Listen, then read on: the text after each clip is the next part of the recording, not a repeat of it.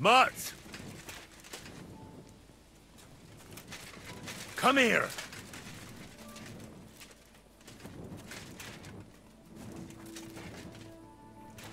You silly mutt.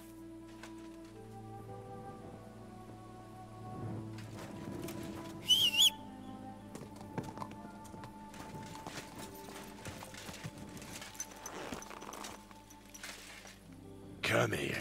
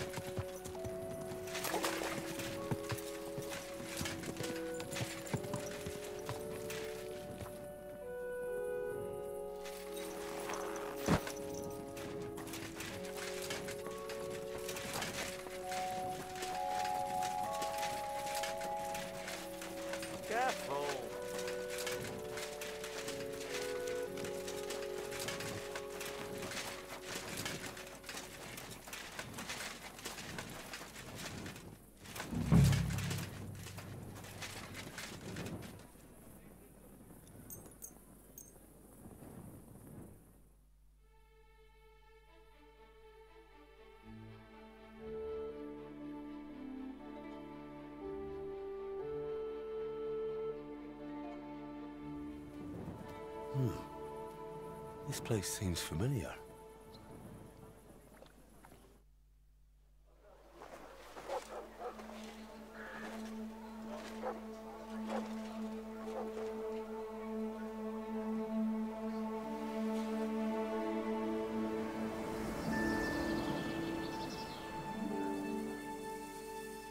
Henry, look.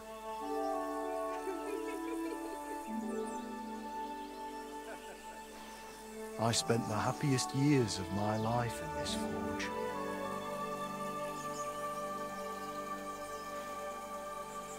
It's such a shame to see the old place just left like that to...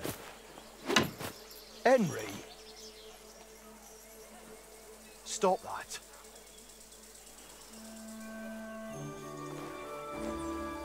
Come on, we still have to go to the market.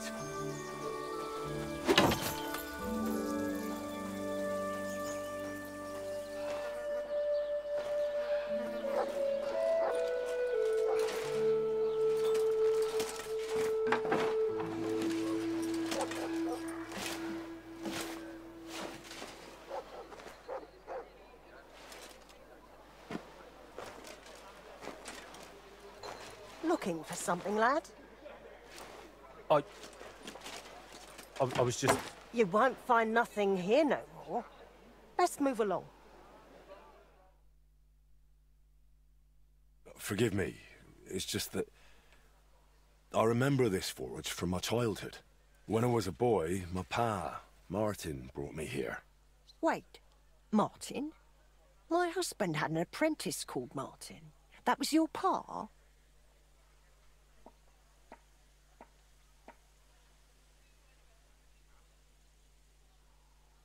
Unfortunately, he died. I'm sorry to hear that. My God. Martin's adult son? Time really does fly. He told me back then he spent the best years of his life here. Aye, aye. Those were good times, true enough. What's your name, lad? Henry. I'm Magdalena. It's a pleasure, Henry. Care to come inside for a chat? I've a fresh pot of soup on the stove if you're hungry. I can't refuse an offer like that. Glad to hear it. Come with me, then. I'm glad you like it. Just like Ma used to make. Back when your pa used to apprentice here, my Skodder's forge was the finest in Kuttenberg. Only then out of the blue he fell ill and I lost him. Everything's been downhill since then. His apprentices left and the blacksmith's guild couldn't decide who to assign the forge to. Before they could make a decision, the forge's attic burnt down. I was visiting my sister in Visokar at the time. She's with the Lord now too, poor thing. I was left here all alone, on jointure. This room is the only one that stayed unscathed for the most part.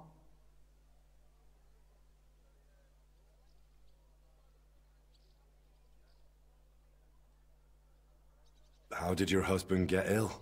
Out of the blue.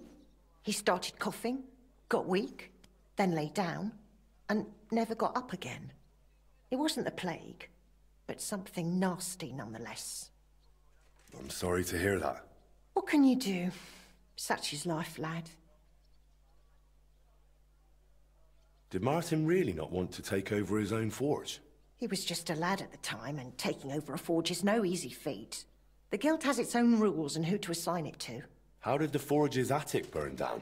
How do you think? Someone set it ablaze. Hard to say if it was just some brats or those good-for-nothings from the hole. That's the watering hole next door. But it doesn't matter now, they never caught anyone. All that came of it is that nobody's wanted the forge for 20 years. But look at me rambling on. I'm sure you're not interested in the rantings of some old crone. I am interested. It's kind of you to say that. I keep trying to explain to the guild that it's not a lost cause. We just need someone who will bring this place back up. But it's like talking to a stone wall year after year. The guildmasters are too worried about their own business to listen to me.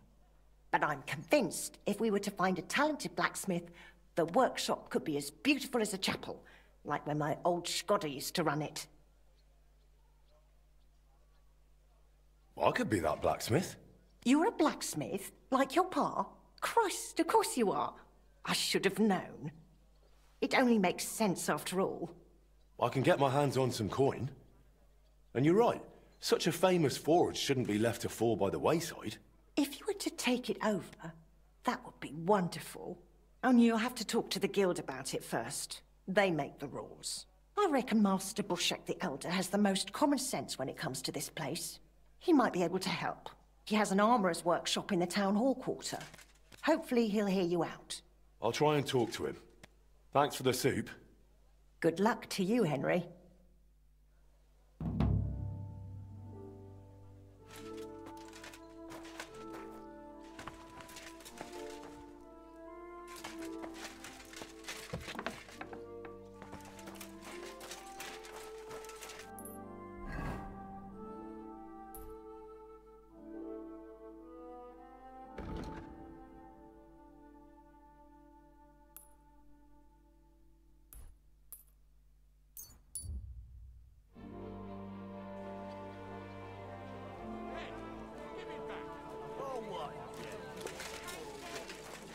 God bless you.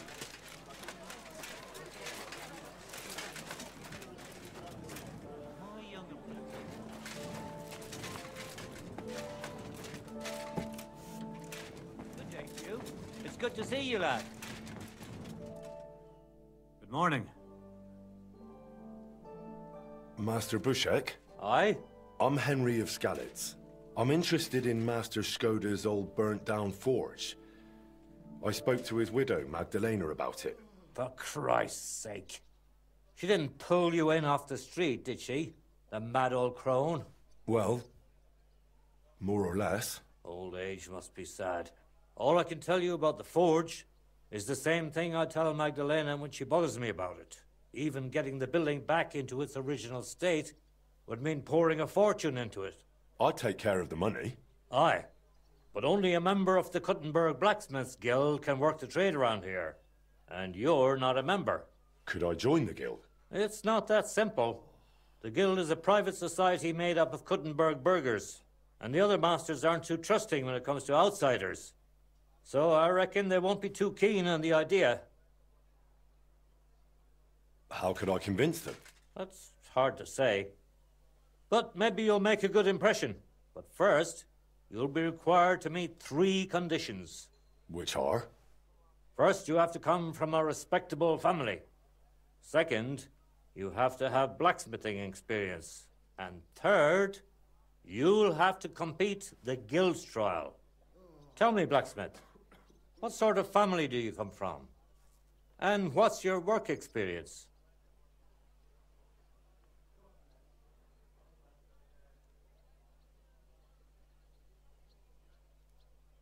Not only do I come from a respectable family, but a blacksmith's family too. You probably knew my father. Oh? Where would I know him from? From here. His name was Martin, and he used to be old Skoda's apprentice. Wait, Martin? Your pa is Frisky Martin? Frisky? Aye, of course, Frisky. We used to call him that because, well, that doesn't matter. How's he doing these days? I'm afraid he's no longer with us. He was killed during the raid on Skalitz. Christ. I'm very sorry to hear that. When I knew him, he seemed like a good bloke and quite a talented swordsmith. Some of the masters were good friends of his. They were the same age at that time. To tell you the truth, that will likely affect your chances as a contender. As Frisky's son, you'll have a great opportunity to make an impression. So you'd better make the most of it.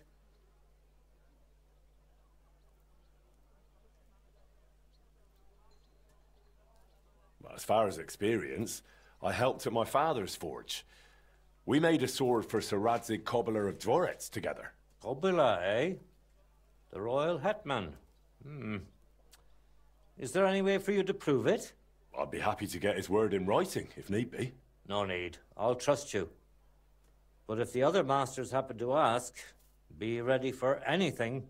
It seems answering questions about your family and experience won't give you trouble. Now for the most important part. Are you ready for the guild trial? What does the guild trial involve? The guild trial consists of a verbal exam and a practical exam. First, you'll have to answer a few tricky questions from my colleagues. And after that, you'll forge a sword to the best of your abilities right before their eyes. Of course, the trial comes at a small fee for each try. Well then, do you feel up to it?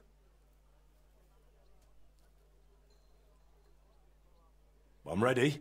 Great. But I'm afraid we're not. It will take some time to get things ready. We'll meet tomorrow at noon below the astronomical clock on the square.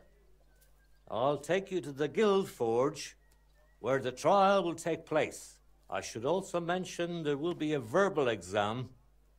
And if you can read, I have an excellent handbook here. It's called On Blacksmithing, and it contains all the basics my colleagues may test you on. I'd be happy to sell it to you for a small fee. And one more thing. If you'd like, you can wait for the trial here. Just say the word. I'd like to buy the handbook. Here it is. Enjoy your studies.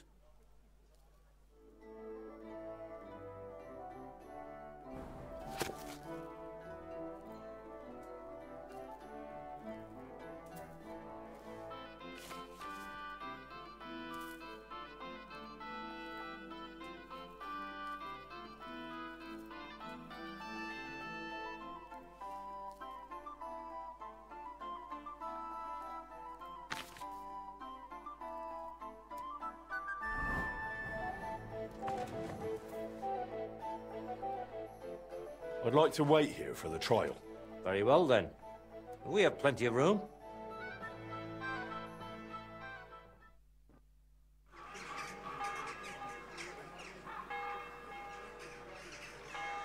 Should we get going? I believe it's high time. Don't even bother looking at that old clock of ours. It's been stuck for 30 years. It seems all the other masters are looking forward to what Frisky's son can do. You'd better make a good impression. Come now. The Guild Forge isn't far. We'll just pass through the lower market and we're there. Did you get a chance to study the handbook? Of course. Mind if I test your knowledge a bit along the way? Why do blacksmiths whistle while they're hammering? To keep rhythm. Exactly. It's so they can keep rhythm. I have one more question. Are sparks a good sign while forging? Jesus Christ be praised. That's a trick question. It depends. Excellent. You didn't let me fool you. If sparks fly while you're hammering, it's a good sign. Whereas if you're heating the workpiece, it's a bad one. Wonderful. It seems you really did prepare. I reckon the others have a lot to look forward to. A good blacksmith should never stop learning. That too is important to our guild. I have a number of designs in my armor smithy that I collected on my travels throughout the kingdom. It's quite a unique collection. And the best part is, I'm happy to share it with others. Stop by any time, learn to make something new. Your customers will surely appreciate it, but let's not get ahead of ourselves. Your trial still awaits. Just a little further now.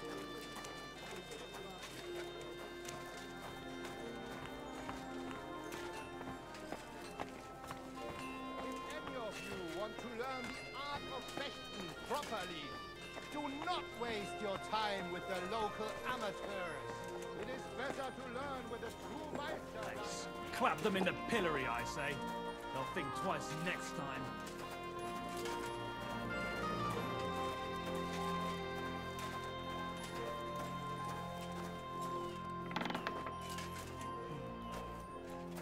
Henry, are you ready? I look forward to what you can do, Junge. Bin gespannt. Henry, are you ready? I'm ready. We can begin. Honored friends, masters of the Blacksmiths Guild, let me introduce the newest adept of the Master's Trial, Henry of Skalitz. So, this is old Frisky's lad. I can hardly believe it. Aber I do not see much of a resemblance. Vielleicht ein wenig. I do not see it. Aye, aye. Frisky here, Frisky there. All that talk about not taking in outsiders, and now you've gone and flipped it all around. Martin was a good bloke and an excellent swordsmith. If Henry here is anything like him, he'd be a welcome addition to the guild. Genau, genau. Look, I didn't know this Frisky fella of yours. I'm more interested to see what the lad can do than who his pa was. We'll see what he can do shortly. Just to be clear, let me repeat what the trial entails. In the first part, the verbal examination, he will receive 3 questions. He must answer all 3 of them correctly in order to pass. If he makes a single mistake, this part of the exam is considered failed, and he won't get a chance to correct himself. After the verbal examination comes the practical one, where our adept skills will be tested. And if he is successful, he'll become one of us. Let's begin with the first part of the trial. Who would like to ask Henry the first question? Say, Heinrich, how can you tell you have made progress on your workpiece?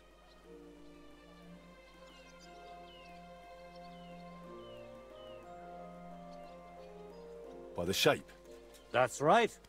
Correct. Let's move on to the second. Tell me, mein Anhänger, what is the Farbe of a correct heated workpiece?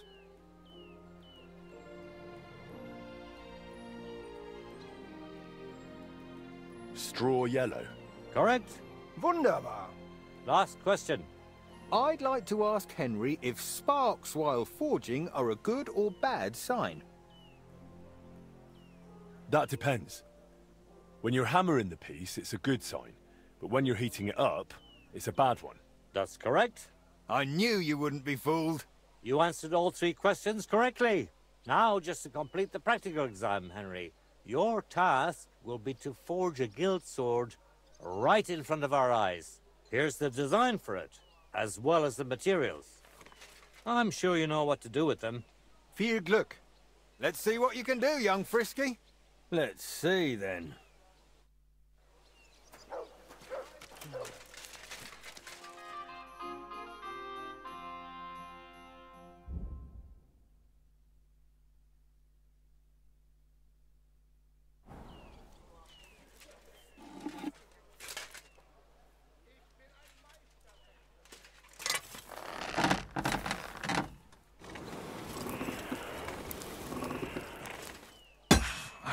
attention. I've almost loused it up. He's not doing too well, is he? And that's that. We will see once it is quenched. Stärker.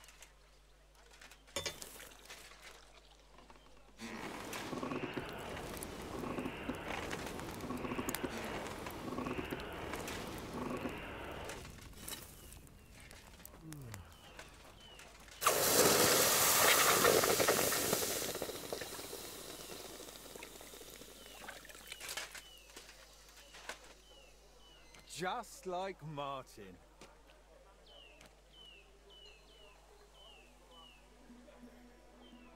All done? Let's see what you made.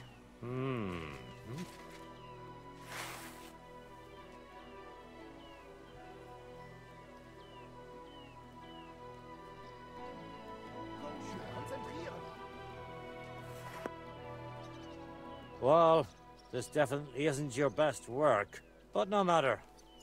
Even a master makes mistakes, eh? Take that piece of scrap and throw it away. Do you want to repeat the trial?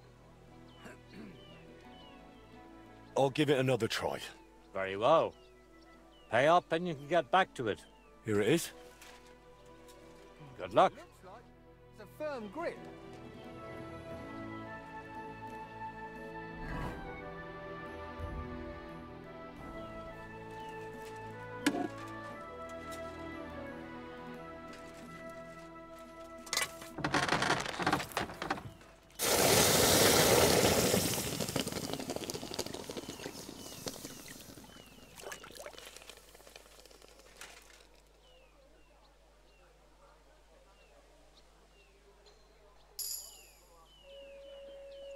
Let's try this again.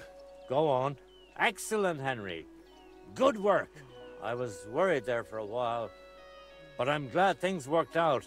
Honored friends, masters of the Blacksmith's Guild, Henry of Skalitz has successfully completed the trial.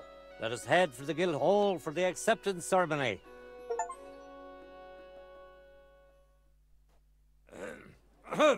After successfully fulfilling all requirements, I'm proud to announce our guild has grown by a new member. Approach Henry of Skalitz. Kneel. Swear for the first time on your honor and by God Almighty that you will defend the interests of the Blacksmith's Guild of Kuttenberg. I swear. Swear for the second time that you will protect all secrets entrusted to you by the Guild. I swear. And swear for the third time that you will always act honestly and God-fearingly to spread the esteem of our guild among the people. I swear. Now hang your guild sword next to those of the other masters. Go on, What's it do going to be?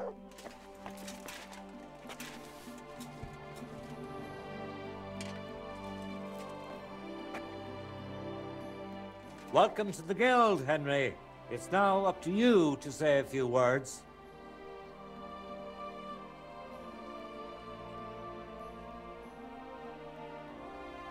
Worthy masters. First of all, I have to say what a great honor this is for me. Becoming a member of such a prestigious guild in this great city is something I'd hardly have dreamt of just a few months ago. I promise to fulfill my oaths and prove to you that I'm someone you can rely on. We're glad to hear it. In any case, from this day forward, Henry is to take over Skoda's forge and repair it. He therefore acquires the right to use it with one obligation, and that is the accommodation of the widow Magdalena. The guild granted her jointure after the death of her husband. That will be your responsibility now, Henry. That won't be for much longer anyway. She's a kind woman. I'll be happy to help her. We'll see about that once she goes poking her nose into everything at the forge. It sounds like you have your work cut out for you, Henry. But like all hard work, the results will surely be worth it. The ceremony is now over.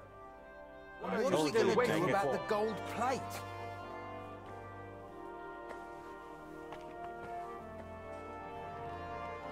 Go now, Henry.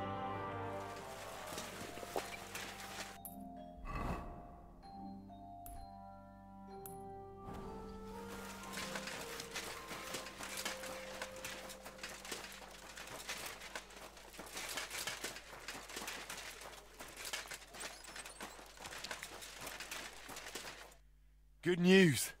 I gained the right to use the forge. Wonderful. Finally, we can make some progress here. I'm just worried that once you see the mess inside, you'll turn on your heel and run. Why would I run? I'm just joking.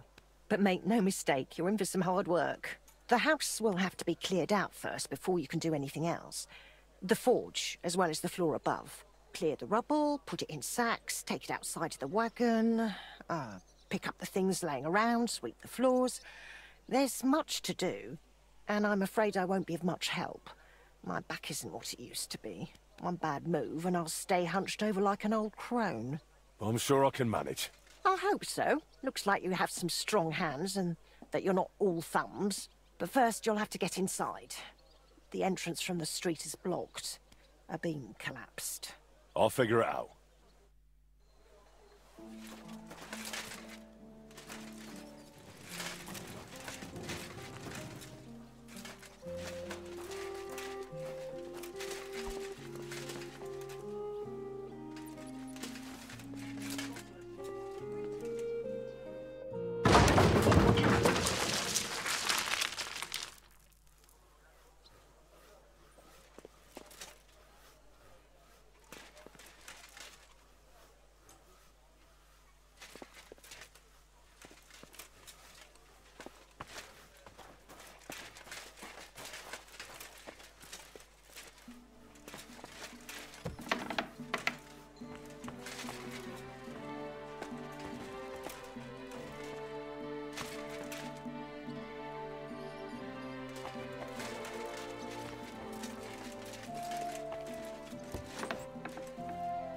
You've got to be kidding me.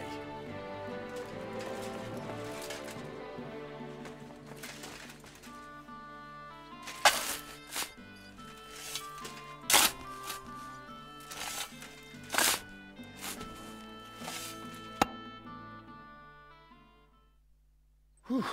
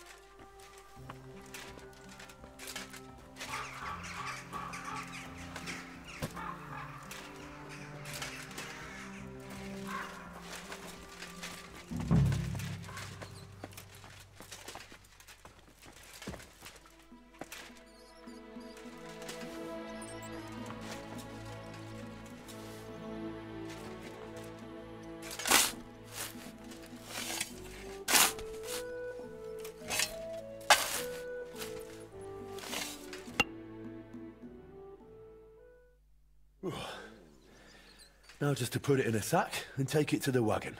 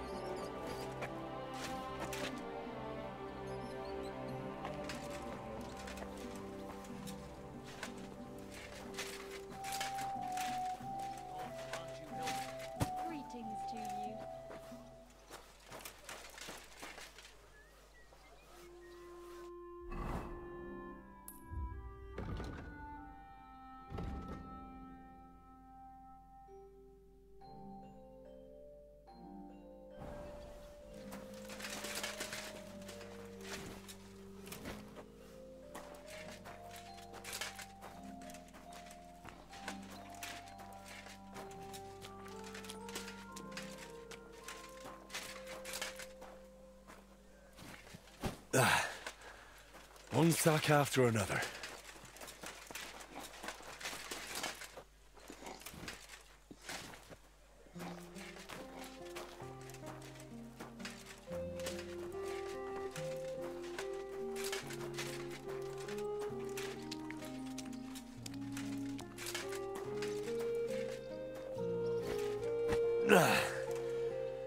Whew.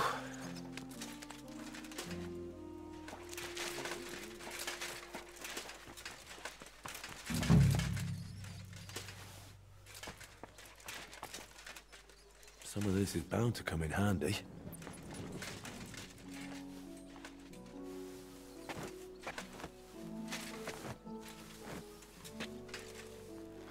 Ooh.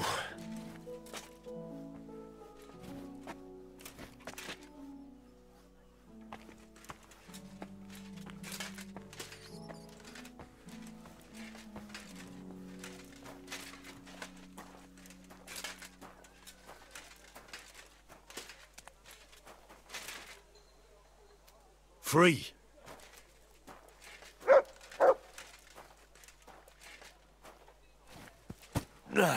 Those sure look heavy.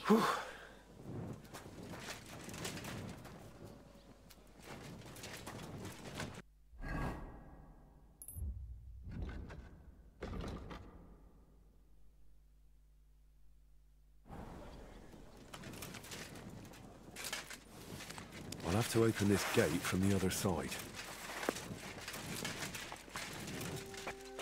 My lord, it's even worse than I thought in here.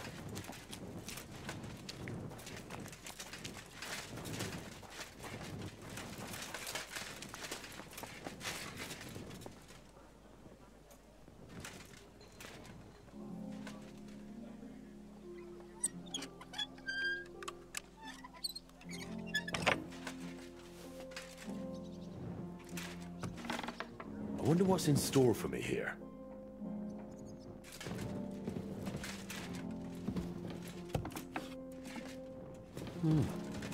This looks like it was an apprentice's room.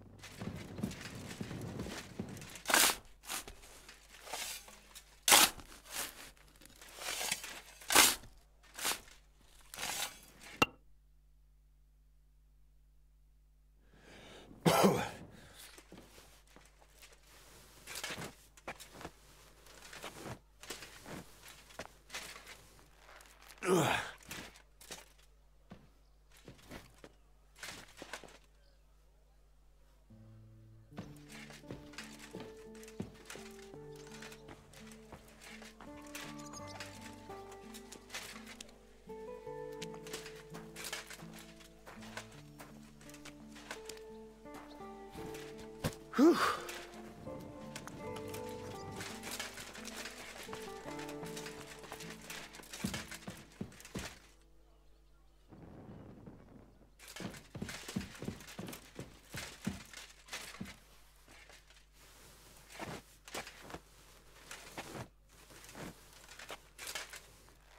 Ah, come on.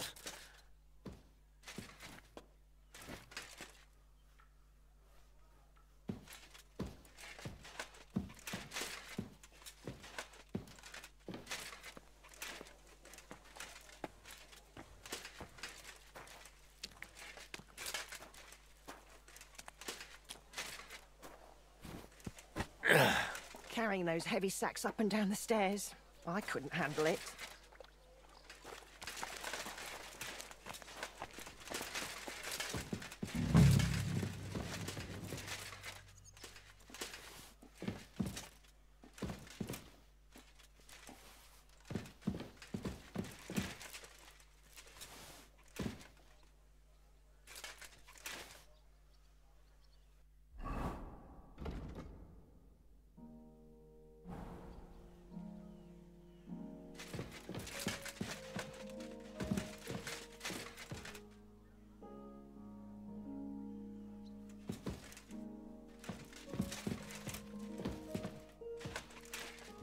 can still use these materials.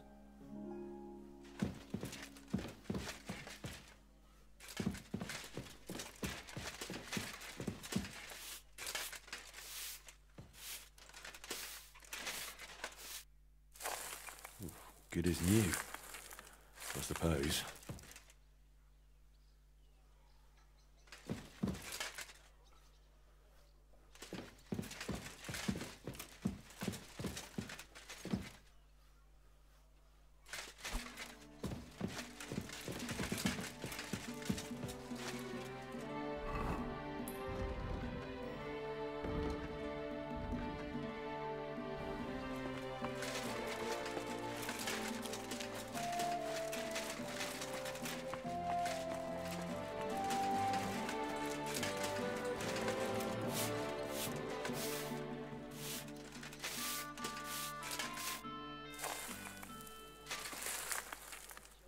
What's this? It has Martin's mark on it. I'll have to ask Magdalena.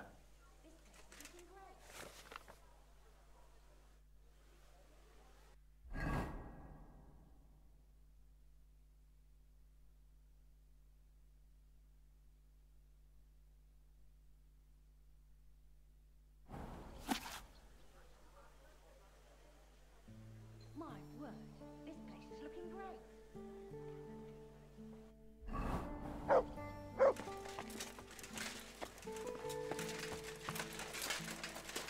Henry, come here.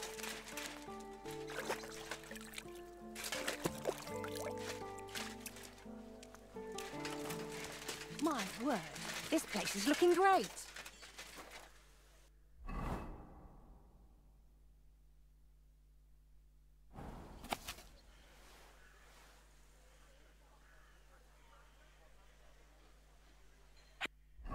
Great work.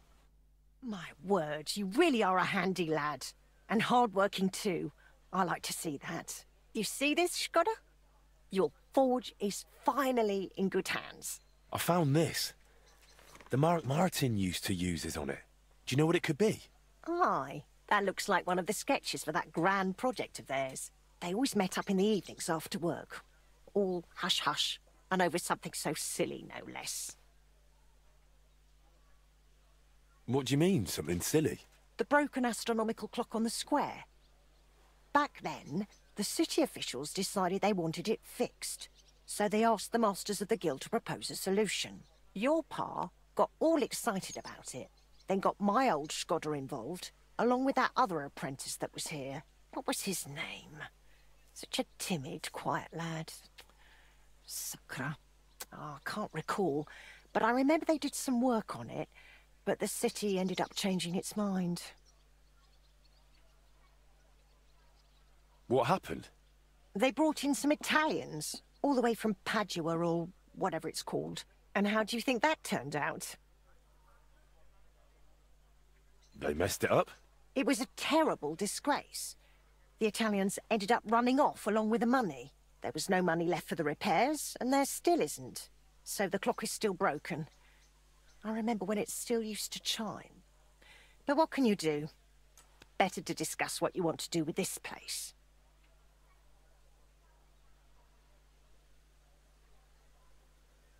I want to spruce this whole place up. All right, then. Come, I'll show you something. This was Skoda's table. He was always sketching something, planning repairs. He could stand here for hours. It was his favorite spot. And now, it's yours. It's an honor. I think there's just one thing left to do. You have to put up a shop sign. So your customers know where to go, right? Have a look at the plans here.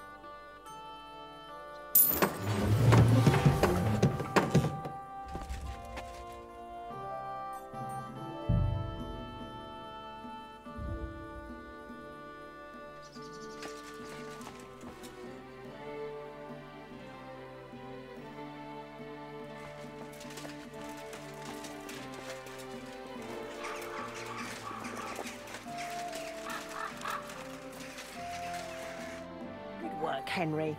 I didn't think I'd see this fire going ever again. We'll get this place up and running again. Now that you're officially open, why don't you forge something for me? What do you need? Nothing difficult. My old axe broke. It served me for many years, even after he died. Only now it's all worn down and crooked, so it's not good for chopping. Why didn't you get a new one in all those years? Someone from the guild would surely be happy to make you one.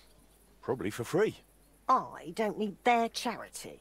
Besides, if you're even half as talented as your pa was, this should be child's play to you, no? Of course. You can count on me. And don't forget to sharpen it too. I can't chop with a dull axe. I noticed your brooch. It's really lovely. It's a nightingale. Skoda made it for me for our first anniversary. I used to sing while I worked. And he'd always say, "My little nightingale." It's a real masterwork. It's mainly a keepsake now. Not much of his is left. Just that old axe. And an axe doesn't make the best love token.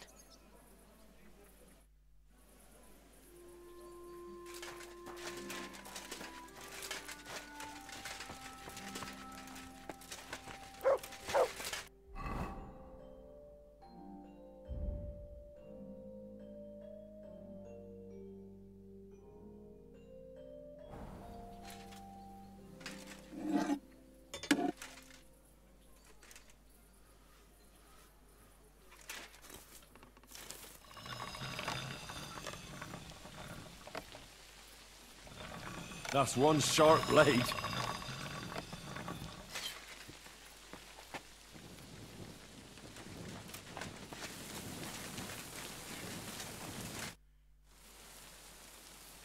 I have that axe you wanted.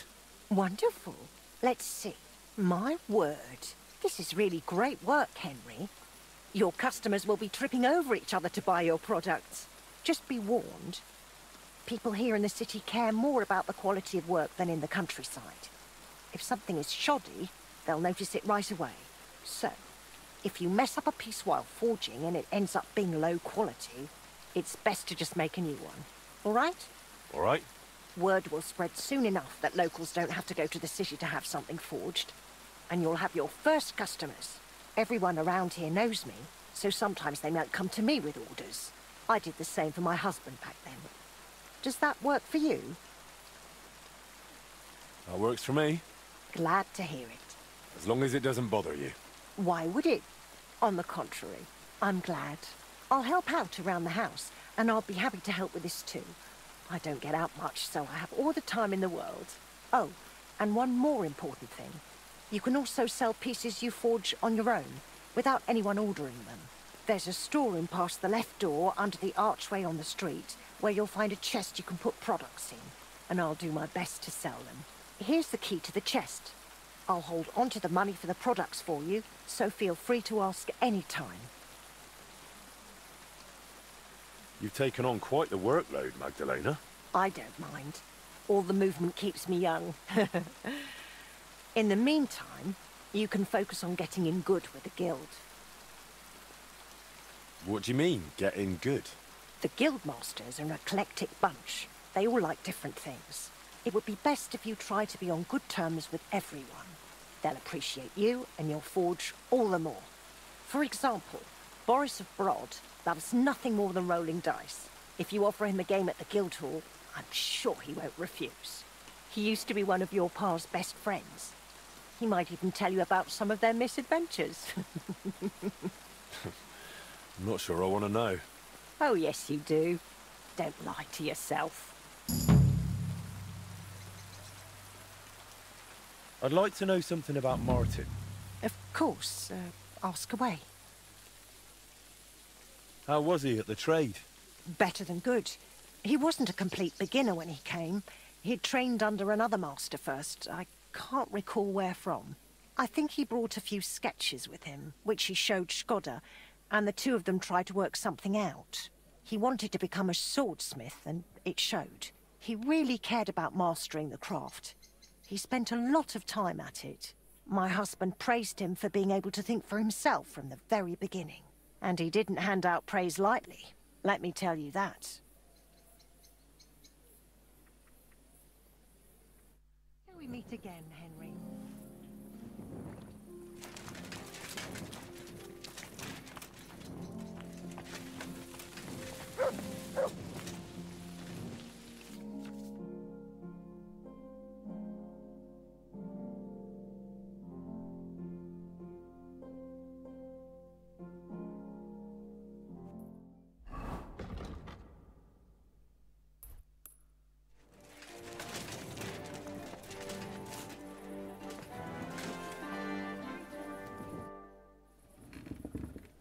Ah, if it isn't our newest member, Henry. What brings you here?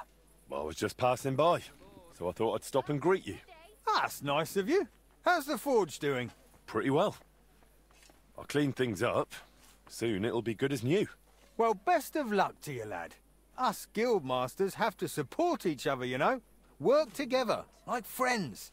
By the way, Magdalena mentioned you like playing dice. Aye, that's no secret. Anytime, any place. What about you? You like rolling bones? Of course. Glad to hear it. Fancy a game now? What game would you like to play?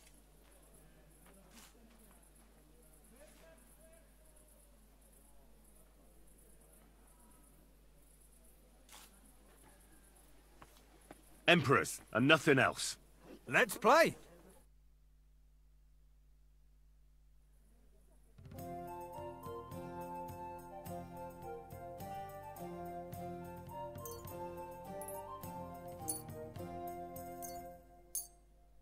I hope Lady Luck will be on my side. Ha ha! If I threw like that, I wouldn't play at all.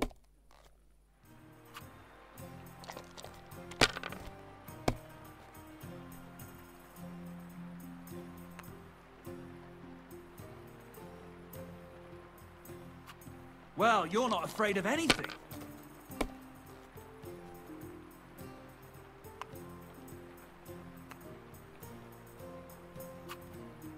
My God, what a...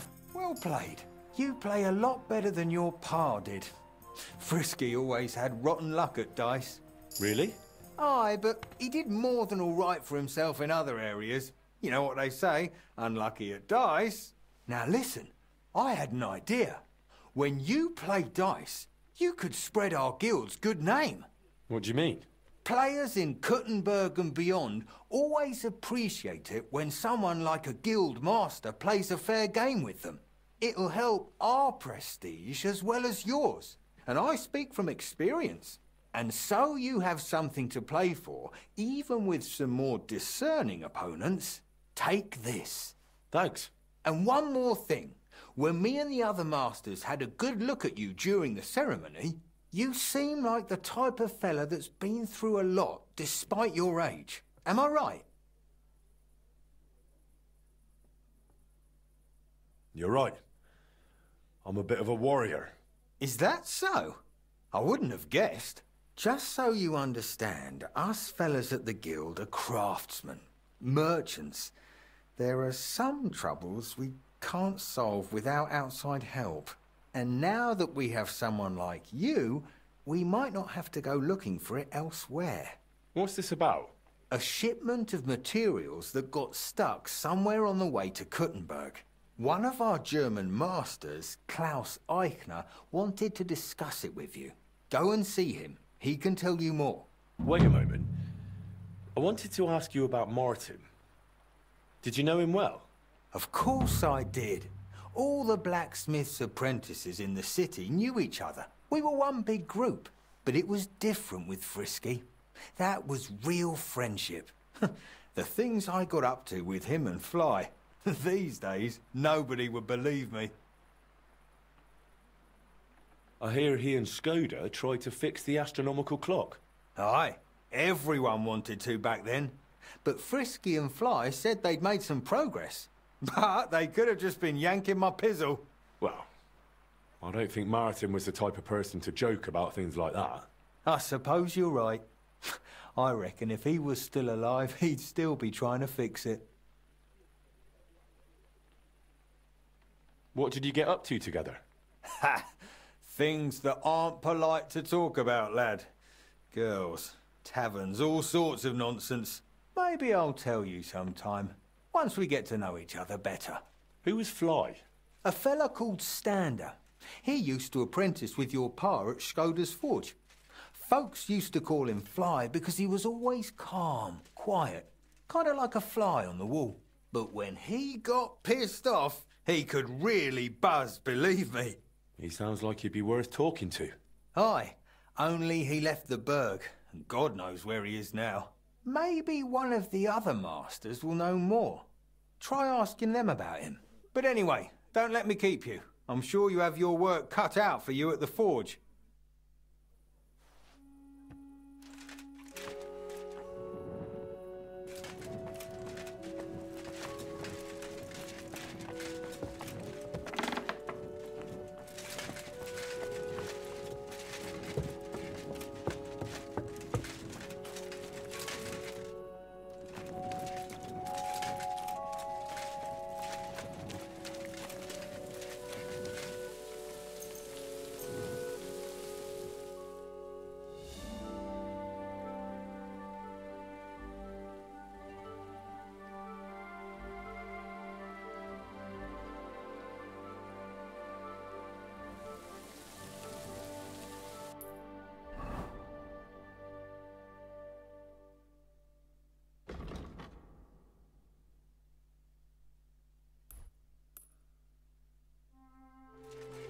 Guten Tag, mein Freund. Glad to see you, guild brother.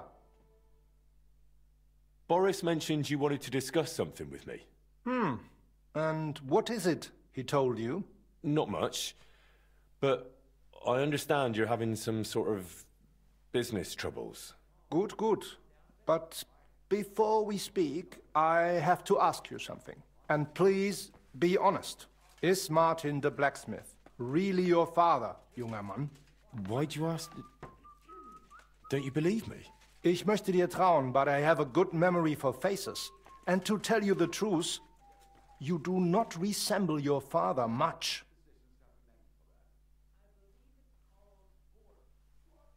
Martin was the one who raised me and taught me the craft, but he wasn't my real father. You're right. And you admit this freely, even while knowing the regulations forbid bastards from becoming members of the guild? My father would vouch for me, were he still alive. He'd want me to carry on his legacy. Well said. The wishes of the dead do indeed bear weight. Nevertheless, do not mention this to anyone else.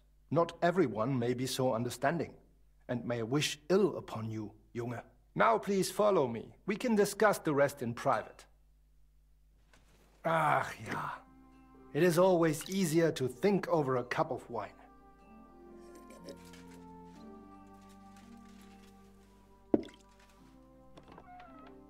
So bitter und so süß wie das Leben selbst. Why did you... Gott segne dich, Klaus. Oh, verzeih, I did not know you had a visitor. Nichts passiert, mein Bruder. Allow me to introduce our newest member, Master Henry. Henry, this is my younger brother, Olbert, a royal official. He oversees the customs and guilds of Kuttenberg. Pleased to meet you, sir. Ja, gleichfalls, Meister. Do not let me disturb you. We shall speak later, Klaus. Auf Wiedersehen, meine Freunde. Good. Now you know my brother as well. He is a man of strong principles. The guilds do not have it easy with him. Your brother is a nobleman. He looks highborn. Nein, not at all. We have the same father. But I was the one to inherit his forge and place in the guild. Albert had to pave his own road. Everything he has achieved is thanks to his ability to deal with people. So he's our ally. We can trust him. That depends. He is an honest man, but he will not give us anything for free. Things used to be simpler with him. Nevertheless, while the world may change, problems stay the same. And you are the one I chose to help me deal with them, junger Mann. I'll be happy to, if I'm able. What is this about, Master? You may not know this, but it is my job to guarantee the guild can do its work without interruption, and that the goods get where they need to. Surely you know our work attracts all sorts of undesirables, right? Did something go missing? Someone got robbed? If only it was just one someone, junger Mann. And I'm afraid we will have to sort this out ourselves. If something happened, why don't we turn to the bailiff? Because things are more complicated than they seem, junger Mann. Look, this city may belong to the king, but it is controlled by rich foremen and trade guilds. While ours may be among the most influential, that is precisely what upsets many people and arouses envy. So the bailiff wouldn't help us? Natürlich hilft er. But the question is how long it would take and how much merchandise we would have left over. What are you implying? Only that there are many who would wish harm upon our guild. What's more, ever since the army arrived in the region, every dirty deed is blamed on deserters and Trabants. Are you saying they're ambushing our wagons on purpose? Ja, genau. And it is getting harder and harder to save what we can. That is why I wanted to ask for your help, junger Mann. I'll be happy to help. Where should I go? I see you are not afraid of anything, mein Freund. I don't mind getting my hands dirty when it's for a good cause. Gut, gut. That is just what we need. A supply wagon on his way from Prague disappeared yesterday. It was likely attacked. It is some rotten luck. There was nothing particularly valuable, but the foreman had guild documents with him for transferring property. Do you suspect someone? Hard to say. I do not know yet. But those documents will cost us dearly unless we get them back, assuming those blackguards have not already burned them. So you think there's more of them? Ja, das stimmt. I would guess they have a camp somewhere nearby. I understand. I'll have a look around and try to find those documents. Gut gemacht. Tell me, how do you plan on doing it?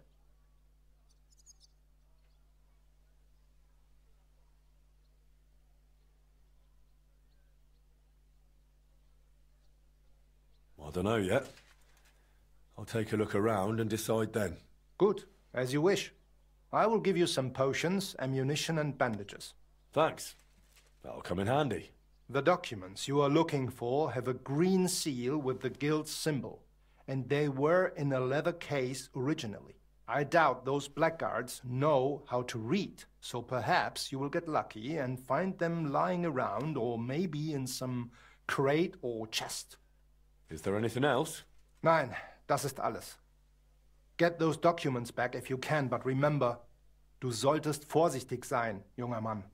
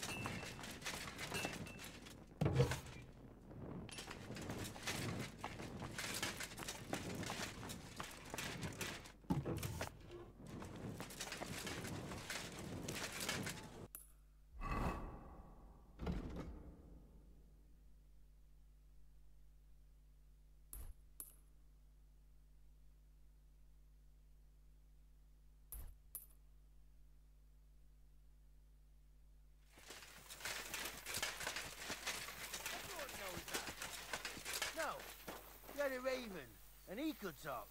Right. Falcons can't. Bandit camp. The ravens. Just like I could have thought. I hope they haven't burnt those documents yet. I mean, it wasn't really talk.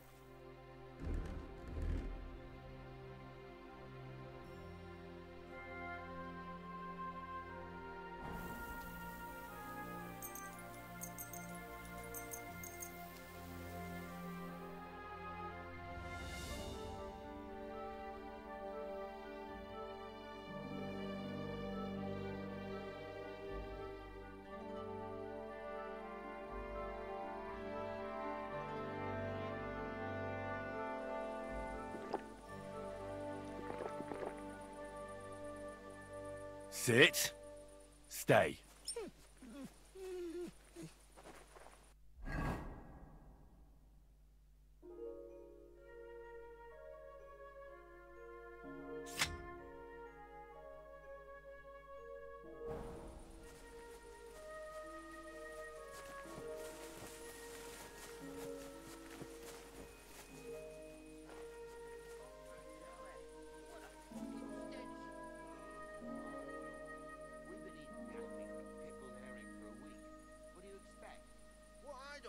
How come it's only you who has a problem with it? Because...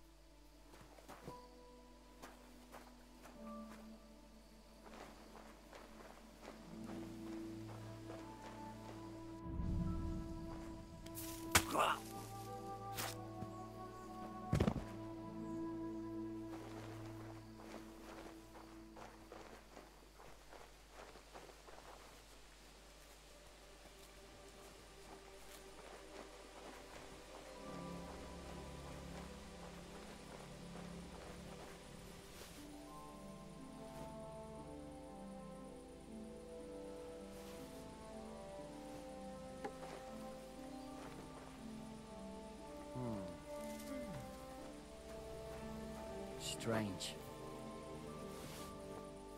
Huh? I must be mad. Are you yanking my pistol? Are you yanking my pistol? Everyone, here! We've got a pest here!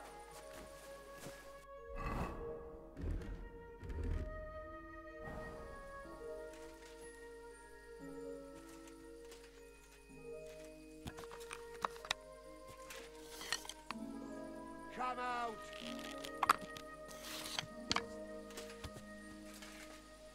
When I find you, I'll rip you to shreds.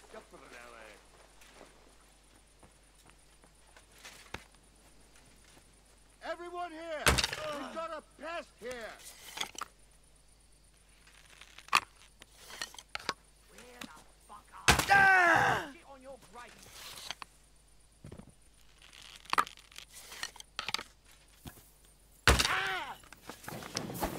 Show your stuff! Let's see what you're made of, you bastard! Come here. No chance!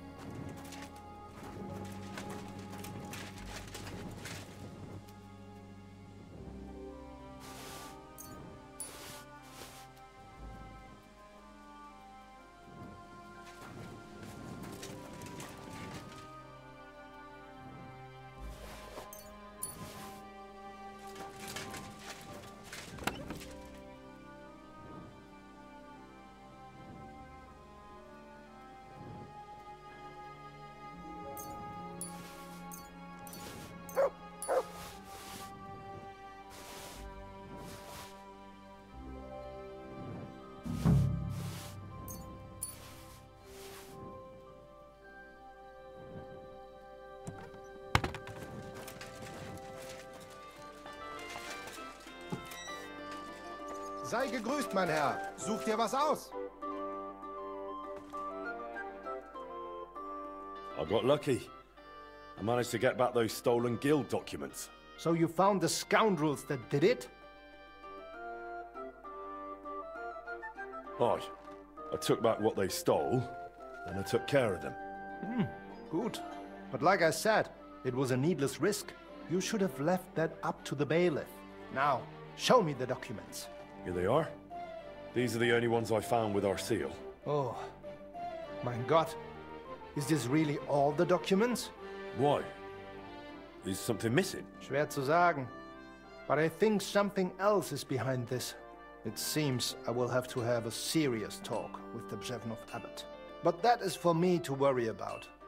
You did your job perfectly. And the other masters will hear about it. You can be sure of that. By the way, I heard you are looking for a man called Standa, whom they called Fly? Aye. Do you know something about him? I asked my contacts and found out he went to Horsham.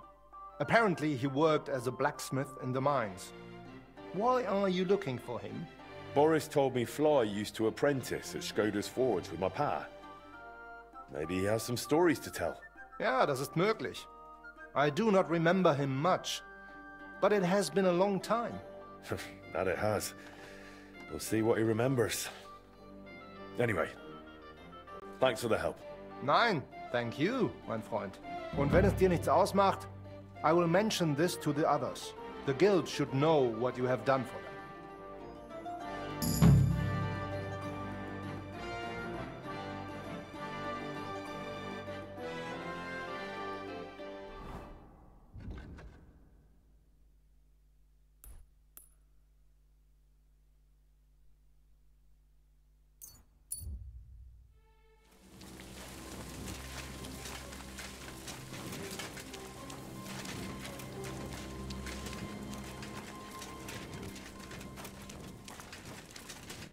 Welcome, sir. What can I do for you? Are you blacksmith Standa? No, I'm Honza. Stander worked here before me. Then he messed up his hand and couldn't smith no more. So I got the job. And do you know where I could find him? He started working the shaft as a regular miner. He lives nearby in the miner settlement. Very well, sir.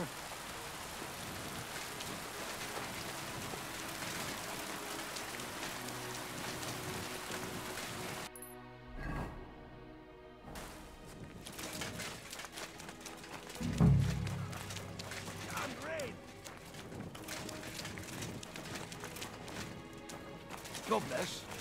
Excuse me.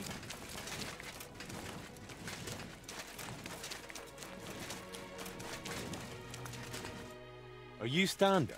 Who's asking? Henry. I'm Martin's son. He used to apprentice with you at Skoda's Forge. Martin? Christ, I haven't heard that name in years. How's he doing these days? I'm afraid he's no longer with us. Ah, I'm very sorry to hear that. We used to be best friends. So I've heard. Christ, what a day. What a day.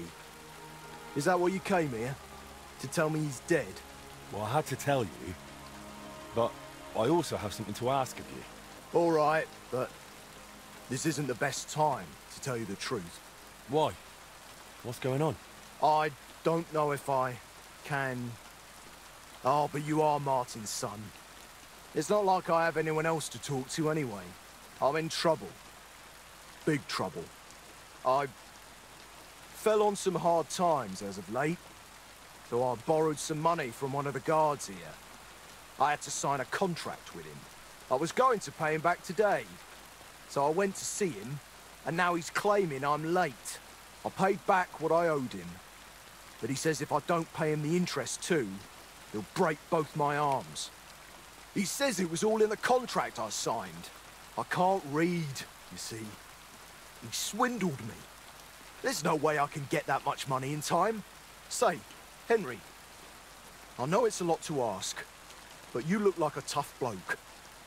Could you try to convince him to take pity on me?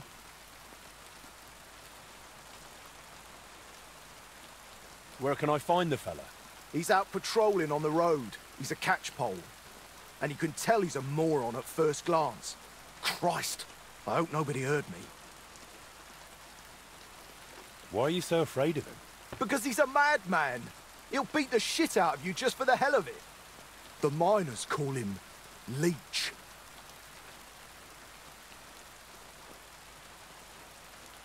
Maybe he's just bluffing. Trust me, he's not. I knew a lad who owed him a lot less, and now he's a cripple. I wanted to ask you about the Kuttenberg astronomical clock. I heard you and my pa repaired it together. Look, I don't have time to think about the bloody clock. That bloke is going to break my arms. All right, then. I'll sort out your debt with the guard. Thank you, truly. Thank you, but watch out for him.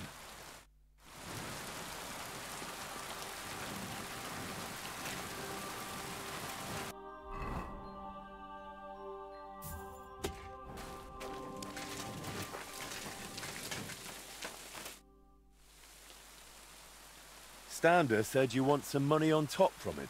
And what's it to you?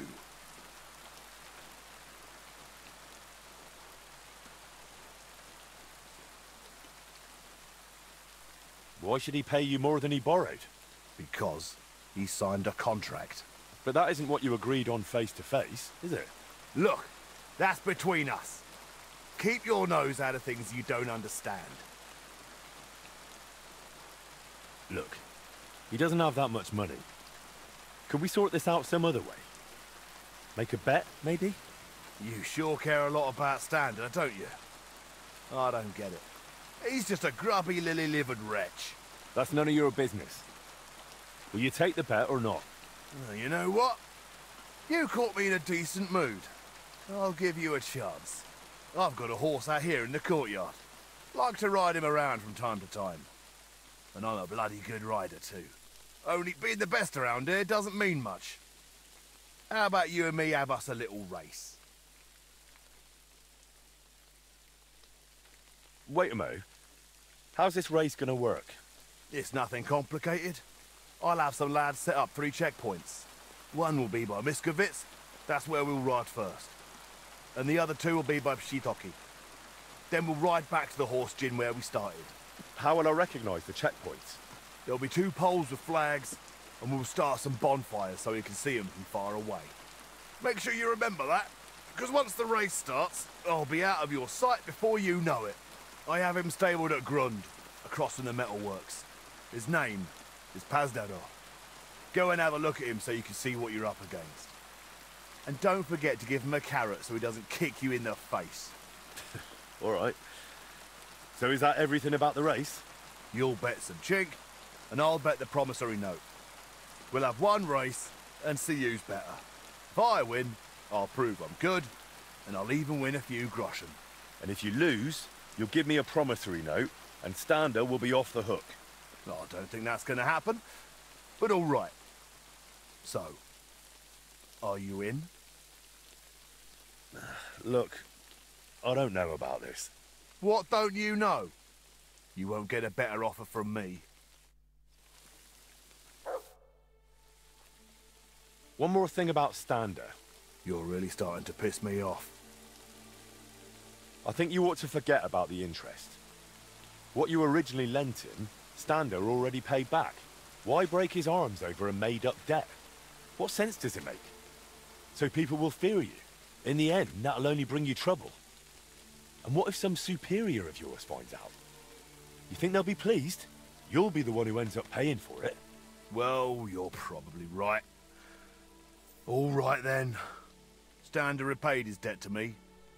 Here's the promissory note. And tell him he's off the hook.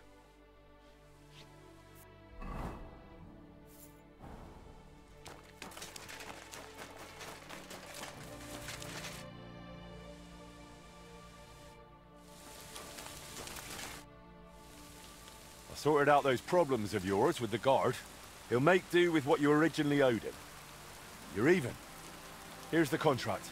Thank you. Truly thank you. You wanted to talk about the astronomical clock.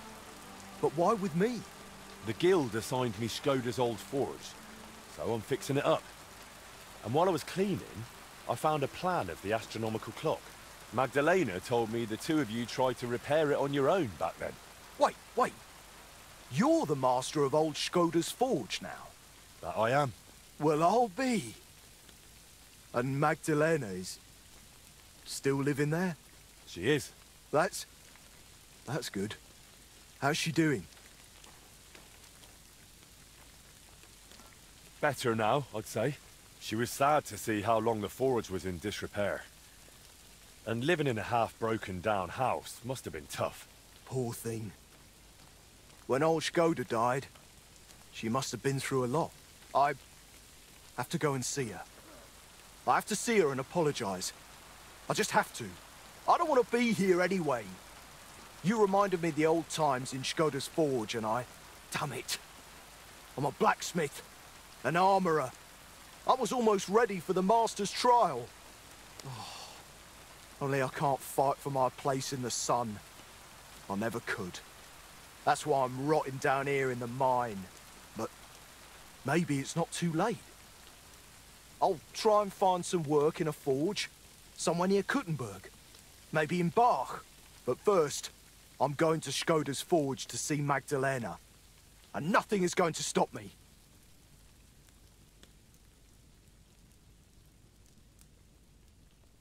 All right, suit yourself.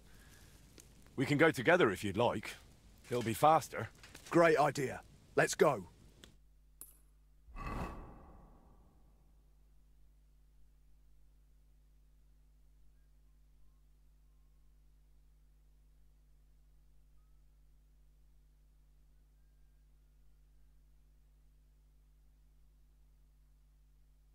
God be with you. Wait, who? You seem familiar. Magdalena, it's me. Stander. Stander? Oh, that Stander. My lord, you've changed so much. Well, it has been 20 years. I'm so glad to see you. You look great. Oh, please. I'm an old crone. What are you doing back here after so many years? Henry here reminded me I'd left you alone here back then. And I came to apologize. There's no need to apologize. Really, everything is better now. As soon as the fire got going again, it's as if things were back to normal. Oh, just like the good old days. When Skoda died, it's like everything went belly up overnight. What do you mean, everything went belly up? Well, everything just fell apart. I found a job in Horshan. Martin stayed in Kuttenberg and Magdalena. I'm very sorry. Really. Stop apologizing already. It was so long ago. I'm happy to see you. Really? Yes, really. Now stop your sobbing already, will you? I heard you did something to your arm in Horshan and couldn't smith anymore since. Aye, that's what I get for betting. I bet I could lift a basket full of ore. I did it, but I tore something in my arm. Christ, you men. They took on another blacksmith in my place, and even once my arm was healed, I never got my job back. So I went from armourer's apprentice to a bloody miner. What a load of shit. You know what, Stander? Since you don't want to go back to Horshan... That I don't. I thought you might want to stay and come and live with us. What do you think, Magdalena? Why not? There's plenty of space. This used to be your home, didn't it? Why, That's very kind of you, but... I wouldn't want to get in the way. Oh, please. You won't be in anyone's way. You can help me out at the forge from time to time. What do you say? I don't know. Like I said, I could just go to Bach. It's no bother. There's no need. Stay here. Thank you. Thank you. And I'm sorry. Stander? How far did you get with repairing the astronomical clock? Pretty far. We went to see the clock, found what wasn't working and started making the parts needed. Aye. I remember the sound of hammering long into the night. We hand-forged gears for the mechanism we wanted to set the clock to. I suppose you could call it the metal heart of the clock. It was a hell of a lot of work. Then we hired a goldsmith's apprentice to put the whole thing together. He was a canny lad, only he turned out to be a right bastard and ended up fleecing us. I didn't know that. What did he do? He decided to fuck us over and sold the machine to some rich burger. The lad told him it was some ancient artifact, and the bloody fool ate it up. Martin gave him a proper beating for it, but it was no good. The machine stayed with the burger, and shortly after that, Skoda died, and the whole thing lost its meaning. Maybe I'll manage to fix it up. You sound just like Martin. He put his heart and soul into the repair, but it's all so long ago now. What's the name of the burger who kept the mechanism? Looking to get it back, are you? Forget about it. Martin tried it back then, and it was a wonder they didn't call the catchpoles on him. It's been 20 years. Maybe his family doesn't even know what they have. I doubt it, but it's worth a shot. His name was Vetter, German fella. His house was across from the rat house in the lower market. Aye, but old Vetter is long gone. His son works as a scribe now. But the heart is just the beginning. You'll need other parts too. We had plans for them, but God knows where they ended up. Do you know by any chance? I have a bunch of Skoda's old sketches. Remind me later, Henry. My memory isn't what it used to be. Where can I find Vetter, the scribe? Either at his home or at the rat house. His is the last door on the gallery in the courtyard. What does the mechanism look like? It's a kind of large metal target, about a foot in diameter. It has sliding circles and grooved rails attached to it. They're supposedly used to measure the time by the sun and stars. But to be honest, I don't know how. I'll go and talk to the scribe then. Let's hope he doesn't take after his father. I suppose I'll go and settle in. Master Blacksmith, do you have a moment? Is there something I can do for you? Ah, I see the rumours about Skoda's old forge being back in business were true. Aye. Only it's my forge now. I'm Henry. Ah, Master Henry. Excellent. Pleased to meet you. They call me Janacek. I live over in Bach. And what can I do for you, Janacek? Nothing too complicated. All I need is an ordinary hunting sword. But, you know, reliable like. No piece of junk. All right. I'll gladly make you a hunting sword. And it won't be a piece of junk, I guarantee it. Glad to hear it. A good hunting sword like that really comes in handy around the house. When you're done, please bring it over. I'd stop by myself, but you know how it is. Loads of work and not enough hours in the day. Aye, I get it. Like I said, I live in Bach, in the cottages right below St. Barbara's. I'm sure you'll find it. Farewell, my friend.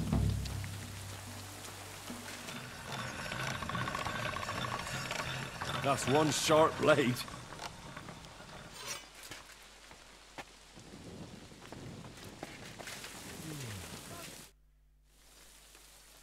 I made that hunting sword for you. Oh, that's great news, Master. Let me see how it turned out. My word, thank you.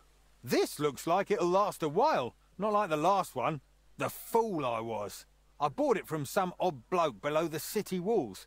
Only he didn't look like he was from the Blacksmith's Guild. And no wonder, judging by how things turned out. I wanted to teach my lad to carve a whistle, and crack! The blade broke in two. Guild or not, if you ever need anything else, come and see me. Henry's Forge. Quality at a friendly price. Understood. I'll tell my friends about you too. You can count on it. And thanks again for the hunting sword. Farewell, my friend.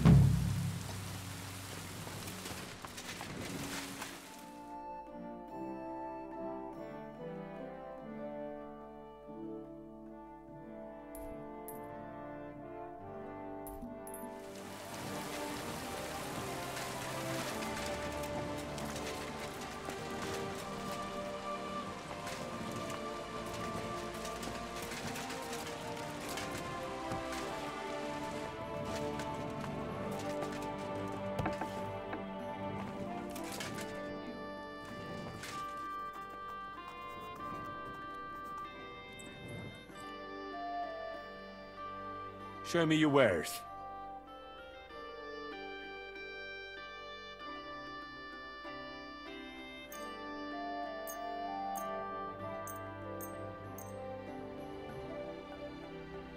Word about the price. Well, I suppose we can try.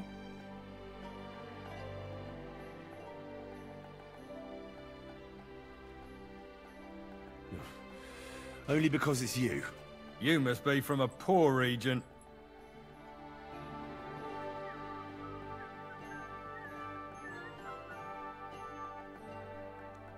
I could go for that price. Excellent. You made a fine purchase, good sir. Servus, guter Mann. What can I do for you? I heard you've got some curious heirloom from your father. Ah, yes. The ancient mysterious device. Heaven knows what it's for, but it's surely a rare thing. Why are you asking about it? I'd be interested in it. I can't just sell it. It was my father's. Sorry to disappoint you, but that mechanism's not what your father thought it was. And what do you think it is, then? It didn't occur to you that thing might be the devil's work? Sorry? From what I've heard, the new Archbishop of Prague, Hare, is obsessed with machines like that. He's searching the whole land for them. How would you know that? They're already talking about it in Prague. That there's one in Kuttenberg. I'd say someone from the Archbishopric will be calling on you soon. They'll be asking questions. And maybe even the Holy Inquisition will get involved. But that's... surely not. Well, in that case, let's get rid of the machine while you still can. I'll gladly take it off your hands, provided your price is fair. All right, fine. I don't want anything to do with the Inquisition. All right. I'll pay you for it. The machine's yours. I'll go and get it.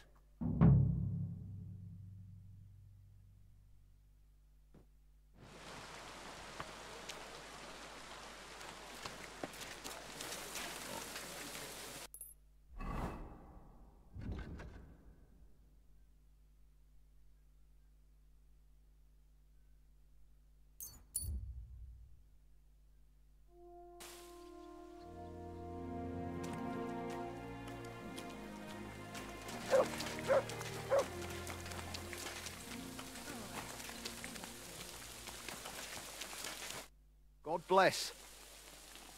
I managed to get the heart of the clock from Vetter. That's great news. But if you really want to fix the astronomical clock, you're in for a long ride. This is just the beginning. Feel free to ask if you need any advice.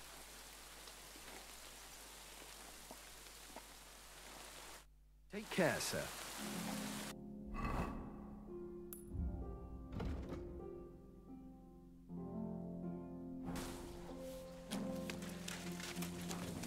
I ought to put the heart of the clock on display somewhere. That table by the wall should show it off nicely.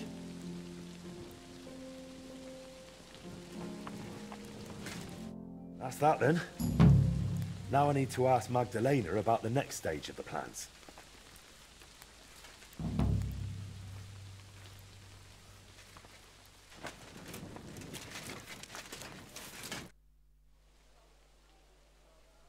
Magdalena? I'm glad you brought Stan to here. Looks like the poor lad went through a lot down in those mines. Maybe, but... He's finally doing what he should. You're truly a man in the right place, Henry. That's plain to me. Thank you. What did you need from me? Oh, right. You were going to remind me of something, weren't you? I wanted to ask if you'd have a look through Skoda's belongings. See if you can find anything more about that clock. Sketches, drawings, calculations... All right, I'll take a look. It'll take a while, though. Skoda was always scribbling notes and never threw anything away. But look, if you're really serious about repairing that clock, you ought to let the town hall know. Go and see Bailiff Plumel and tell him what you're planning. He might have heard of our forge by now and give you a hearing.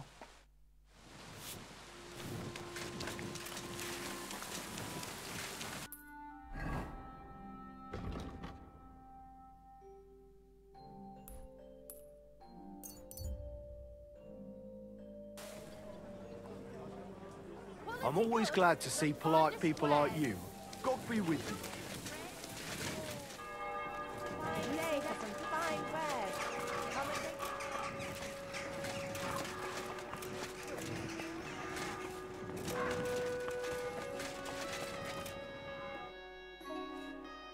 Bailiff, I'd like to talk to you about your broken clock. I believe I can repair it. Look here, Master Henry. I cannot let someone near the clock who is barely known in town. But... Do not take it the wrong way. But if it went wrong, the counselors would have my head. Or worse, they would never trust me with the bailiff's mace again. Come and see me once you have made a name for yourself in Kuttenberg. Then we will talk.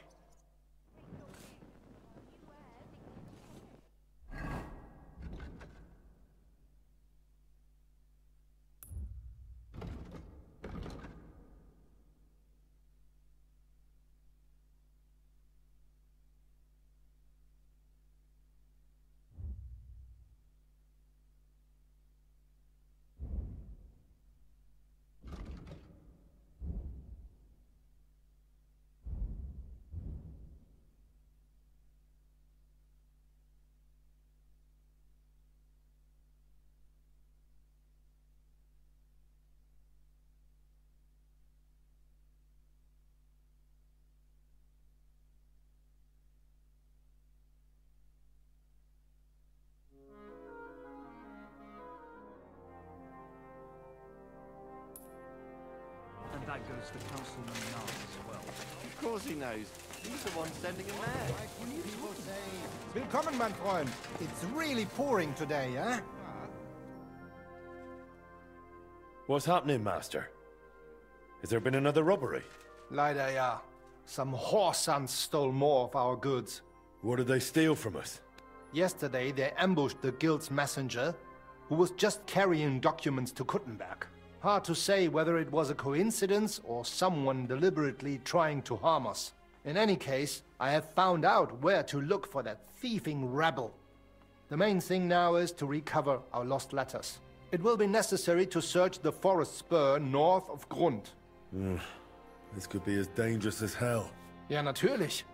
But I would not be calling on you over just a few silly bolts of cloth or sacks or charcoal.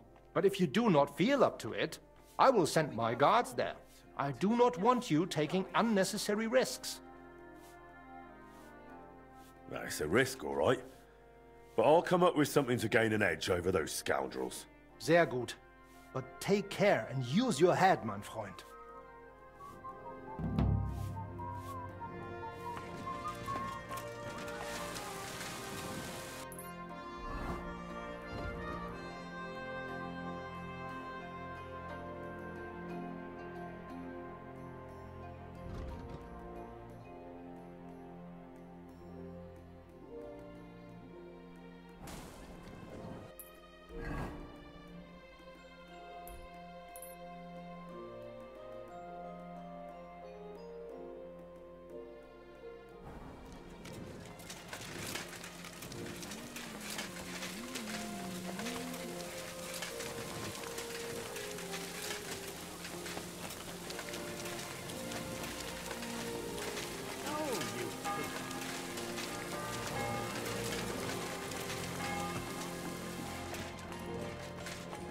Sei gegrüßt, mein Herr.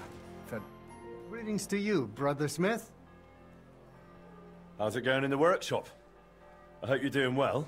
Oh ja, ja. Für mich ist es immer noch das Gleiche. But what about your forge? It's hard work, eh? To be honest, it's all a bit harder than I expected. Look, there's nothing to be ashamed of. Starting from scratch is never easy. Yeah, it really isn't. You must hang in there. Durchhalten. Have faith, and above all, get on well with people. Do not think you can shoulder it all alone. So ist das eben. It's hard to get by without friends. But that's what unsere Gilde is for, to help one another. And to argue at the meetings too. So I was thinking, how about coming shooting with us too? Mein Freund, es ist eine großartige Gelegenheit. Clear your head, meet new people, and if you like, you can even place a wager. I'd love to drop by sometime. Where do you usually go? Usually to Holz's in Hopring, but the lads have got some new spot now. It seems. I have not even been there yet. If you want, talk to my apprentice Bruno, and he will take you to their new range. You will most likely find him in my workshop out back. And if you end up liking it, maybe later we can shoot together too. We'll have some wine with it. Steirische Würste. Cut into some salted ham. Oh ja, das gefällt mir. Gottfried, sounds more like you're inviting me to a feast, eh? Why not? That's part of it too. Drinking wine and knocking over straw hats with a crossbow. Best way I know to unwind. You'll see for yourself, mein Freund, how it makes you forget all your worries.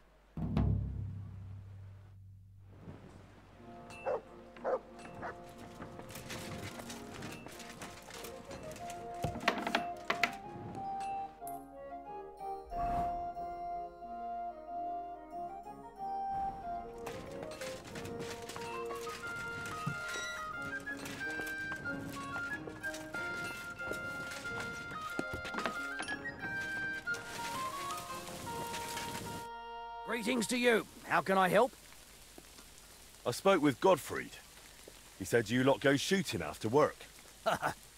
Would you believe it? You've barely set foot in the guild and the master's already roped you into archery. It's his favourite pastime, right? You bet it is. And he's got half the town hooked.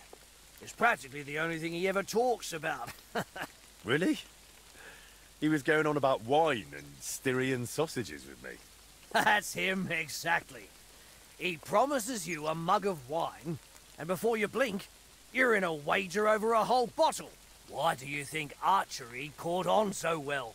I didn't know Gottfried was such a patron. If that means he's happy to throw down coin for a bet, then yes, that's why I got into it too. It pays off better than those damned dice, and it scores points with the master. So you're just starting out? Something like that. But I reckon I can take you. Fancy a match? That's why I'm here. Where should we go? We found a new spot outside town. It's a good place to shoot and not too far. Some fellow called Raven from Bach runs the place. An honest sort. Get yourself a bow and we'll go and work the targets. Take care.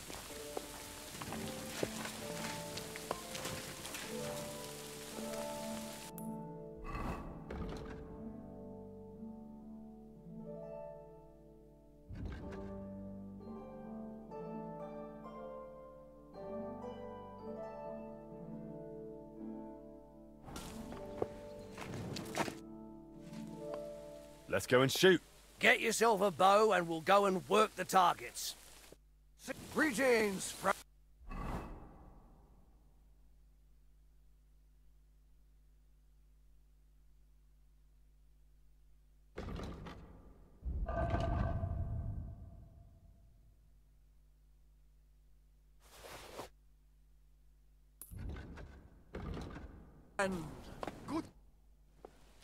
Let's go and shoot. Get yourself a bow and we'll go and work the targets. Take care.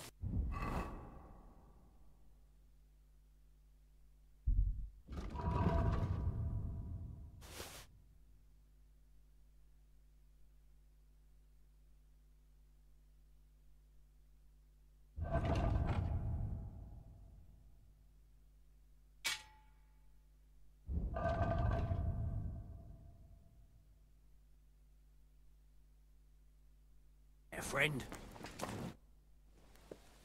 Let's go and shoot. We'll start with target shooting. How about that? I'm ready. Great. Then off to the Barbara Quarry we go.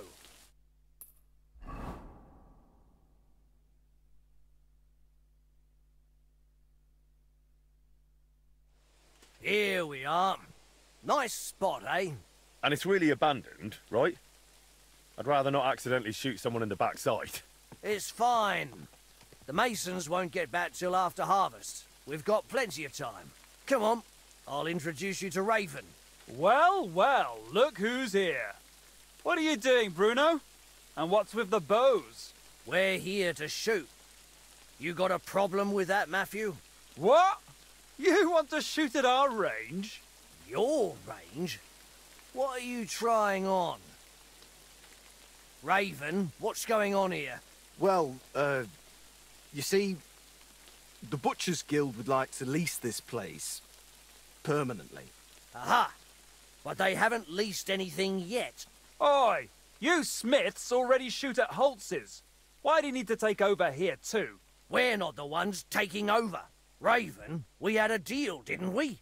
Sorry, but if the Butchers pay up, I'd be daft to say no.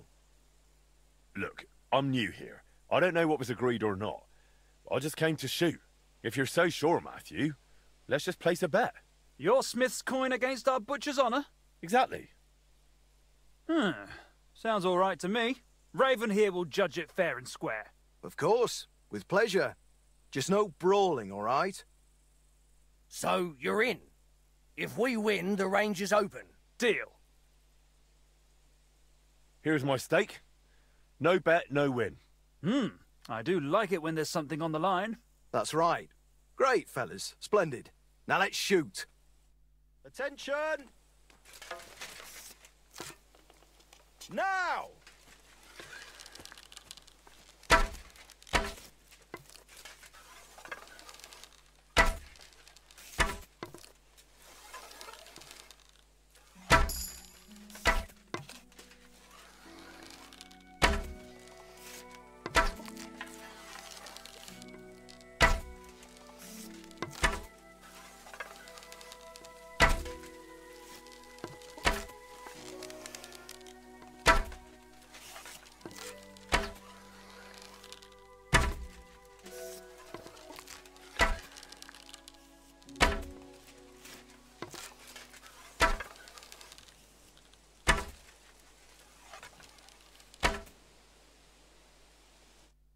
And it's clear, lads.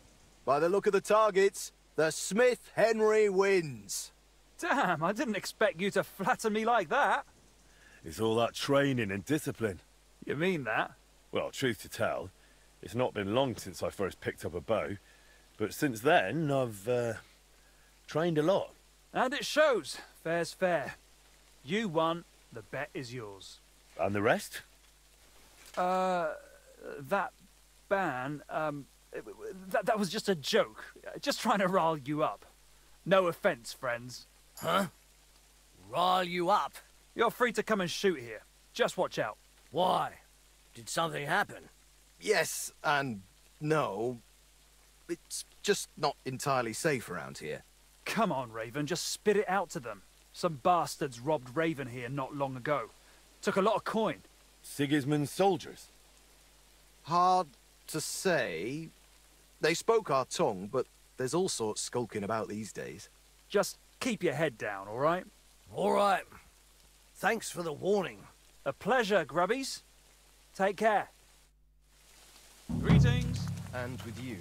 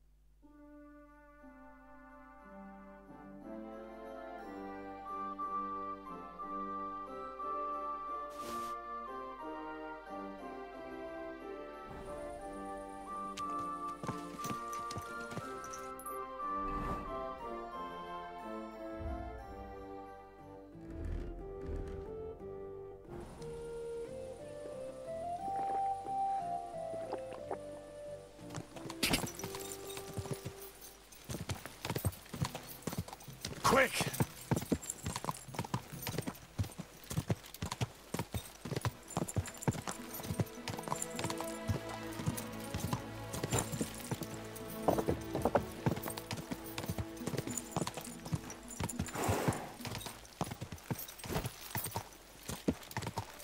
Go! This is the area Arthur spoke about. The trail from the theft leads here. I should have a look around. Stay.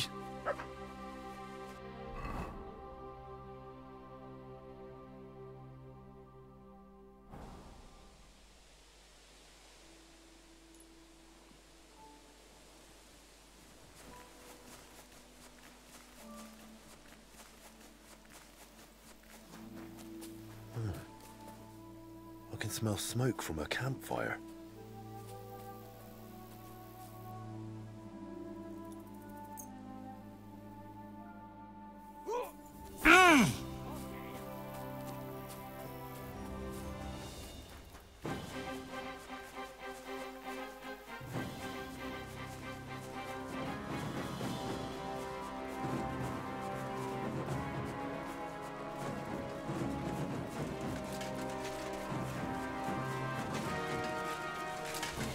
Show your stuff.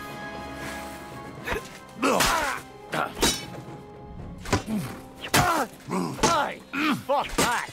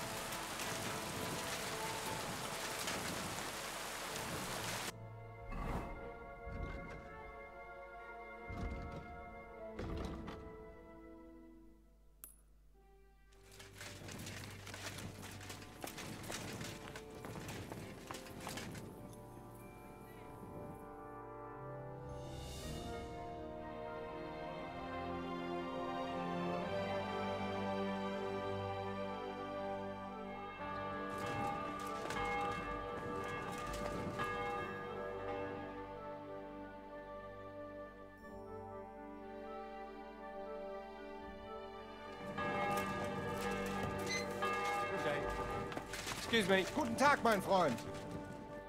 Greetings to you, Brother Smith. I'm here about the stolen guild goods. Und das sind gute Nachrichten? Did you find it?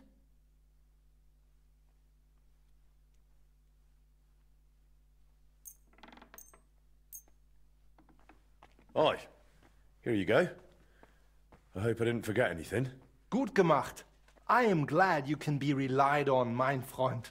The other masters will be pleased that thanks to you, our guild suffered no loss. Glad I could help. If you need anything again, just call on me. Vielen Dank. Gott möge Ihre Hand führen, mein Freund.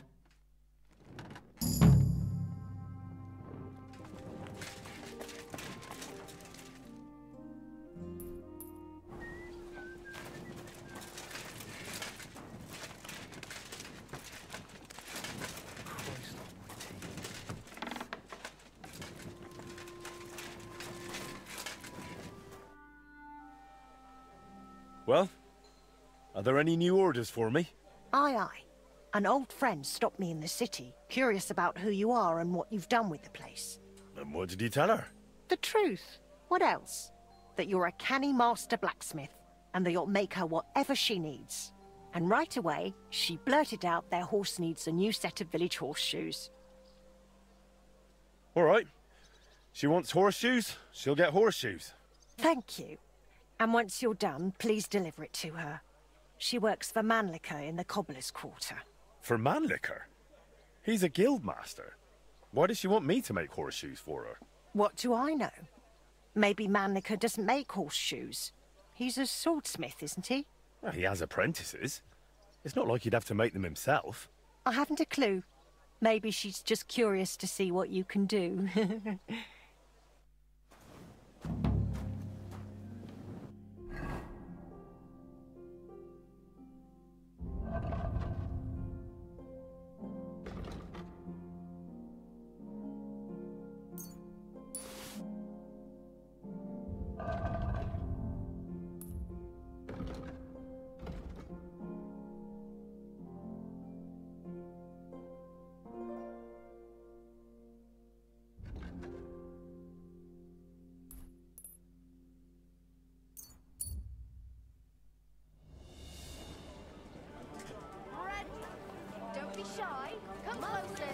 Good to see you. Quality goods here. Ready for some fine wares. Come and take.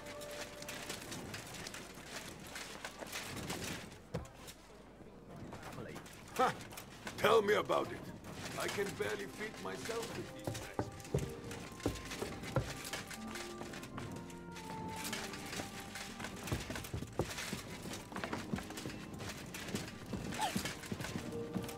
Greetings. What do you need? I have those horseshoes you ordered from Magdalena. You must be Master Henry. My, you really are handsome. Will you take a look at these horseshoes as well, or did you just want to look at me? I'll happily look at both.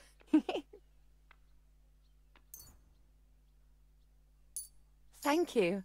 This looks like some solid work. Mistress will be very pleased.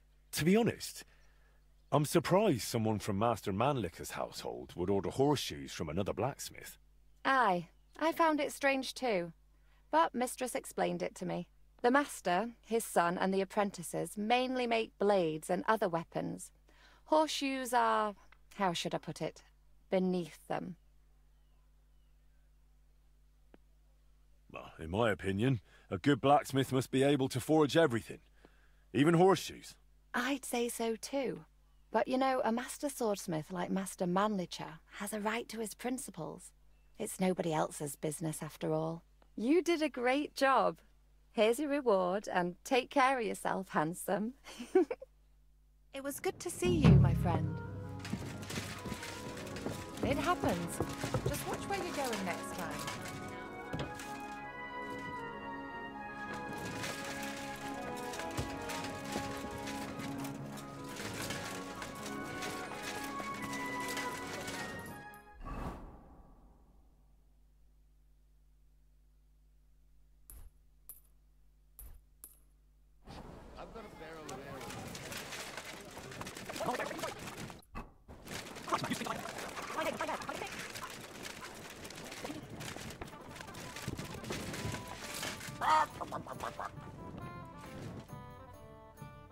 I'm a master of the Kuttenberg Blacksmith Guild. Come and play with me for its greater glory. By all means, blacksmith. With pleasure. What game would you like to play?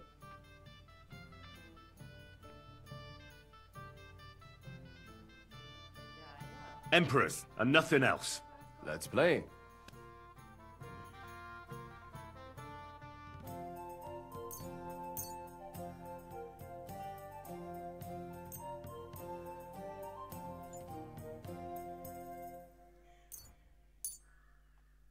O Fortuna, möge der beste Mann gewinnen.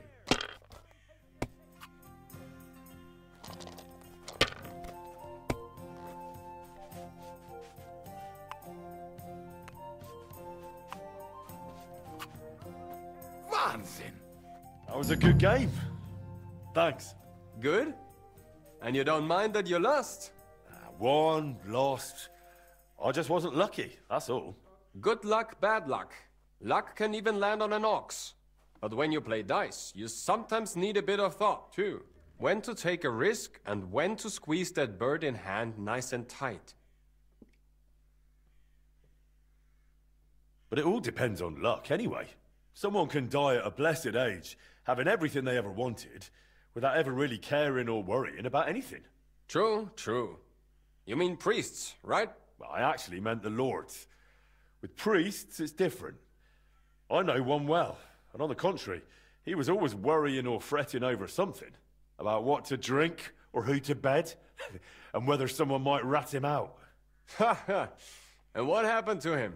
No, he got ratted out so many times, the diocese couldn't overlook it anymore and kicked him out. So now instead of his rectory and church, he's just got his boots and a pilgrim's staff again. That sounds like a proper dose of bad luck. And that's just it. It depends who you ask. That old bastard still knows how to handle a sword. And when he was no longer tied down by anything, they sent him to help us. He arrived just when he was needed. It saved our lives. When you look at it as a whole, what started in a pile of shit ended up turning out well for us. And for him, he became a hero. Sometimes it's enough if just one bloke has dumb luck. And what seemed like misfortune can end up as unbelievable fortune. Amen.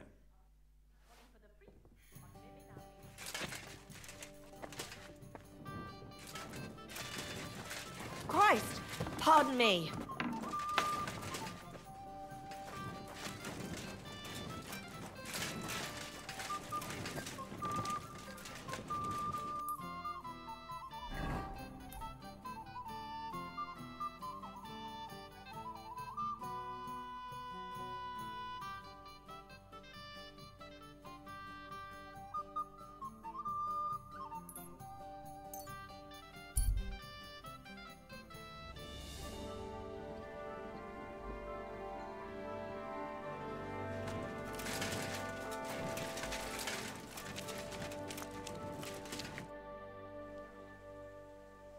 What do you need?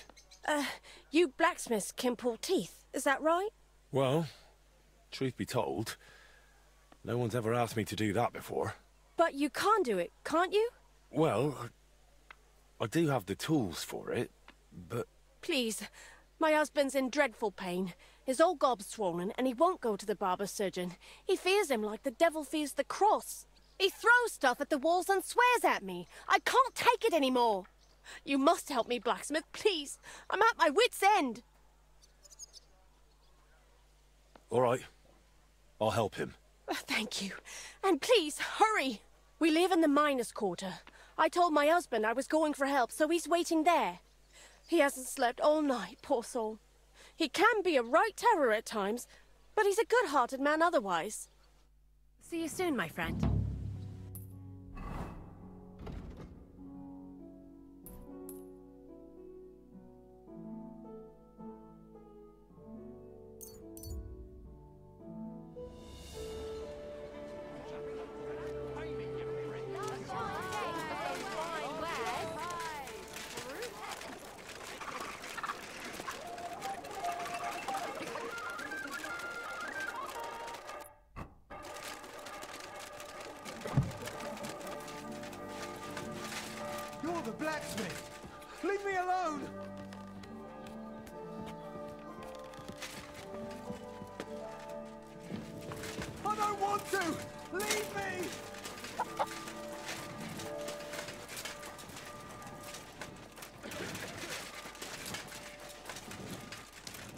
Stop, damn it! No! I'm sorry. I'll be gentle and careful. Hear me? I'll be gentle and careful. Hear me? You haven't the nerve, have you? You haven't got the nerve! Hey! Don't be afraid! Get away from me! I'll be gentle and careful. Haven't you got something to Hear me? forge? Clear off!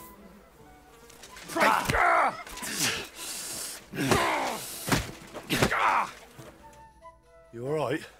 My tooth! My tooth! What's with it? It's gone! You knocked it out! What? You punched it out of me! It's over there! Why? That's a stroke of luck. Pure gold, that! Hurt like the devil it did! Thank you. Well, you're the first man who's ever thanked me for punching him.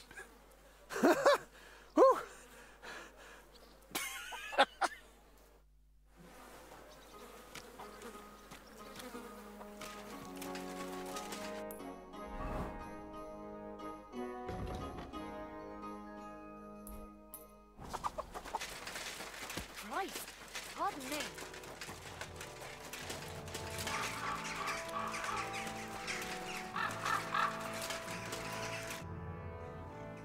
I've taken care of your husband. I reckon his tooth won't be hurting anymore. I knew you'd help him. Thank you. Just don't be startled. He might have a black eye. Or two. He fought back, didn't he? Bloody hothead. He fought, but he couldn't fend me off. And the tooth's gone. You're a saint. I'll finally have some blessed peace. Here's your well-earned reward. And I'll tell everyone how handy you are. Why not?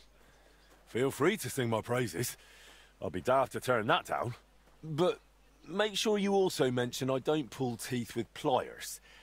I knock them out with my fists, right? Got it. And thanks again. See you later, my friend.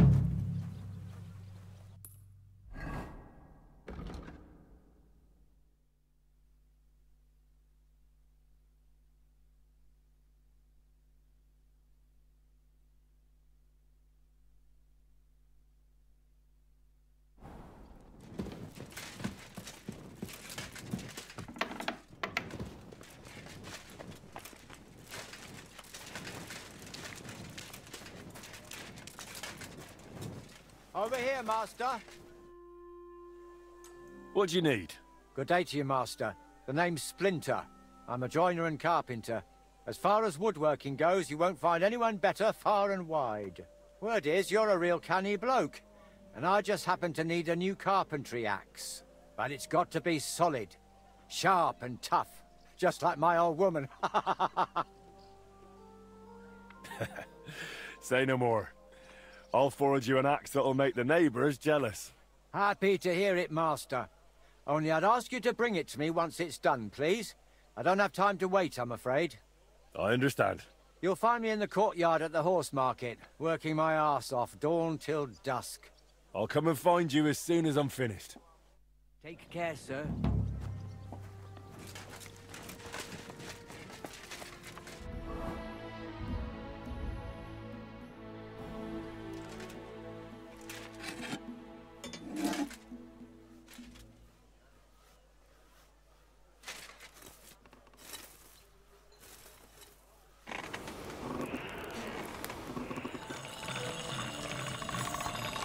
That should do it.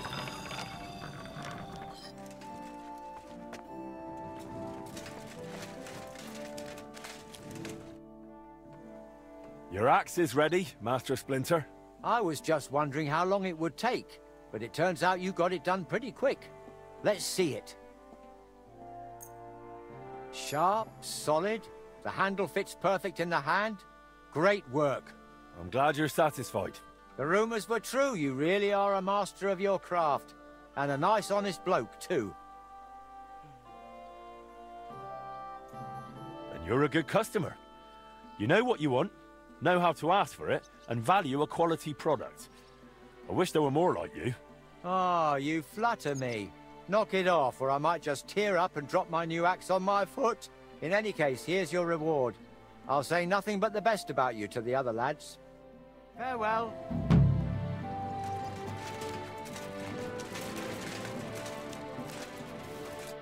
Henry, do you have a moment for me?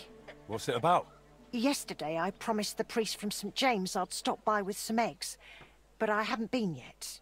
Would you carry them to him, please? I've still got a heap of work around the smithy, and I don't want to keep him waiting. Sure. I'll stop by and see him. Thank you so much. Here you go, and be careful with them.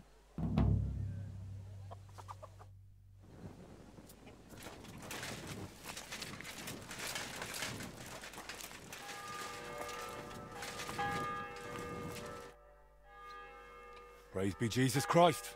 Forever and ever, son. What brings you here? I brought you eggs from Magdalena at the smithy. Thank you, son. You must be our new blacksmith. I'm Henry. God bless you for taking on the renewal of that wretched place. How are you doing, anyway? Magdalena has told me a bit, but I'd like to hear more from you, too. I can't complain. If it keeps going like this, the smithy will have been worth all the work. I'm glad to hear that. And have you thought yet about making a contribution for a divine cause? What do you mean? As you see, I'm trying to raise coin for the completion of our sanctuary, and without the help of worthy townsfolk like you, I can't manage. All right. And how much do you need? As it's written in the letter to the Corinthians, every man according as he purposeth in his heart, so let him give.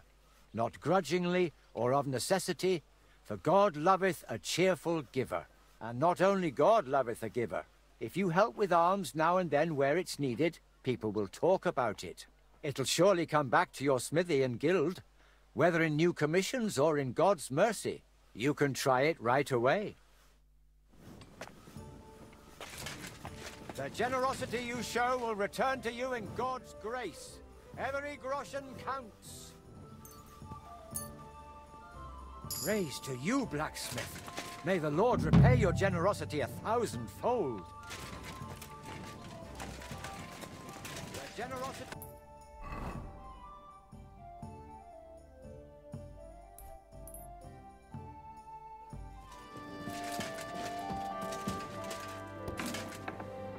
Be careful. God is... Fancy a bit of a shooting contest? Sure, why not?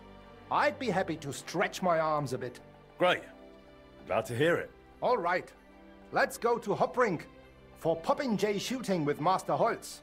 And what about a crossbow, then? How do you feel about that? That suits me. Should we go for it? All right. But how about a little wager? It'll make it a bit more exciting. Of course. I'll be happy to bet. Agreed. Let's get to shooting.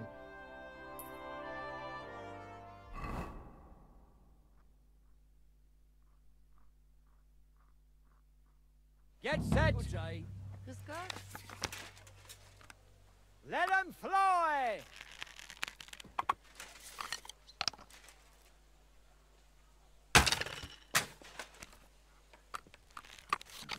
And we're home free!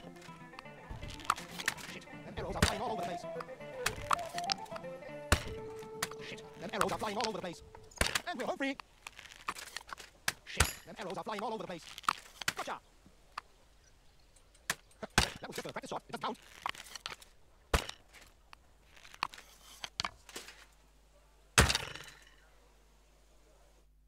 Well, now that's sweet. No matter how I count it, I've come out ahead.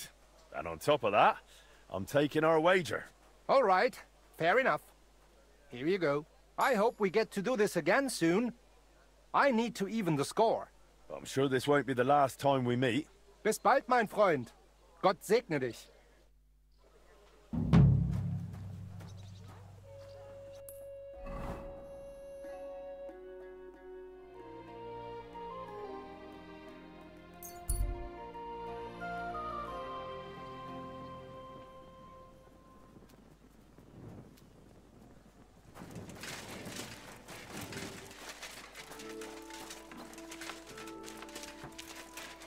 Hey, Master! Hey! have you got a moment? What do you need? I hope this won't sound daft, but I'd like to watch you forge. Are you interested in the blacksmith's craft? I am. I always wanted to be a smith. Well, a swordsmith, to be precise. Only my father spent his life catching and selling fish, so I ended up on a stall at the fish market all the same. So I'd at least like to watch up close how it's done. Maybe how a sword is forged. I'll pay you for it. All right. You can watch. Really? That's splendid. Thank you. I'll be like your apprentice, yes? Fine by me. Come on then.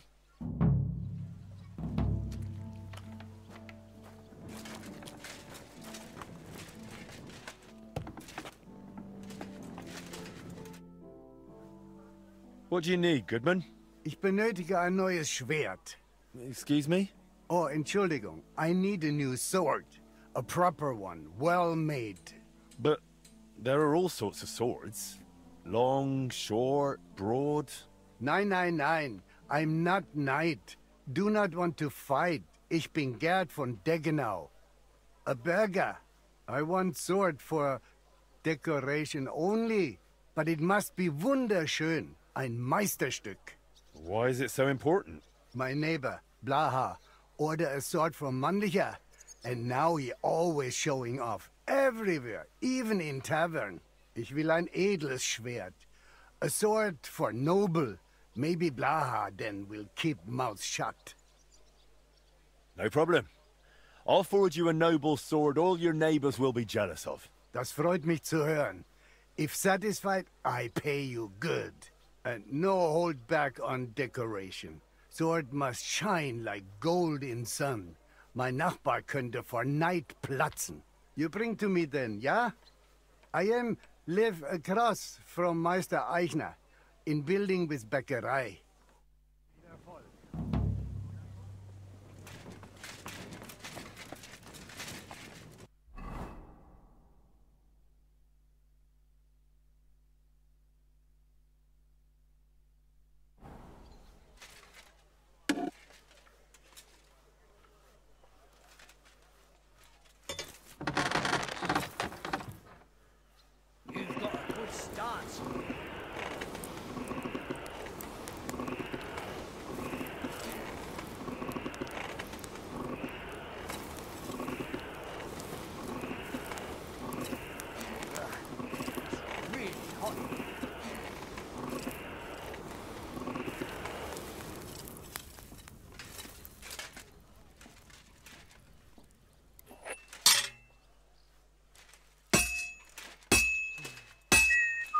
Blacksmith's apprentice, and who's better?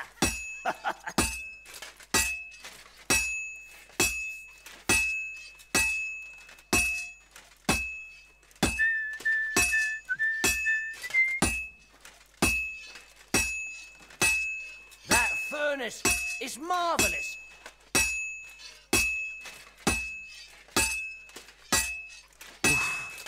I'm halfway there. You're handling that nicely, Master. So that's how it's done.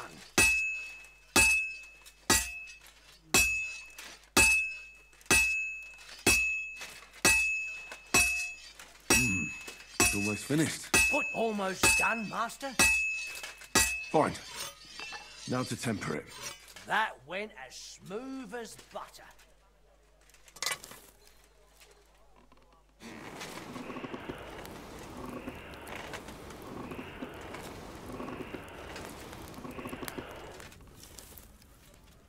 You can do it, Master.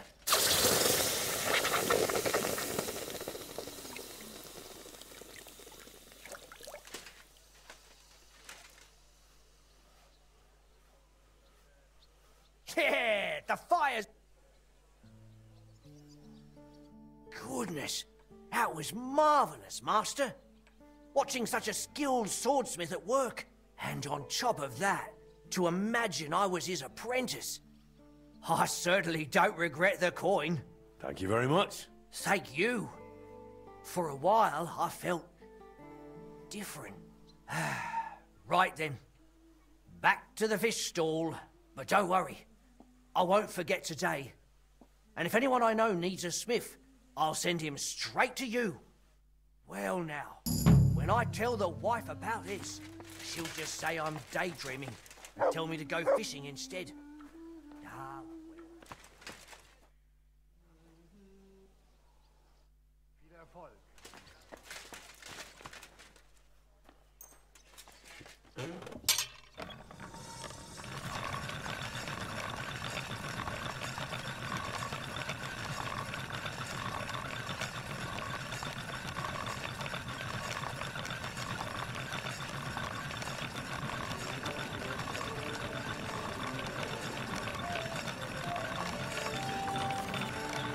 That's one sharp blade.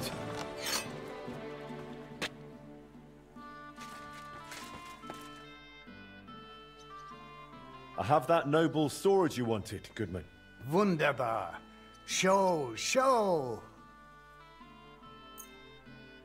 Oh, that what I call sword. The decoration wunderschön. Neighbor burst with envy when he see. Gerd von Deggenau, win again. Blaha is idiot playing lord. I'm more noble than he ever be. All the way from Bayern I am. My uncle Günther is real noble. Now you have the finest sword in town. Even the Royal Chamberlain would be proud of a sword like that at his hip. Ho, du bist ein echter Meister. Bravo. Here is your Geld, Meister Schmied. I will never take sword from hip. Always with me. Well, I don't know if that's such a good idea. Nein. I'm very proud of it. Show it everywhere, especially where Blaha is.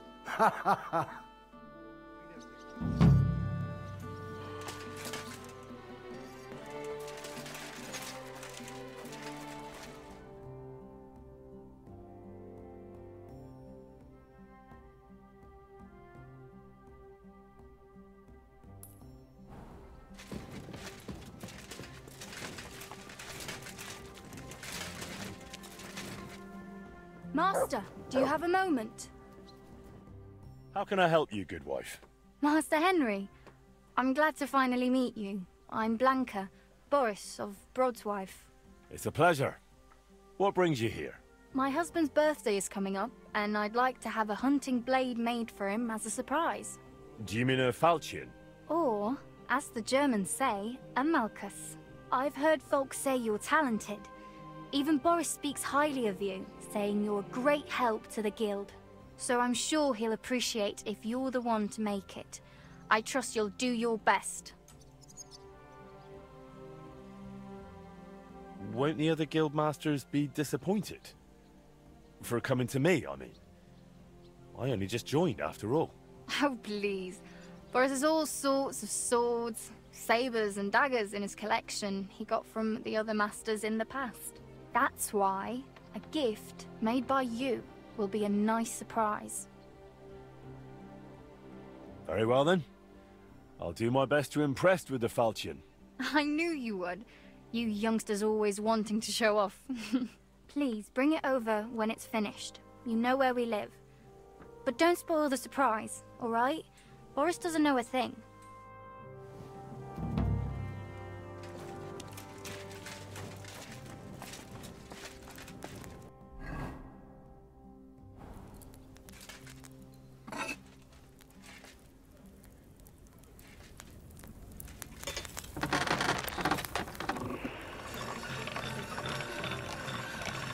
That's one sharp blade.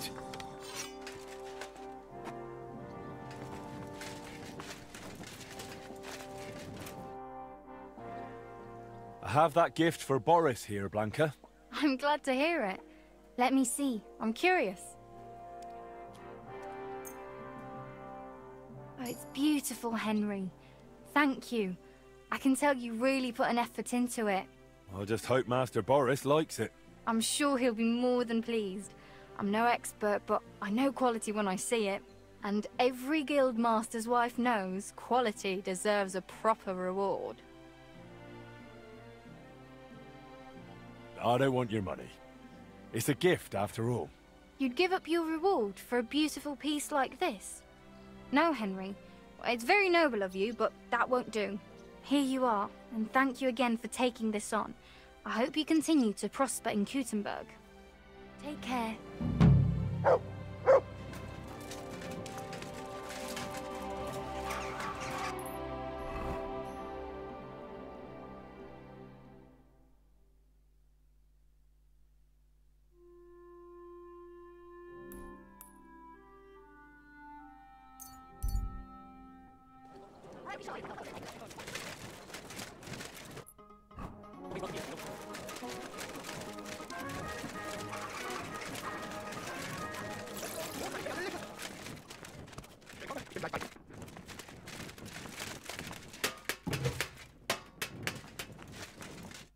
Schönen Tag.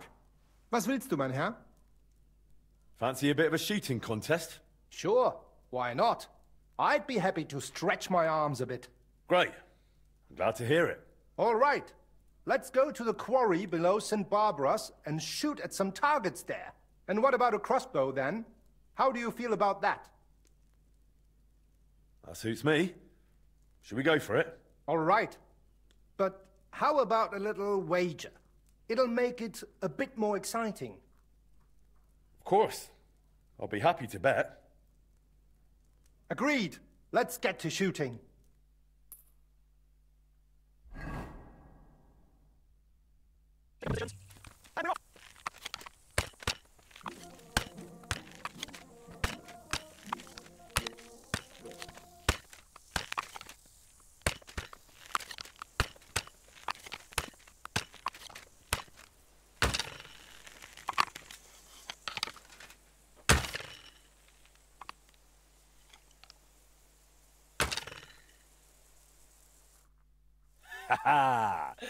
From beauty to splendor. I've won. And on top of that, I'm taking our wager. All right. Fair enough. Here you go. I hope we get to do this again soon. I need to even the score. I'm sure this won't be the last time we meet. Bis bald, mein Freund. Gott segne dich.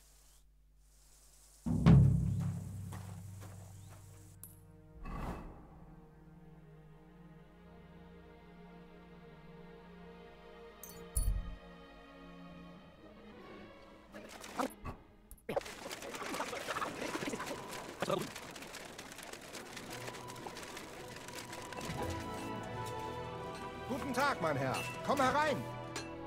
Glad to see you, guild brother. What do you need, master? Surely there hasn't been another robbery? Leider ja. Some whoresons stole more of our goods. What did they steal from us? Near Benešov, some band ambushed the smithy, murdered the blacksmith Jurek and his wife, and now they are said to be skulking about near the town. The blacksmith's children are now orphans, and I would like to get them back at least something of what those bloody whoresons stole. I suspect one abandoned farmstead by the road from Mezoles to Malashov. This won't be that straightforward. Ja, natürlich. But I would not be calling on you over just a few silly bolts of cloth or sacks or charcoal. But if you do not feel up to it, I will send my guards there. I do not want you taking unnecessary risks. Well, it's a risk, all right. But I'll come up with something to gain an edge over those scoundrels. Sehr gut. But take care and use your head, mein Freund.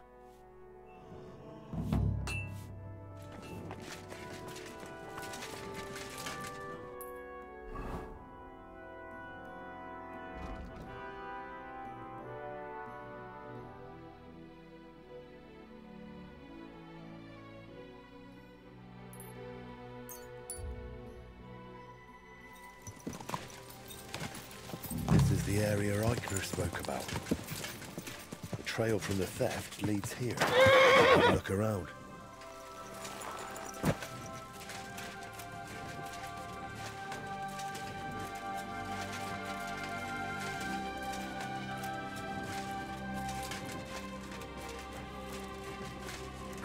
Turn around right now! Get out of here!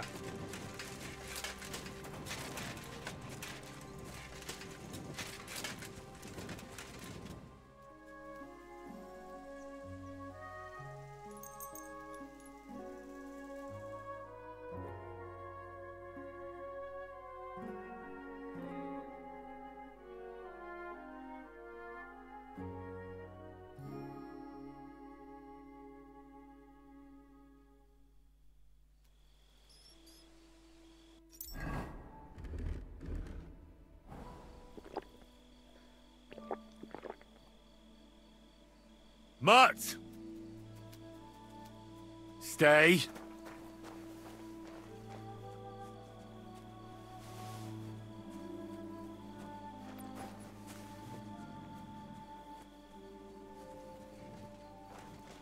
That must be my...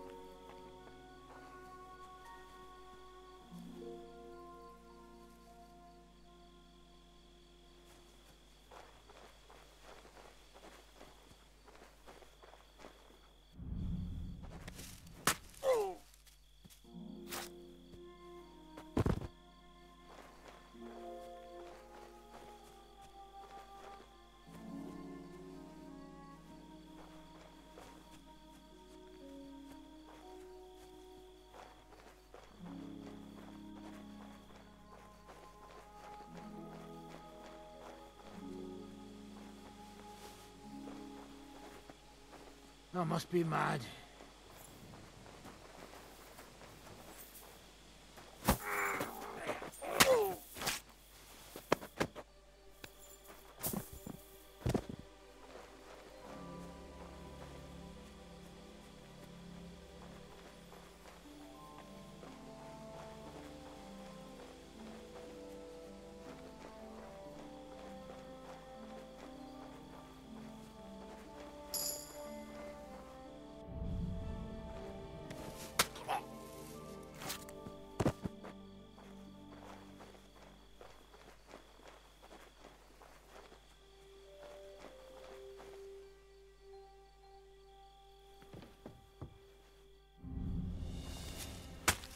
I'll show you. Alert!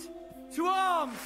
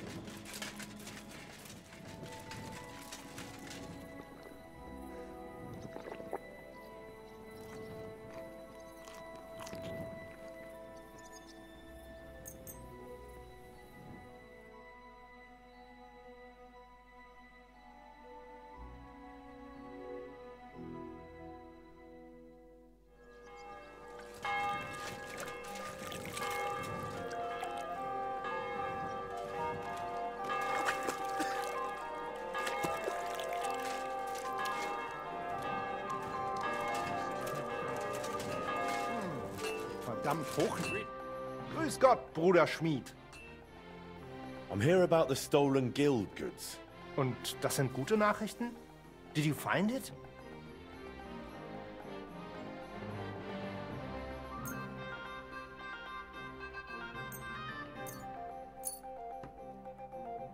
Hi. Here you go. I hope I didn't forget anything. Gut gemacht. I am glad you can be relied on, mein Freund. The other masters will be pleased that thanks to you, our guild suffered no loss. Glad I could help. If you need anything again, just call on me. Vielen Dank. Gott möge Ihre Hand führen, mein Freund.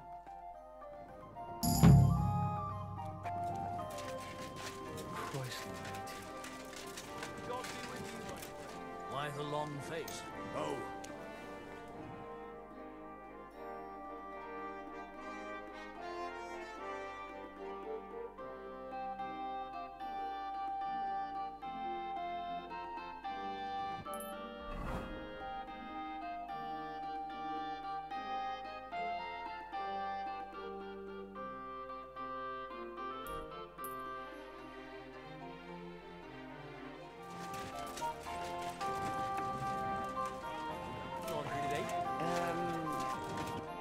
Well, well, the Flash is here.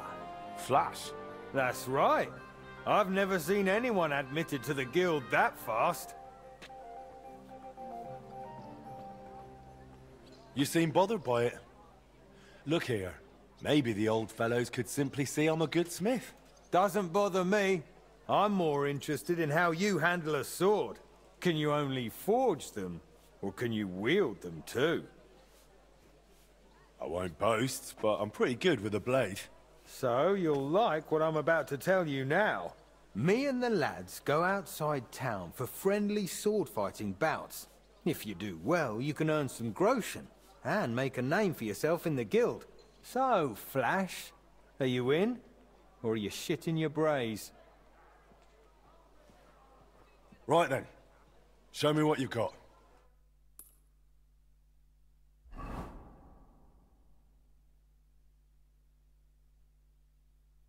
So, ready to go? Ready?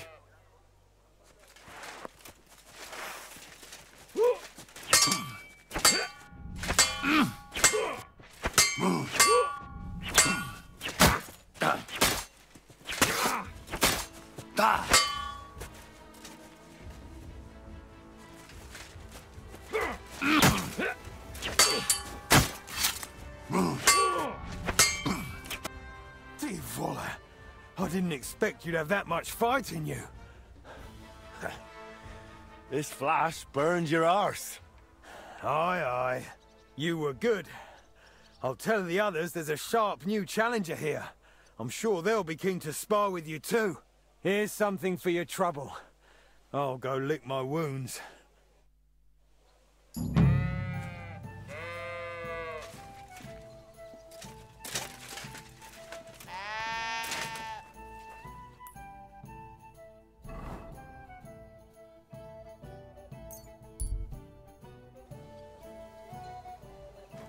My respects.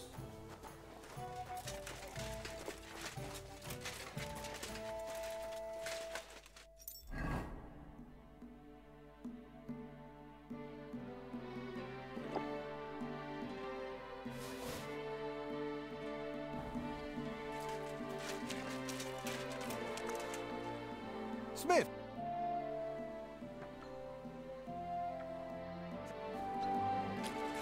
I've got a fantastic offer for you. All right, tell me. What do you want to offer me? The deal of a lifetime. Allow me to introduce myself. Horst of Lishkow. I deal in rare weapons, artifacts, relics, real legendary pieces. And today, I've got something very rare for you.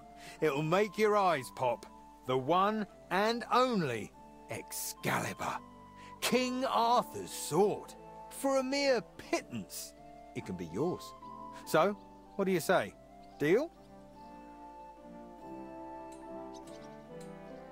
Excalibur and Arthur? You wouldn't happen to have the round table with it, would you? How do I know it's the real deal? Strange things happen in this world, and this is probably one of them. I've got no better explanation. Oh? Where'd you get it? From an ancient Jewish sage I met in Regensburg. He said he bought it off some nobleman from Albion. Seems he'd fallen on hard times. All right. Maybe I'll get lucky and find the Holy Grail next. Exactly. You never know. I mean, one never knows. Only you should know the sword's not in the best condition. Some might say it's broken, but it'll forge up nicely. That's all right. I'm a blacksmith, aren't I? That's why I'm offering this to you, sir, and not just anyone. I'm glad we struck a deal. Take care for now.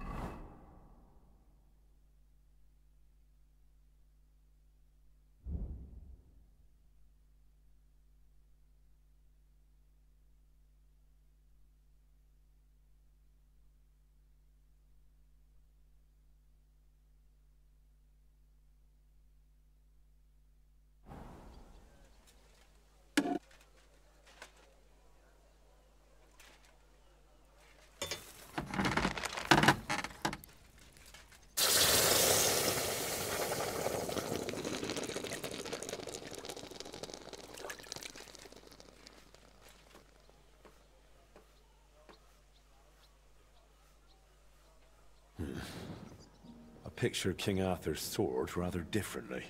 That bloody peddler stitched me up for sure.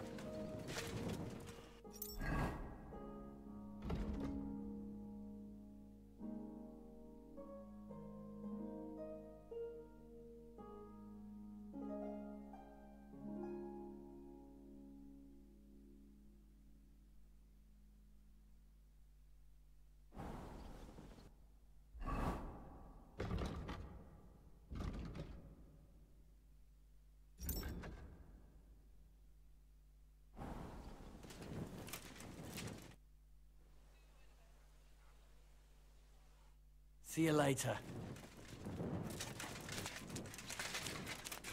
Over here, Master.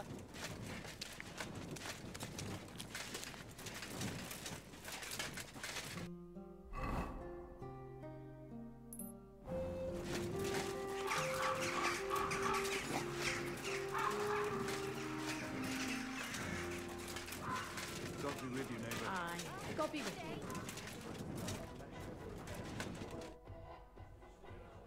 You cheated me! If Arthur had pulled this scrap from the stone, he'd have gotten a jester's cap instead of a crown. Oh, come now, sir. Don't be cross. I took a loss on it too. I paid plenty of coin for it in good faith. Oh, yeah? But I lost more. Look, in my trade, these things can happen very easily. If it makes you feel better, I'll give you your coin back. I'm no swindler. Good thing, too. And as compensation, I'll prepare a special offer just for you. That's not even necessary. Don't look a gift horse in the mouth. Next time you see me, I'll have something exclusive for you. Oh, dear.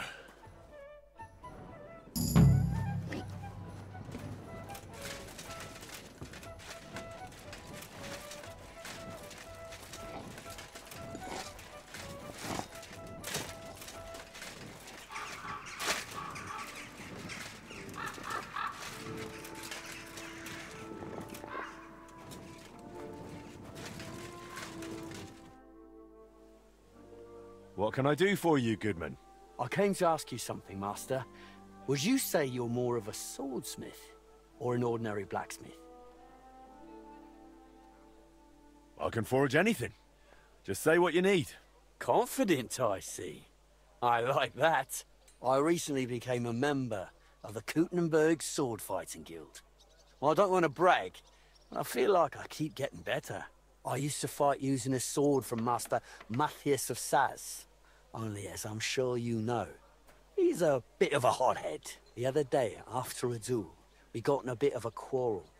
He accused me of using illegal techniques, and now he won't talk to me. Not even when I came to him to have new equipment made. A new dueling sword. Would you be so kind and forge it for me? I'll pay you handsomely.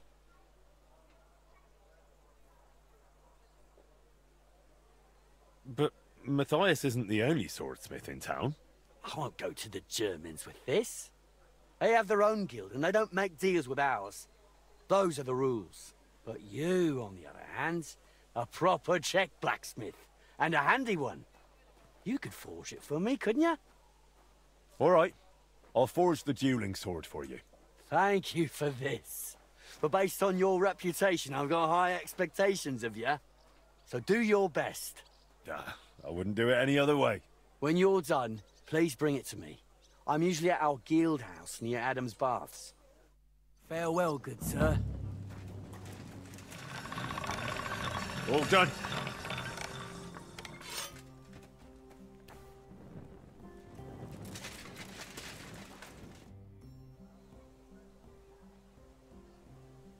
I have that dueling sword for you. My new steel. Let's see it. Now that's what I call a beautiful weapon. I can already hear it sing. Thank you, Master. I can't wait to try it out in the arena. Best of luck. Thank you, thank you. I still have to train a lot if I have any hope of beating the best. Nonetheless, here's your well-deserved reward. And come and cheer me on at the tourney. Victory will be mine! Ha ha! Farewell, sir.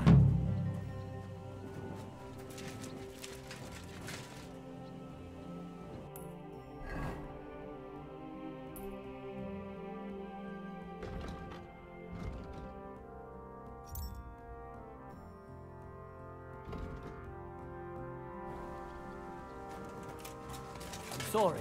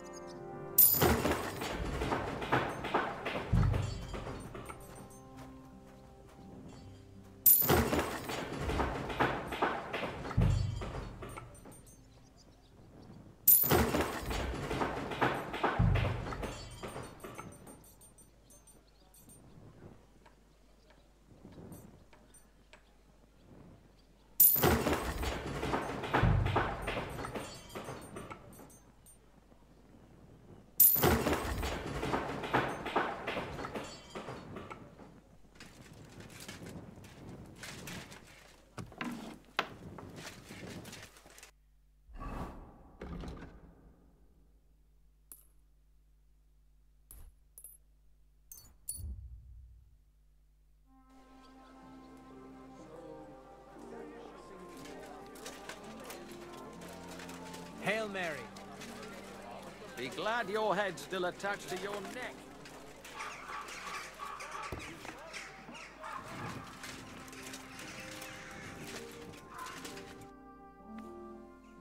So, will you finally speak with me about that broken clock of yours? You made a name for yourself in the town now, so why not? I doubt the councillors would object. Even that meddler Vorsucher will not be able to say a word. Besides, the clock is so broken it could not be any worse. Worth a try, no? So tell me, how do you plan to fix it?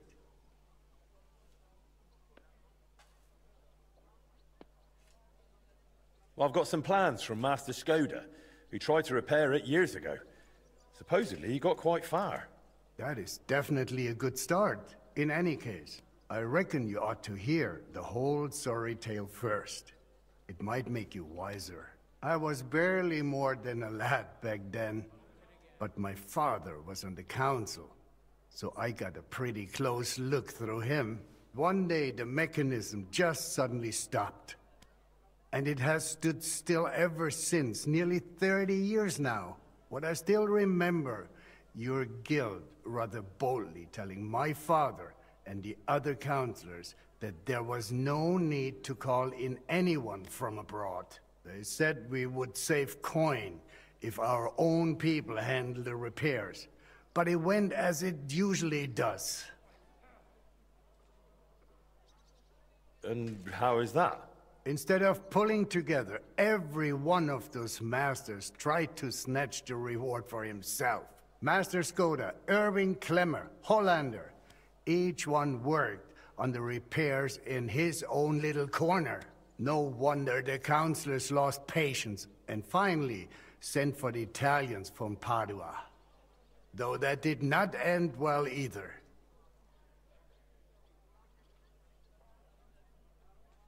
How did it end? I only know what my father told me. They demanded all the plans and acted like they were the finest masters around. Yes, yes, we'll do it. No trouble at all. They also asked for a fat advance. 2 weeks later, they were boozing through every tavern in the city and lazing about in the bath by day. When the bailiff reminded them they ought to get started on the repair, they almost took offense. But they did get to work. What happened next?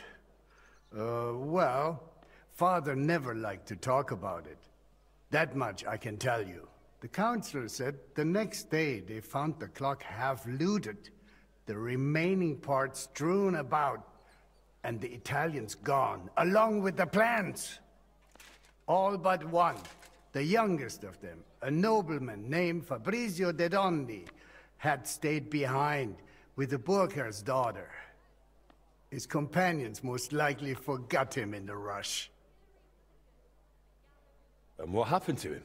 Dondi said, or so I heard, told the councillors he knew nothing. He claimed he was only an apprentice. Of course, they locked him up. Some wanted to send a letter to Padua right away demanding ransom. But it soon turned out Fabrizio, young as he was, could be very useful to the town. So they let him go.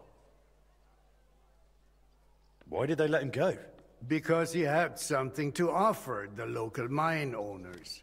That is, the councillors, the same ones who had wanted to trade him for a pile of groschen. Not long after they locked him up, they sent Dondi to work in the mines.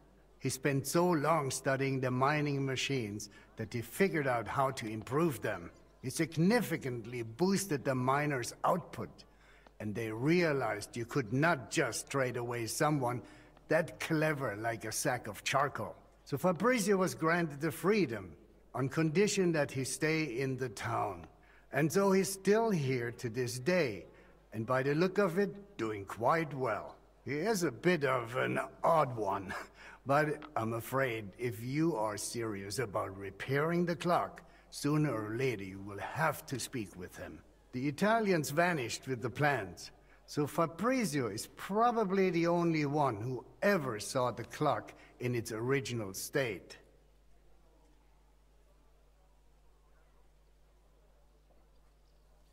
Where can I find Fabrizio? He lives on the upper floor of the second house on Vintner Street, next to the tailor. Though I'm not sure he will speak to you. If you are passing by, try dropping in and see if you can win him over somehow.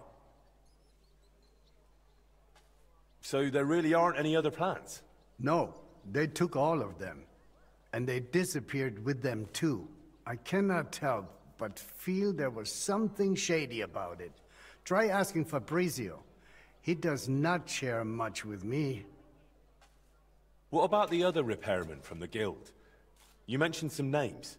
Klemmer and Hollander? They will not help you anymore. Both are dead, and their families have long since moved far away. So, I'll get back to the repairs. I'm thankful you're trying, Master. I really am. But there is one last thing you need to know. I am not sure that even if you succeed with the repair, we will be able to offer you any reward. The town is exhausted by war. The coffers are empty. You understand. Surely some sort of reward could be found. There'll be a lot of work. I'll have to talk to a lot of people, go through the details, and it'll cost me something too. Well, if I am genuinely satisfied with how you handle it all, maybe I will find a little something for you. I'll do my best. Thank you, Bailiff.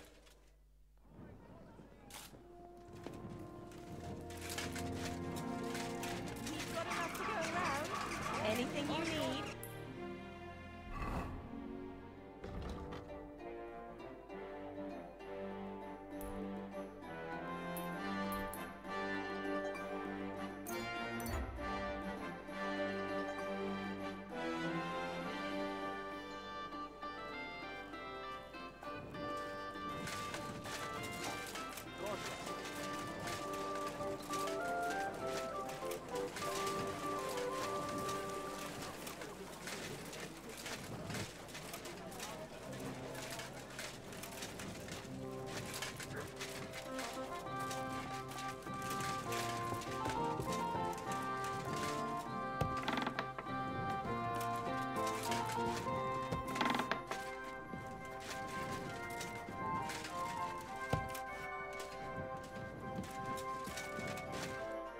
Fabrizio Dondi?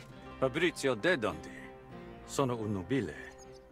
I am of noble birth. I beg your pardon? Who are you?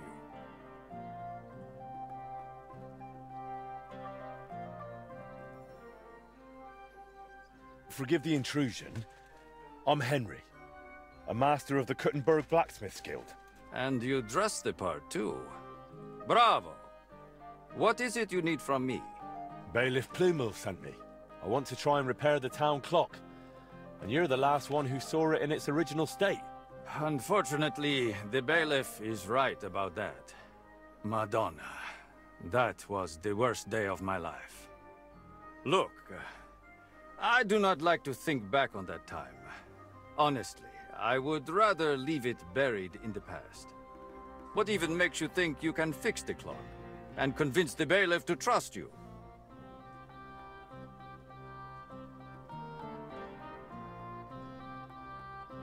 I just believe in myself. Confidence is a fine thing, but sadly not enough for mechanisms as complex as orology. And why come to me? Because you're the only person in Kuttenberg who saw what the clock looked like back then. The one they were trying to repair based on those plans. And you've made a new life for yourself in this town. A comfortable life. So, maybe you owe it a little something. You may be right. And I suppose you have plenty more questions. Go on, ask.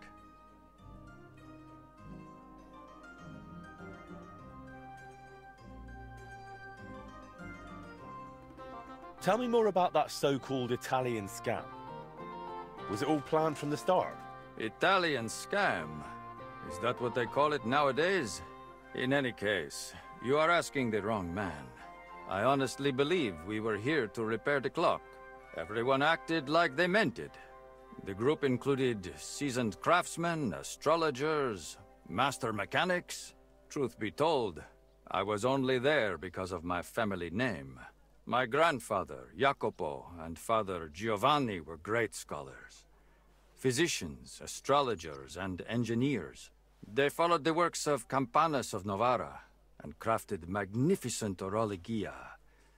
The Padua clock is one of theirs. It only dawned on me after those fraudsters left me here that I was just bait for the townsfolk.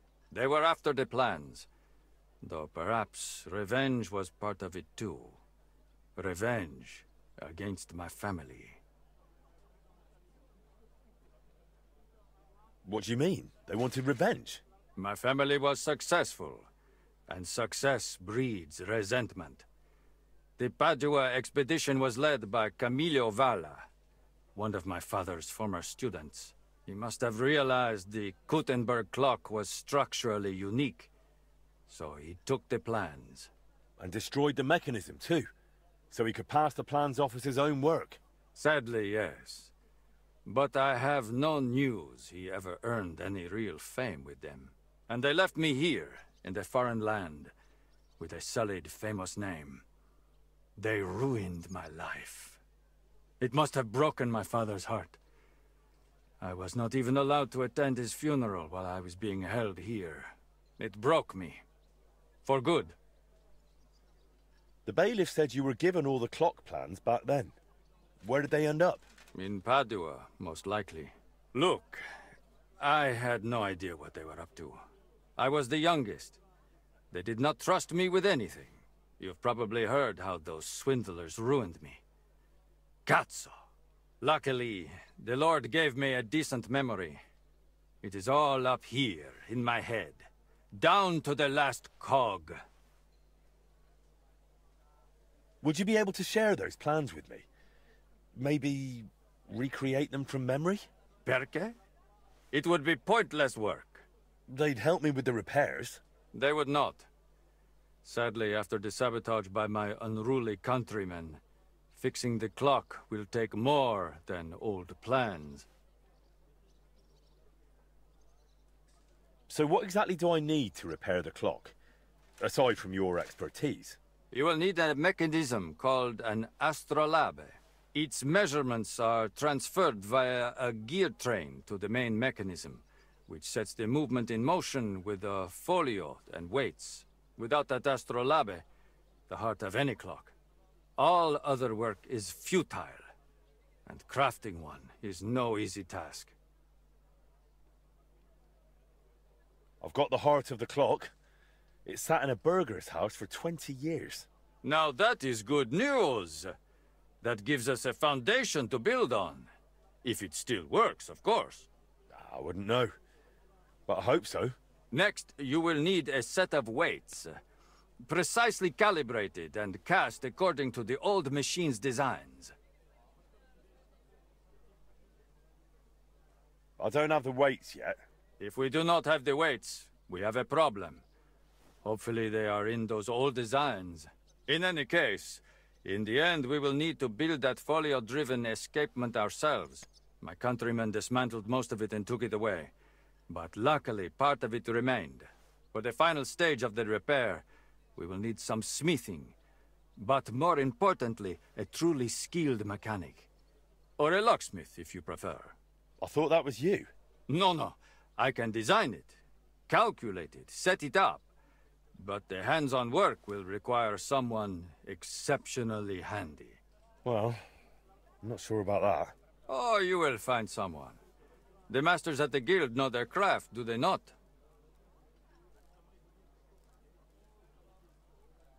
So what else is needed for the repair? You said you have got the astrolabe. That is very important. Then we will need that set of weights, and a truly capable locksmith. A real master of his craft. How'd you like living in Gutenberg? Honestly?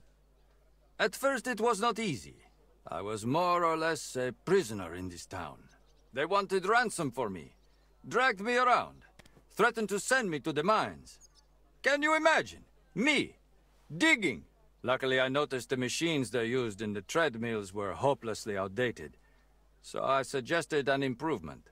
And just like that, their tune changed. Since then, they have treated me entirely differently. So I probably owe everything here to my talent. Since then, I have somewhere to live, something to do, and really, I miss nothing. Except for home.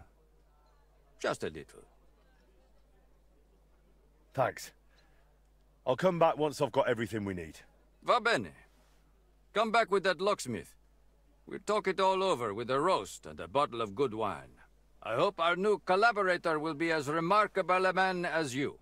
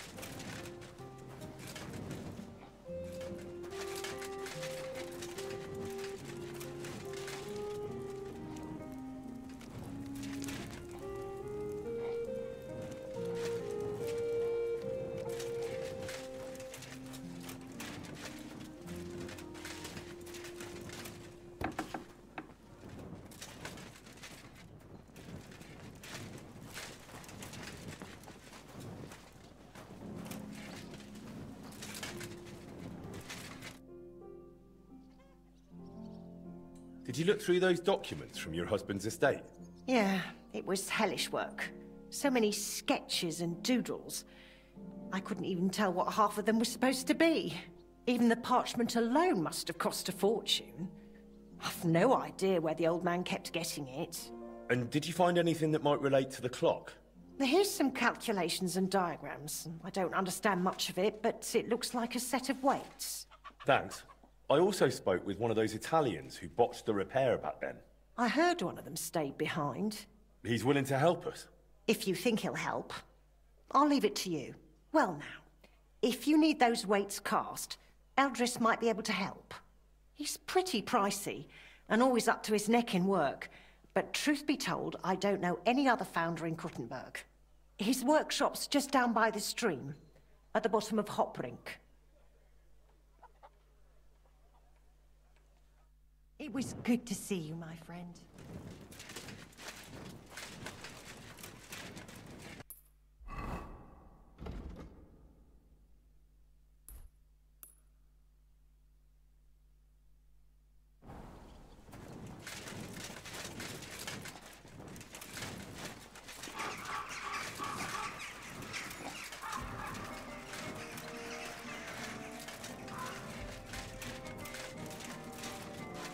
Mart!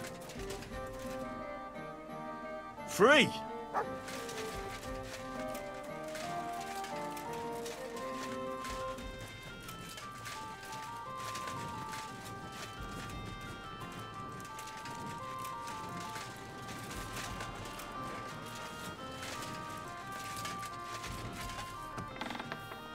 Willkommen.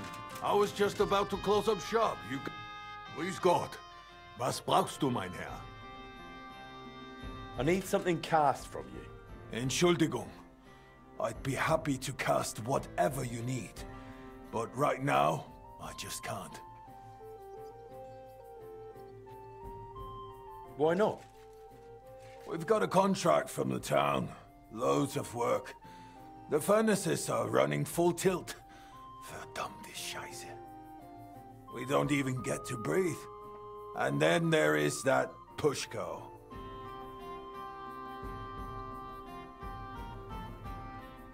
Who's Pushko? Mein Geselle. A princess. He's gone missing, and now we can't keep up. I sent him to Grund, zur Abmessung der Glocke, to measure the bell. I lent him my horse, so he'd be back quick. But he's still not returned. Seit 2 Tagen. Verdammter Kerl. And there's just no one to hire. And without people, I cannot cast a thing. What if I went and found that apprentice of yours? Wait a moment. Du bist der neue Meister. You're the new one at the guild. Eichner was talking about you. The capable one. You'll find Pushko for sure. Ich vertraue dir. If you find Pushko, the first thing you'll tell him is to cast whatever you want. Darauf gebe ich dir mein Wort. Where should I look for him? Was weiß ich? You should ask the Pfarrer in Grund. Na ja, der Priest in Grund should know. Sein Name ist Havel. Did Pushko have anything valuable with him? Something that might make someone want to ambush him? Valuable? Nein, das glaube ich nicht. But to me, he's valuable in himself. Ist wertvoll, weil Gesicht ist. He's truly very skilled. All right, I'll go and look for him. Gott sei Dank. Hopefully nothing's happened to him. Or meinem Pferd.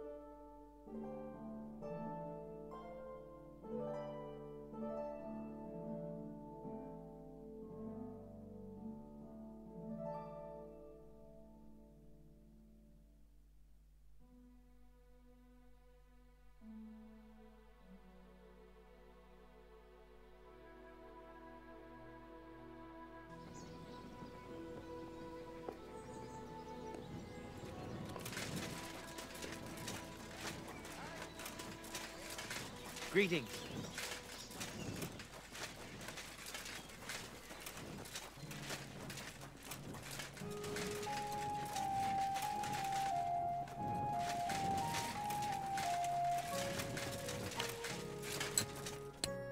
My God! Why are you all covered in blood? What do you want?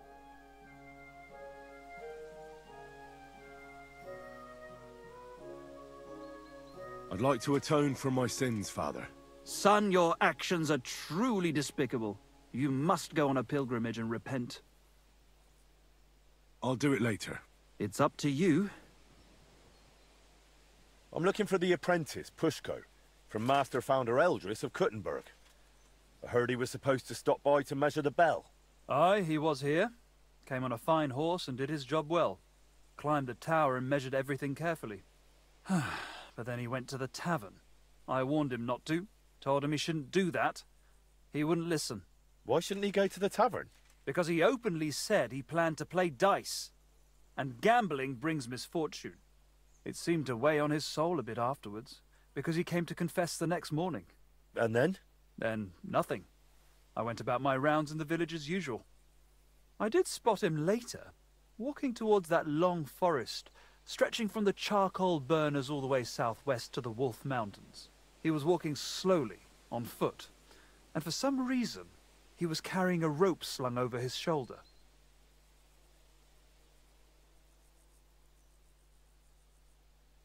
What exactly did he tell you? I can't reveal that. What? Why? Well, essentially it was part of a confession, so I'm bound by the seal of confession.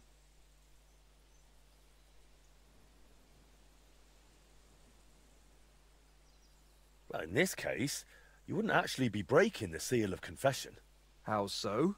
The sacramental seal is, of course, inviolable. But in this case, you wouldn't be endangering the penitent. On the contrary, by speaking up, you might save his life. That's actually true. Pushko confided in me that in the evening he was playing dice with the woodcutters camped near the Wolf Mountains. And as the beer flowed, the stakes got higher until Pushko ran out of coin. But he still wanted to keep playing, so he wagered his horse. and lost. But that wasn't his horse. Exactly. After confession the next morning, he told me it was a serious mess. You let him go? Well, why shouldn't I have? What if he was off to string himself up from the nearest tree with that rope? Wait, you mean that he might have? No, surely not. He can't do that. It's against the Lord. I'm gonna find him. I just hope it's not too late. May all the saints stand by you.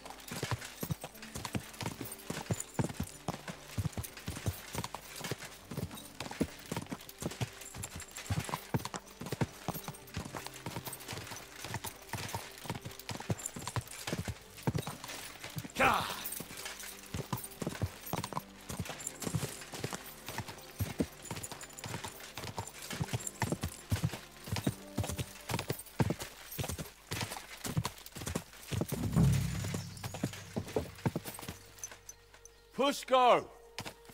Pushko! Pushko! Hey!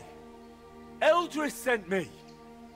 Life's beautiful. Don't do anything stupid. Pushko! Hey! Pushko, where are you? I hope I'm not too late. He's not in this part of the woods. If he's gone and hanged himself, I'll be bloody furious.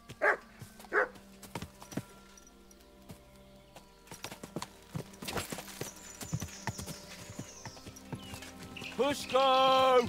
Pushko! Eldris is looking for...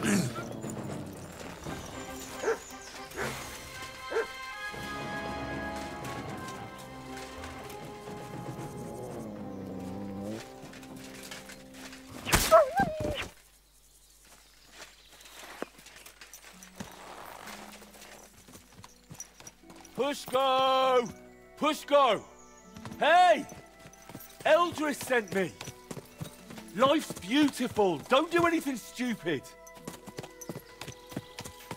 Pushko! Hey! Pushko, where are you? I hope I'm not too late. You couldn't hang yourself from these trees anyway. I'll try a bit further in.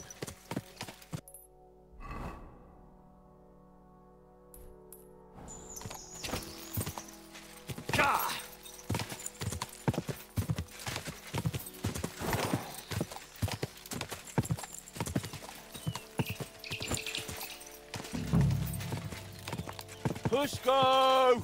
Pushko! Hey! Eldris sent me! Life's beautiful. Don't do anything stupid. Pushko! Pushko! Damn it, Pushko, answer me! Hey! What if he really went and hanged himself? Pushko! Pushko! Hey! Pushko! Answer! Nothing here. Bloody hell, where is he? Pushko! Pushko! Pushko! Hey! Eldris sent me! Life's beautiful. Don't do anything stupid. Pushko! Pushko! Pushko! Eldris is looking for you! No one here either. You're Pushko? Who are you? And what are you doing here? I'm Henry. Eldris sent me. I needed him to cast something for me, but he says he can't manage without you. Seems you're missed in the workshop. Jesus. But I can't go back just yet. I get it. First, you need to get Eldris's horse back from the woodcutters. Oh, Jesus. He lent me Bentley and I lost him. Oh, what a disgrace. I'm just a bloody fool. The biggest fool of them all, damn it. If I go back without the horse, Eldris will tear me in half. But it's really all his fault. How could this possibly be Eldris's fault? He's always sending me to measure bells, cast maces and other stupid things. And the journey's always boring as hell. If he'd finally let me cast guns, none of this would have happened. Oh, and I don't have to deal with this mess anymore.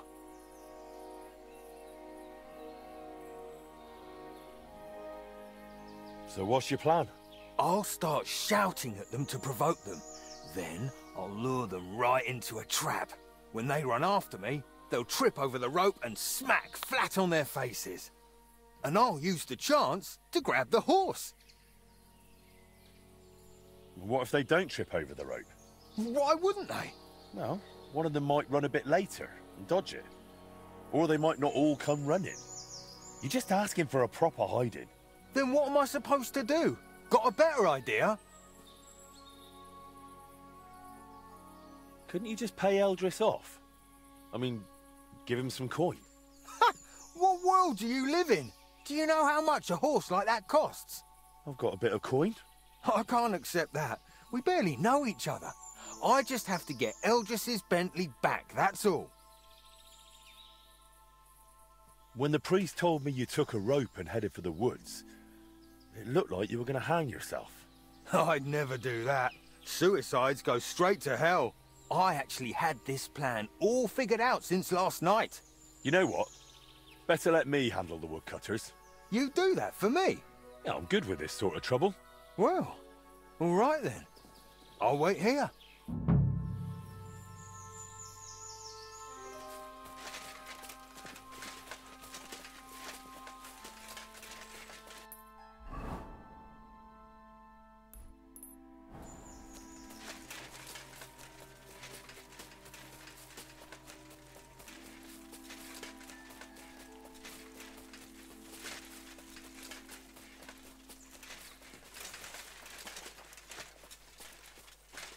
Good day. I'd like to ask about the horse. Go and see our foreman. It's his horse.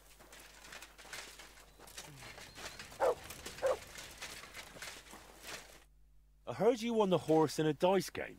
That's right. Seems I've already made a name for myself. Trouble is, the horse doesn't belong to the apprentice who played for it, but to his master. He's got to give it back. Then he shouldn't have played for it. The lads have taken a liking to him. They're learning to ride him. Beats drinking all day, right?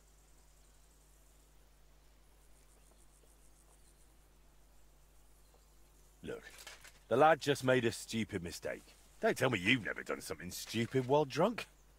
Happens to everyone. Sure, but why should I be the one paying for someone else's mistake? Well, that stupid mistake could ruin his life. He'll never repay his master. They'll throw him out of the workshop. How about doing a good deed and just forgiving him? Like a merciful Christian. Maybe I could. All right, you can take the horse. And tell that apprentice not to gamble again. Or at least not while drinking. He'll save himself a lot of grief. Hey, Tomman, get off that horse.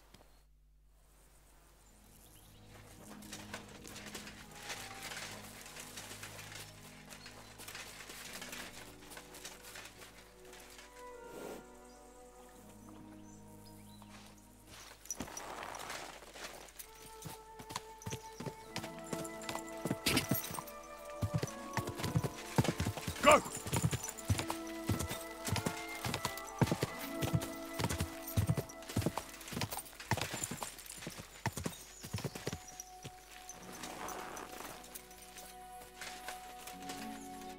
Here's Eldris's Bentley. Now you can go back without worry. Oh, you saved my neck, mate. Thank you so much. Let's get out of here quick before anything else goes wrong. Will you ride with me to Eldris? Sure. Let's go. At least it will pass faster that way.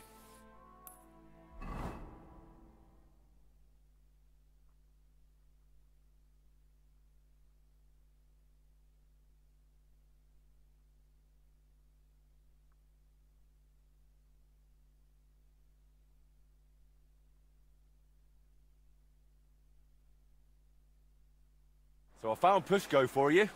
Alive, well, and with Bentley. Pushko! Where have you been with my horse all this time? Well,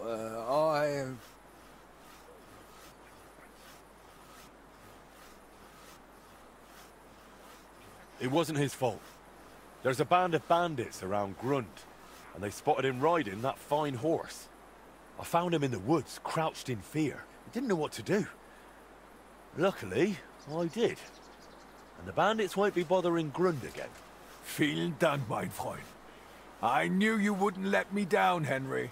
I'll make sure everyone in town hears von deiner Bereitschaft und deinem Mut. Come again? I'll sing your praises. Everywhere. And you'll get a lovely rabatt from me.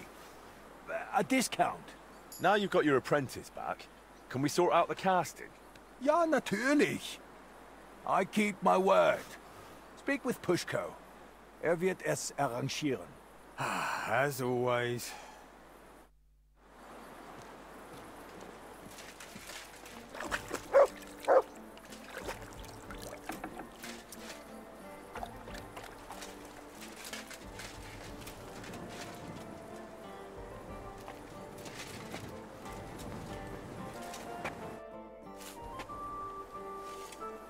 Eldris said I'm supposed to talk to you about the casting. Yeah, figures. If you give me the drawings with clear instructions, I'll cast whatever you want. But be ready to pay through the nose. Eldris charges a lot for this sort of job. If I had my own workshop, it'd be different. After what you did for me, I'd cast it for you for free. If you ever get one, let me know. I'd gladly work for you till I'm smoking like a furnace. So what will you do now, Pushko? What else? Work. Back to casting bells, maces, and other such nonsense. And Eldris got a fine order from the town for guns. It's always Wachter noch, Wachter noch. By the time he lets me at it, I'll have a white beard to my waist. I need you to cast weights for me. Weights, eh? What for? It would be useful to know. It's for the repair of the astronomical clock. I've got the designs. Any problem with that? If you've got the coin, I'll cast what you want.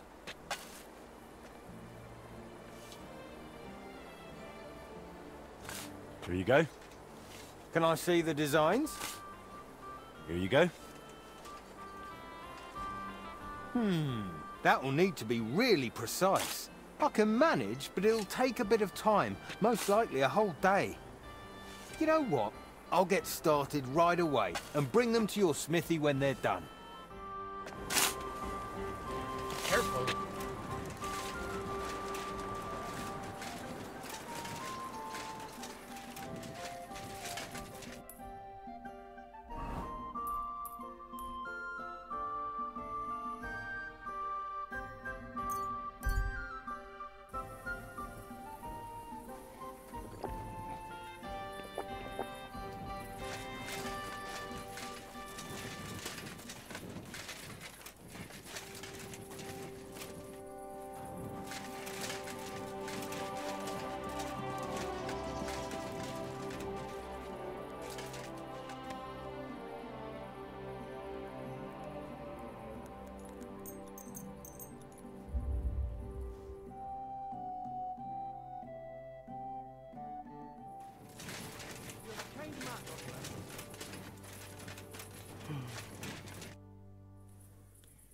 How are those weights, Pushko? Done. Full set. It's on the bench. Bit of a fiddly job, especially sorting out all those calculations. For the coin you gave Eldris, I figured I'd best make an effort. Now you've got the weights, I reckon the repair's almost done. Yeah, not quite. I'm still missing the most important bit. The actual mechanism. I'll have to ask how they used to do it. Well, at least you've got someone to ask. Stan will be glad to help you, won't he? You're right about that.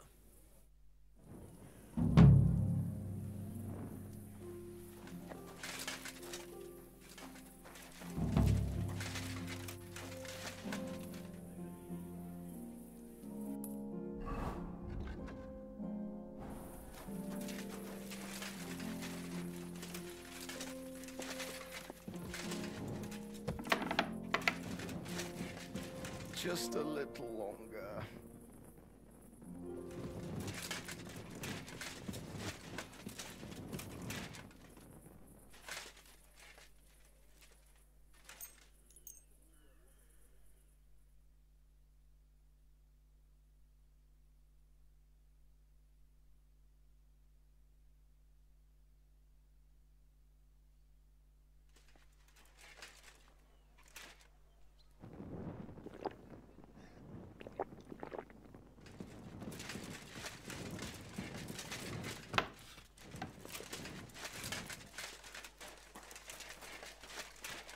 God be with you.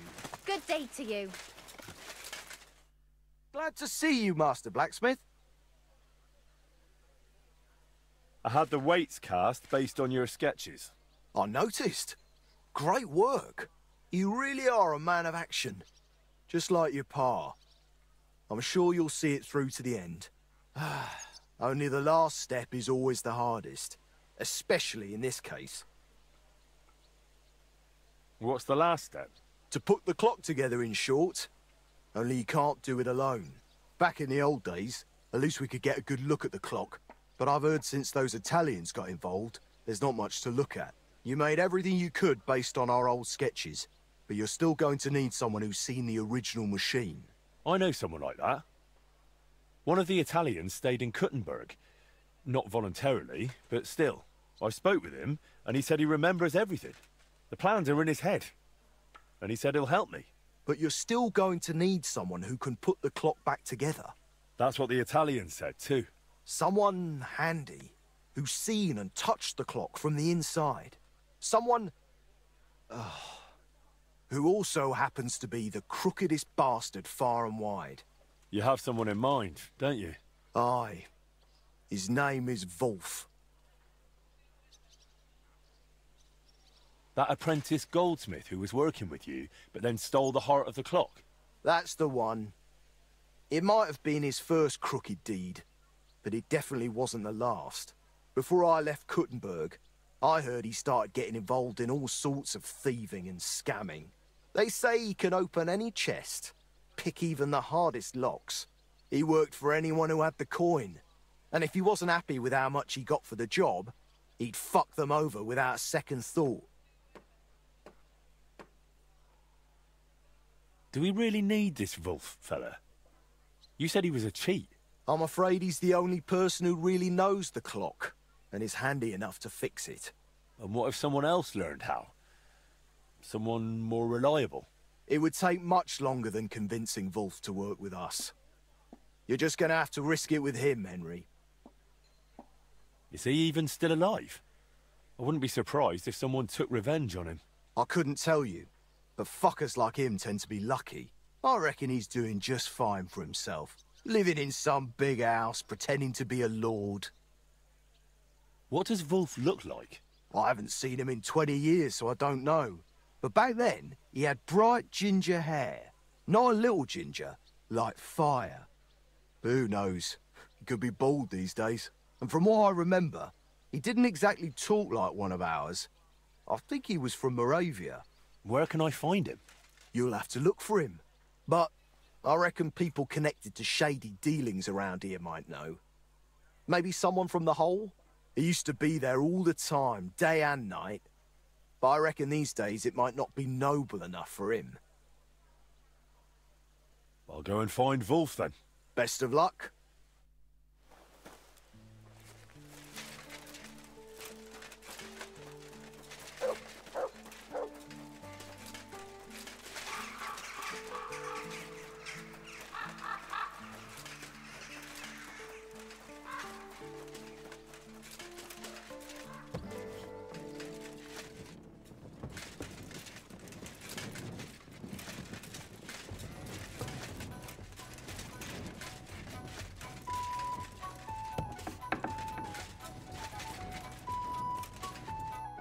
Good day to you. I'm looking for a fella by the name of Wolf. Wolf? Why are you after that animal? I need him to help me with repairing the clock. Ha! He'd be more likely to puke into it. You definitely won't find him here. He's banned from the hole. Banned? Someone's banned from this tavern? Wolf is. Believe it or not, he's such a pig. The regulars complained about the smell. And he used to be quite the big shot.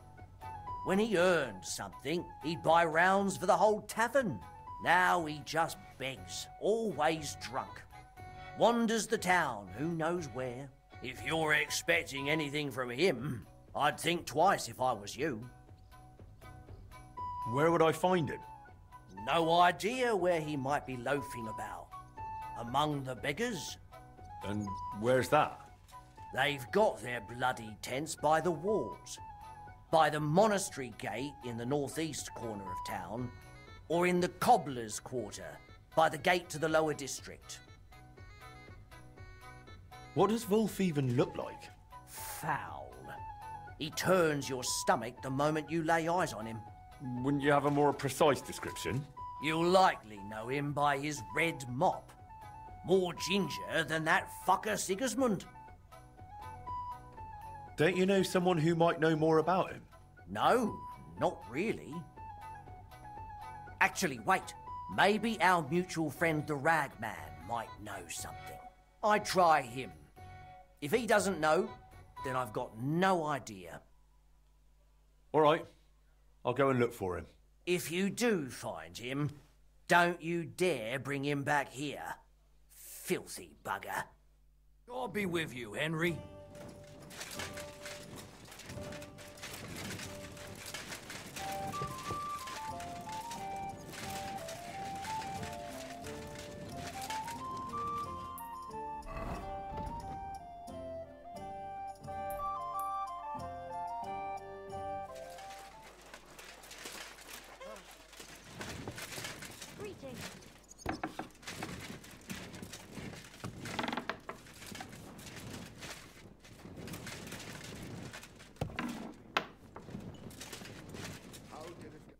Good morning to you, Henry.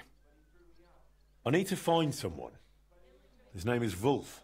The former goldsmith's apprentice who turned locksmith? Moravian? Redhead with thieving fingers? Aye, that one. I thought you might know something about him. I'm not going to ask what you want with him. That's your business. But as far as I know, he hasn't practiced the trade in a while. I just need to find him. Will you help me? Try looking in the beggars' dens by the wall in the cobbler's quarter, near the gate to the lower town.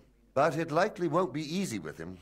Word is he's taken to drink and is rarely sober, unless you manage to drag him out of that drunken stupor of his. Take care, Henry.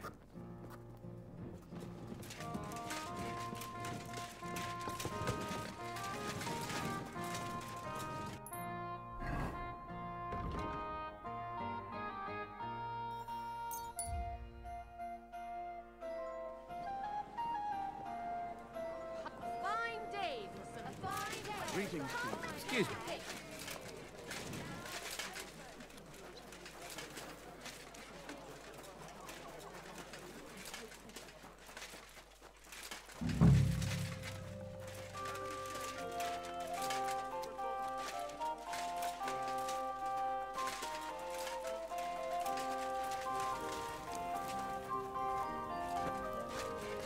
What?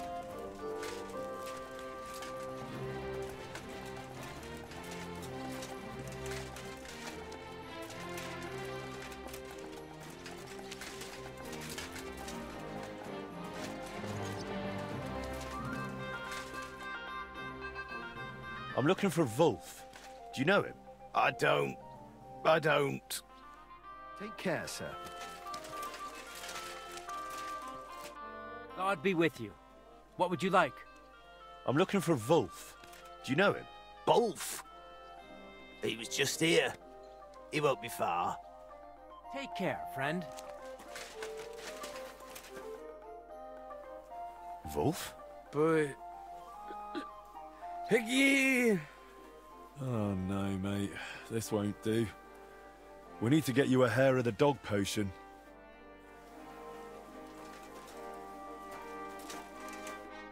Wolf? Can you hear me? Why? What do you want? You're in a right state, aren't you? Me?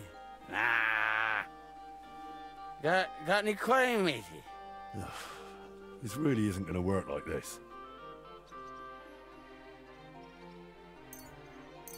Here. Take this. A wee dram lovely. Aye, right you are. So, you feeling any better? Yeah, of course I am. So, you need another one. Drink it. So, you feeling any better? Better. Tifola. Not at all. My head. The fuck happened? That's what sobriety feels like. You might have forgotten. Who are you? And what do you want from me? I'm Henry, a master of the Kuttenberg Blacksmiths Guild, son of Martin. They used to call him Frisky. You might remember him. Don't remember any Frisky.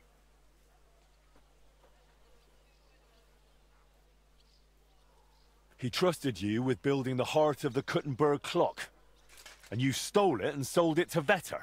Oh, that. I remember now. Christ, it's been ages. I owed the Brotherhood, and I figured I could pay it off that way and somehow get the machine back. Only that didn't work. I had to start doing more things for them, more jobs, you get it? Otherwise, well, I really fucked everything up. Betrayed people who didn't deserve it. Why even deserve that punch? It's all my fault. I brought all this on myself. The pity.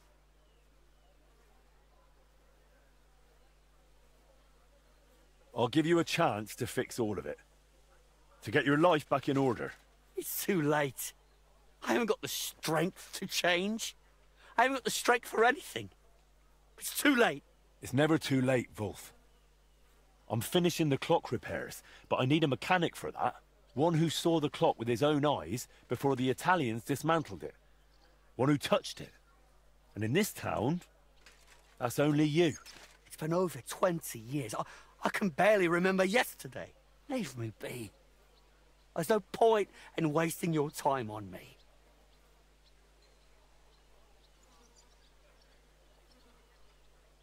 I'm offering you a helping hand here, Wolf. This might be your last chance to crawl out of the shit, and I think you can't afford to let that chance slip by. You think so?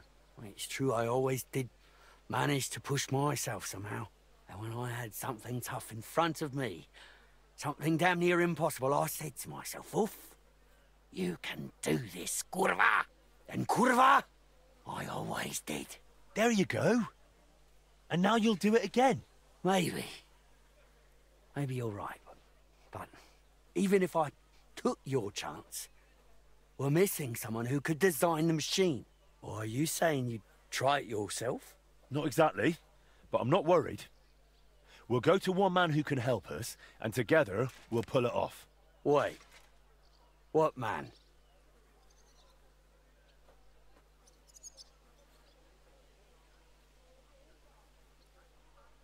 His name's Fabrizio. That's not a Czech name. Sounds kinda Italian, do pizza. He's one of those Italians hired by the town to repair the clock. An Italian? So a fucking swindler, do pizza. He's no swindler. He was young, and they set him up, just like they did the councillors and the whole town. Besides, you're the last one who should be talking about swindlers. All right. I just can't stand Italians. Arrogant bastards, a lot of them. He was the last one to see the clock in more or less working condition. And he's a renowned inventor to boot. But we need him. so drop the prejudices. But before I introduce you, we'll clean you up, so you don't disgrace yourself. We're going to the baths. The baths? But I don't want to go to the baths. Come on, Wolf. The baths will do you good. Don't make me twist your arm. All right. If you say so. Let's go.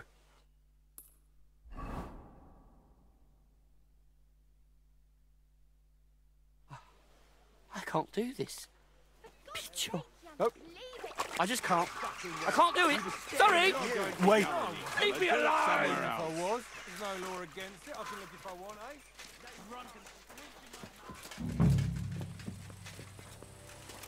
You tried to run off. I don't want to go. What will those wenches say? They'll laugh at me. You think they're not used to dirt in the baths? You'll see. You'll feel better. I'm just so ashamed. Come on, Wolf. Don't be afraid. Don't you remember how you used to be? A real dandy. Nothing was too much for you. Maybe. Once. And it'll be that way again. You'll see. So don't be afraid and come along.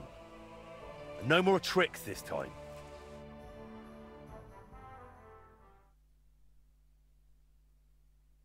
Here we are. That wasn't so bad, was it? This is going to be embarrassing. Tifo. Embarrassing? You're a disgrace already. You'll see. A nice hot bath will do you good. Couldn't I have a bit of wine first, for courage? Absolutely not. You just get drunk and make a scene again. Hang on, though. Once I wash, what am I going to change into? All I've got is these rags. No worries. You'll wait in the tub and rest, and in the meantime, I'll get you something decent to wear.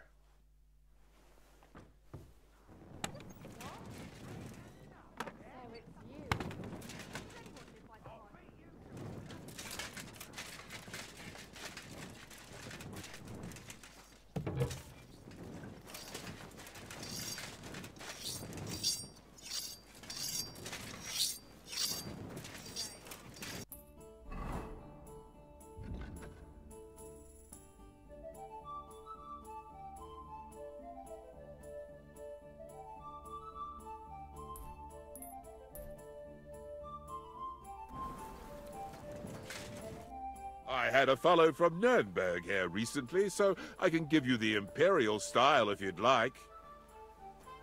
I'm in need of your services, Master Barber.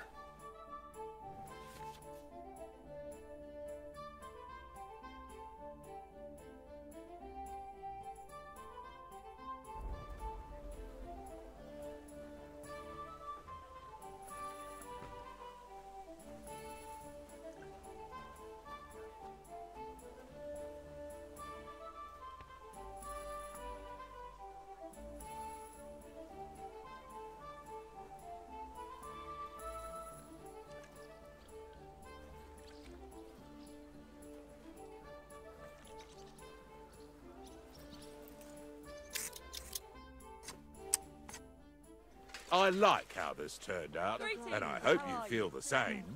Good day.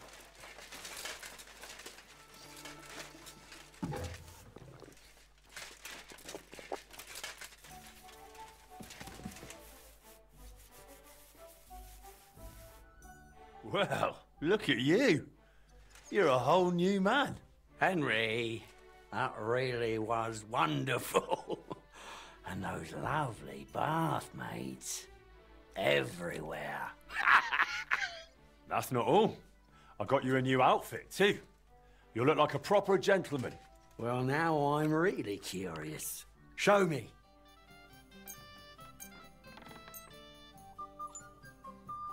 Well, now. You really do have taste. It's just... Would you have something for the head, too? My hair's getting a bit thin. That one's top-notch. Curva. I reckon when I put this on, I can face that Italian cunt without shame. Want to go now? Let's go. I don't see any reason to wait. Just try not to lose your temper with Fabrizio. You're supposed to work together, so make a good impression. What do you take me for? I know how to behave. I used to be a proper gent, with coin. Glad to hear it. The only thing is, maybe we should tidy up your hair and beard a bit first, eh? Why not? Let the wenches give me a little trim. We're here, Master Dedondi. This is Master Wolf. Welcome to my humble abode, gentlemen. Please, take a seat. I have taught my cook to prepare a splendid porchetta. I hope you'll not turn your nose up at it.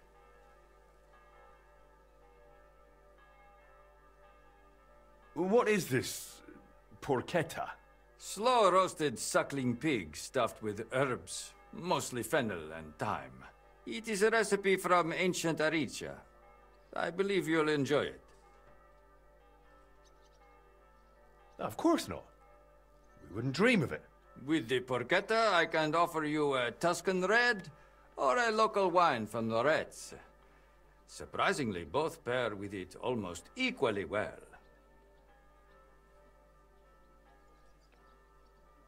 Thank you, but we'll just have plain water, if you've got any. What, what am I, a frog? Well, it is a curious choice, but de gustibus non est disputandum. Right, enough talk of food and drink. Listo a mangiare, listo a lavorare. I have taken the liberty of sketching the core of the Gutenberg Orologia mechanism, which might serve as a replacement for the broken one. What do you think of it, Master?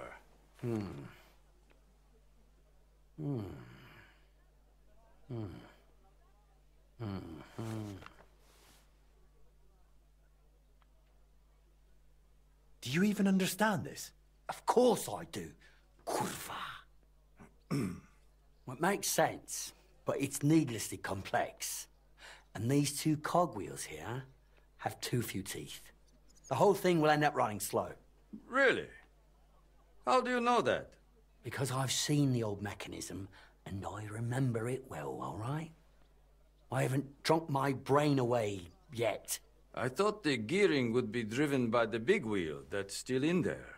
That big wheel has 365 teeth, exactly. I counted them. So if it's to run properly, these cogwheels have to be smaller. And there has to be 4 of them. You think so? This crankshaft here is also far too long. The cage is quite small, it wouldn't fit in, even sideways. Interesting observations. What do you think, Henry?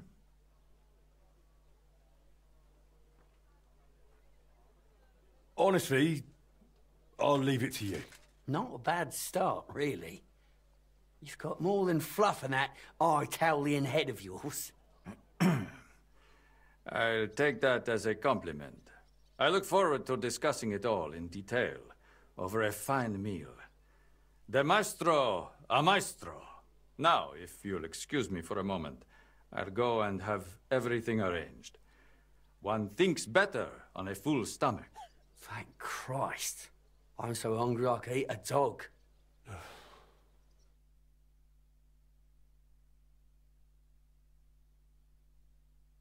Interesting.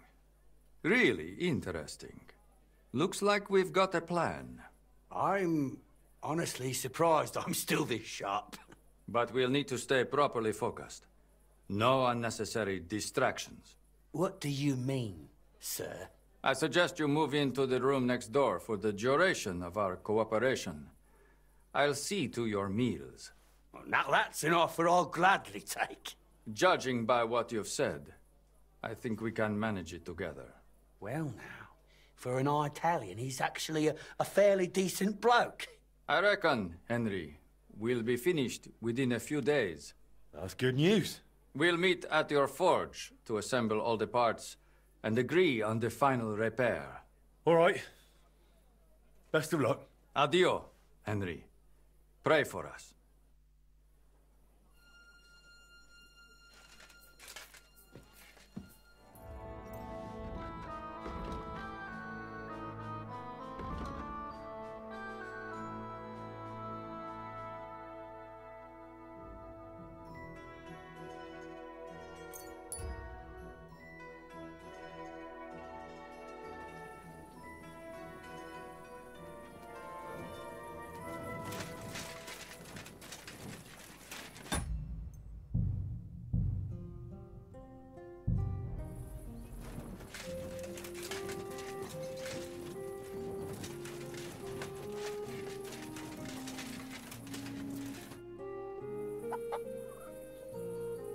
What's new?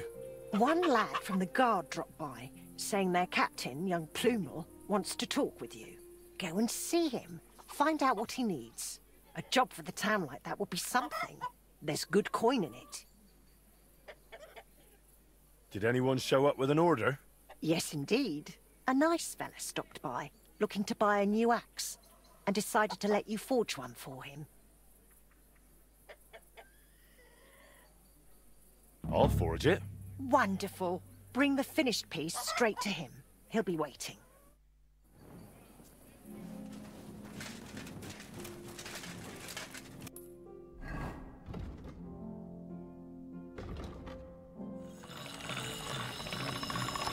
That should do it.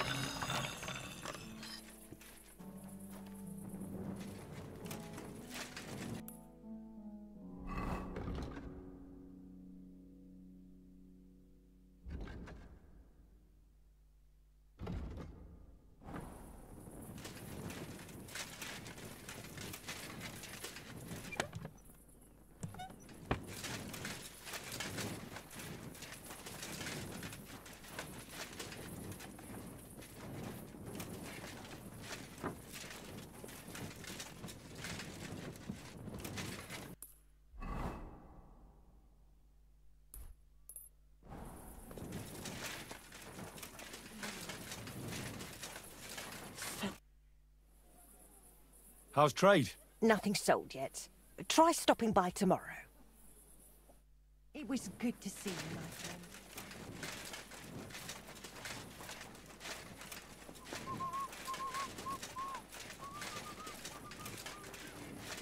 Wake up!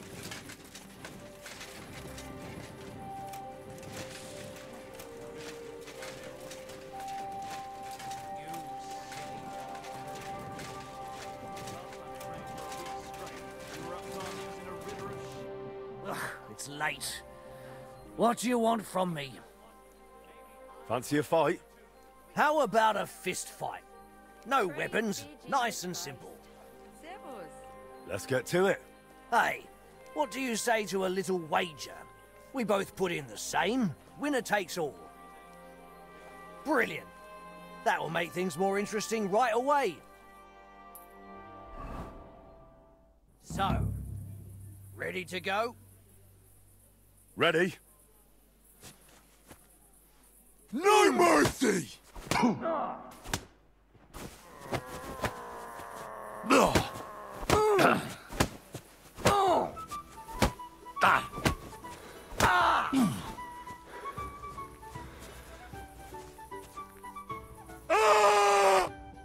Well, I reckon I had a good day. You earned your winnings. Come by again sometime. We'll have ourselves a rematch. I look forward to it.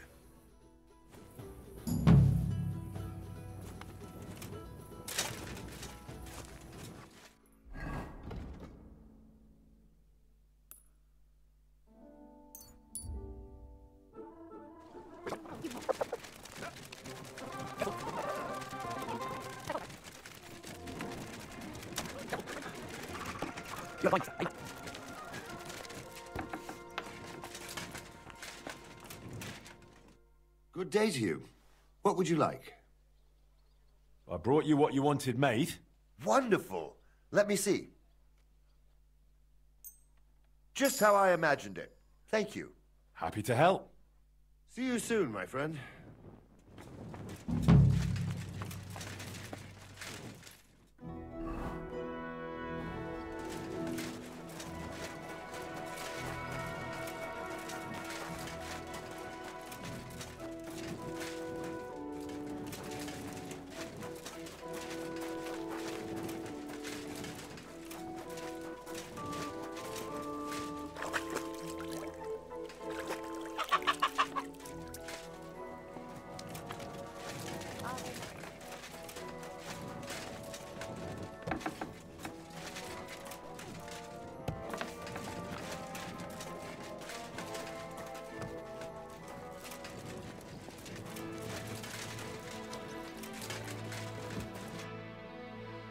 What'd you say to a quick, friendly duel?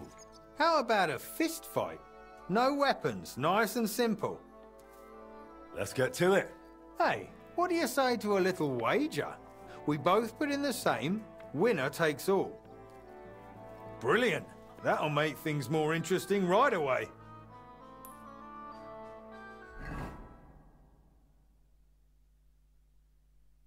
So, ready to go? Ready? No mercy!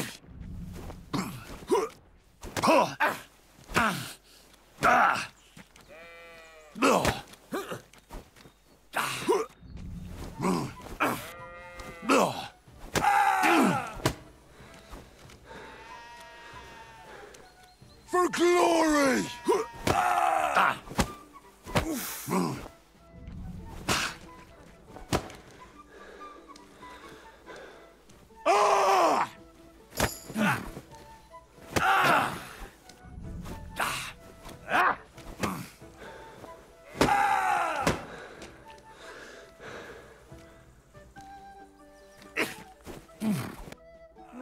You alright?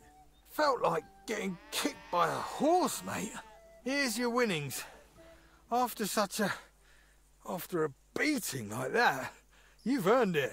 Thanks, but you best head home. You look like you're about to keel over. Do you hear that ringing, too? That probably isn't good.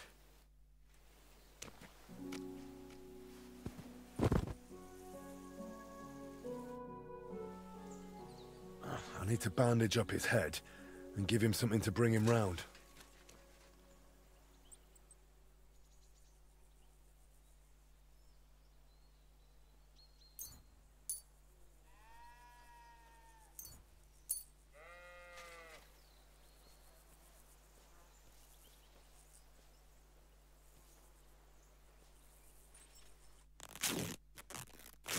Thanks for the bandage, mate.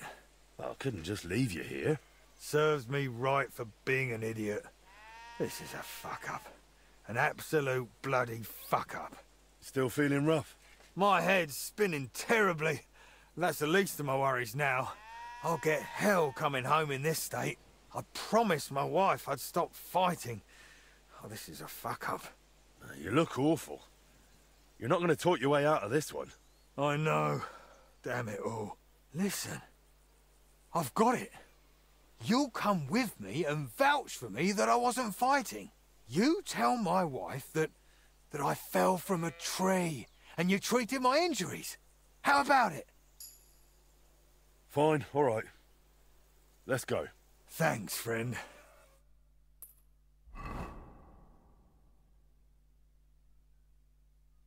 What the hell have you been up to this time? You've been fighting, haven't you? You know what I've told you. Never. No. You won't believe it, but I fell from a tree. And this young chap found me, patched me up, and even made sure I got home safe. He saved my life.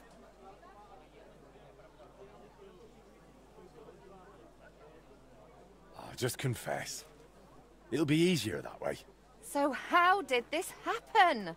He was defending your honor. Some peasants were shouting insults at him about you. Me? What peasants? What were they shouting? Oh, awful things. I couldn't possibly repeat them. What things? Spit it out. They said, you're so fat and ugly, piglets call you Ma. What? That's right. And they said when our Lord handed out brains, you overslept. Aye.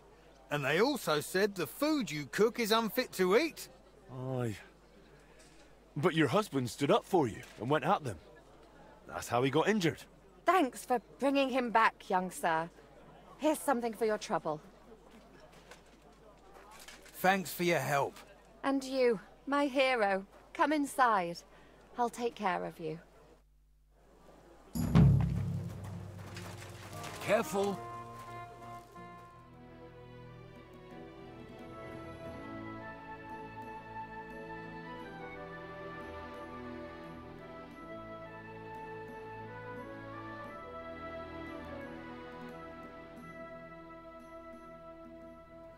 Praise God.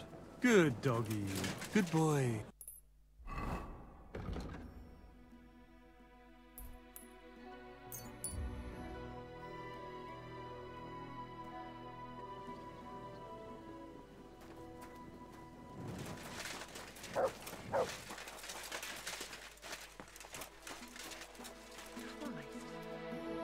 Gentlemen, are you done?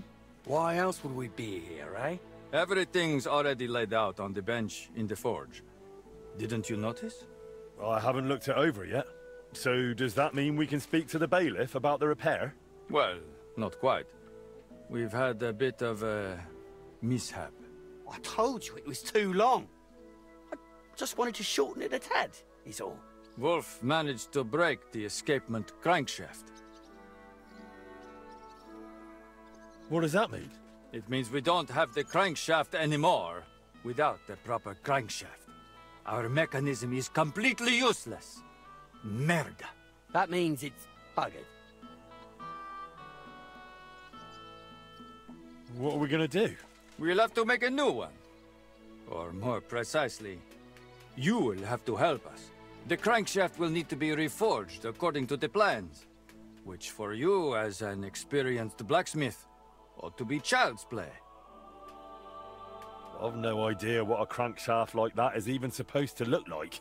A crankshaft is basically a long, narrow rod. I've got the original one here that Wolf broke.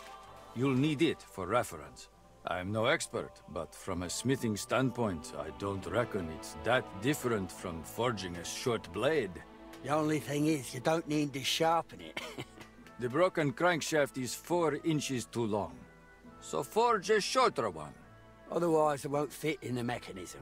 All right, I'll get to it. Once you're done, that will mean we have everything. Come to us first, and then we'll be off to the bailiff.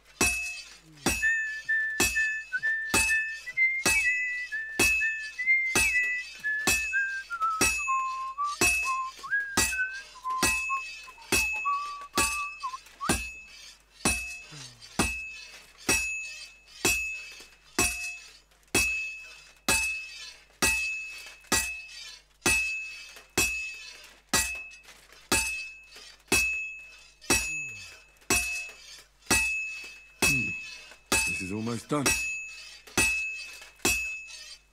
All finished.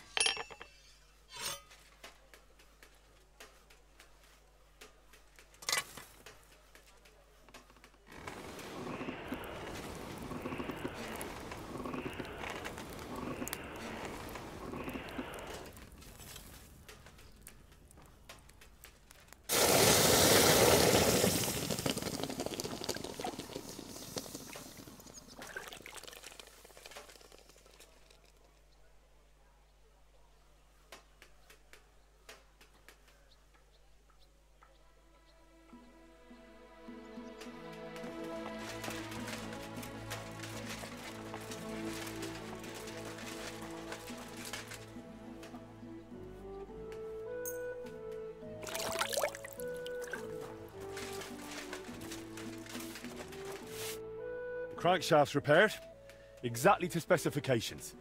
4 inches shorter than the original. Excellent. You're clearly a true master of your craft, Henry. Well now, this will slot in as smooth as butter. All in all, I reckon we are properly prepared now. Right, Master Wolf? Well, it'll still be a right handful. Like those Italians did to the mechanism. It's a disgrace. But I'll deal with it somehow. You've got this, Wolf. Too right I do. Like always. What do we do next? Well, we fix the clock. What else? We must inform the bailiff. It would be better if you went alone first and made all the arrangements. We do not want to storm in like a herd. Me and Wolf here will go over a few, so nothing unexpected crops up. Don't worry, Fabrizio. You do have a knack for losing your temper. Let us not go frightening the bailiff. I won't. I'm completely calm. Like the Lamb of God, Tivola. I hope so.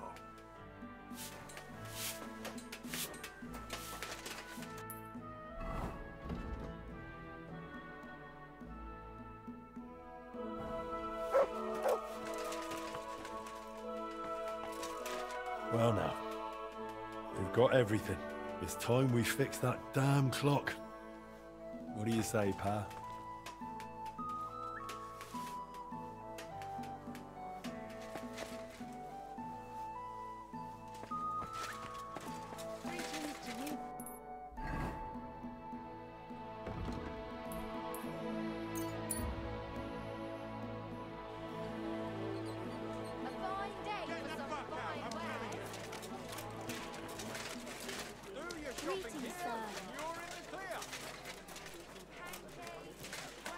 Just a little while and it'll be ticking again.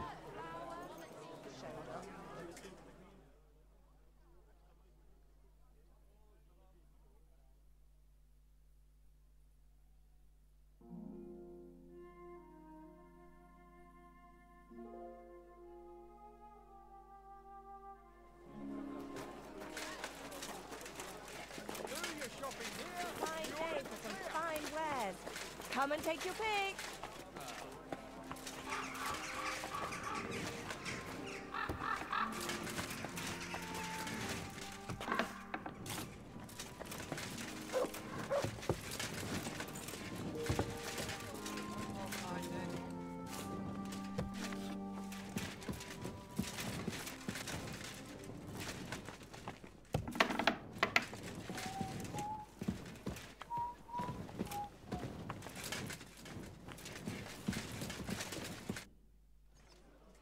Can we finally get started on that repair?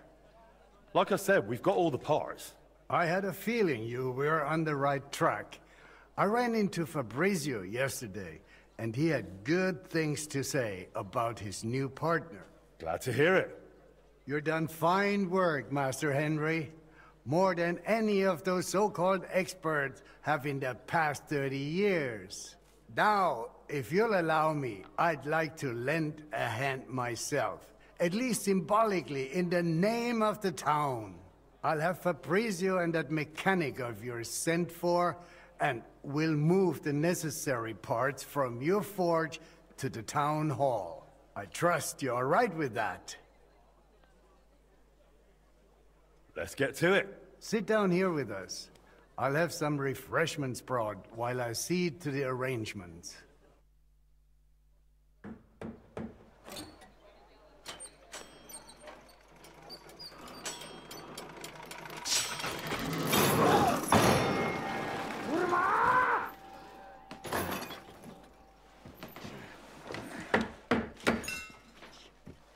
Something wrong? Unsolvable problem. Fellows, I can't do this. I can't do this. I can't do this. It cannot be done.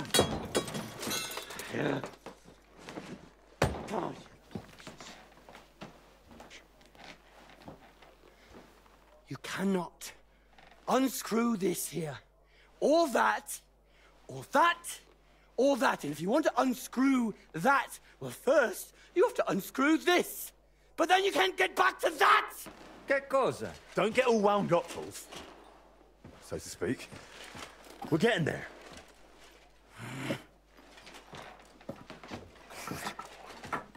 One drop off to another.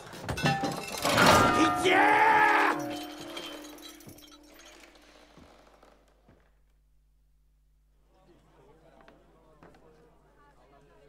Do you need any help? He knows what to do. All right, here we go. Ježiš Maria vola! This is nerve-wracking. Pizzo! Think of the baths! Sod the baths right now, Tivola!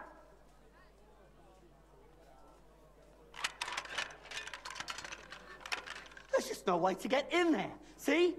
Everything's in the fucking way of everything else. Everything's in the fucking way, see, picture. It's all in the fucking way! I'll have to take the whole thing apart, fellas. Ježiš Maria, to piči, kurva, boží pičak, kurva, neširi ty do piče! No, you can't get in there. You just can't get in. Because it's this thing, this fucking thing I need to tighten. The piče!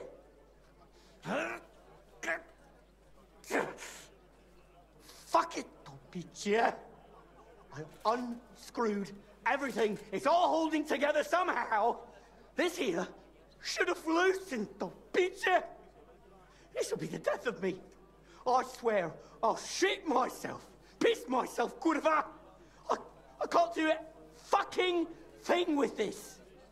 Fellas, this is unbelievable.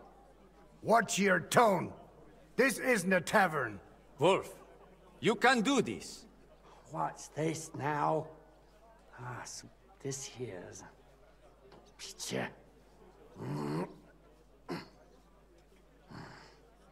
Wolf?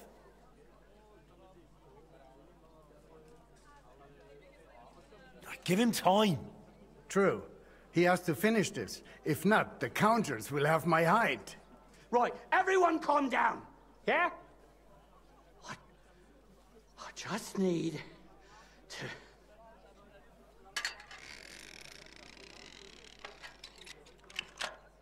What? What's this? Well, fuck me. What's going on? Fellas, I really didn't expect this, but I think we've got it. Really? You mean... you think... It clicked into place, Peter. It clicked, and it's no longer loose. Not here, not there. I think we can start it up, though, Peter! Cristo.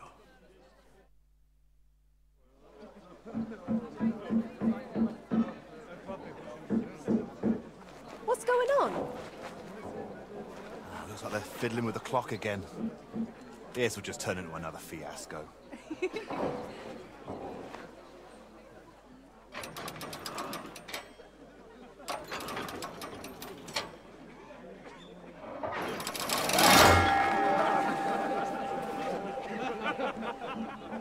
Sucker. That lot is all we need. Well, now, somebody wants to secure the bailiff's staff for another term. This will be interesting.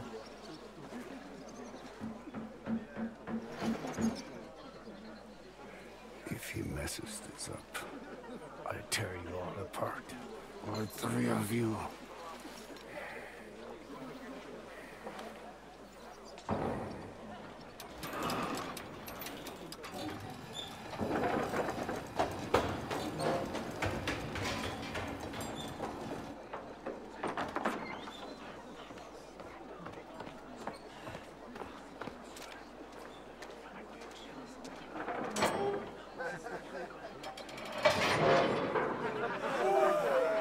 I'll kill him.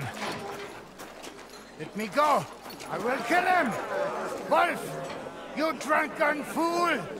You're done. Bailiff, calm down, do you hear? Easy. Your name will be mud in this town, and I'll make sure of it! We'll drive you out of this town with a whip!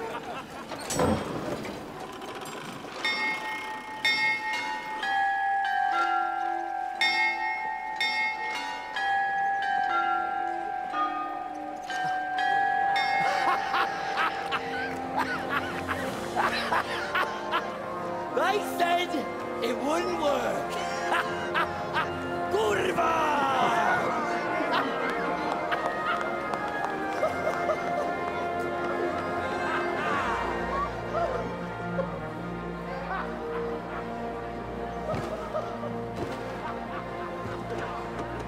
Hear ye, good people of Kuttenberg, your bailiff speaking. Craftsmen from all corners of the world, the renowned locksmith Wolf, the Italian inventor Fabrizio, and the member of our Smith Guild, Henry of Skalitz, have heeded your pleas and repaired our beautiful clock. Better times are on the way. Rejoice!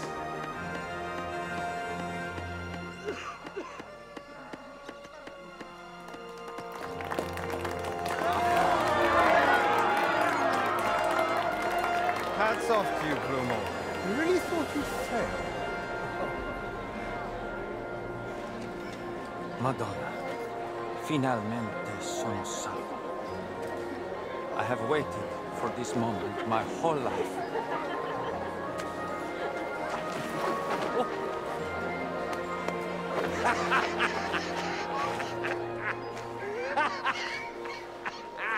Good job, son.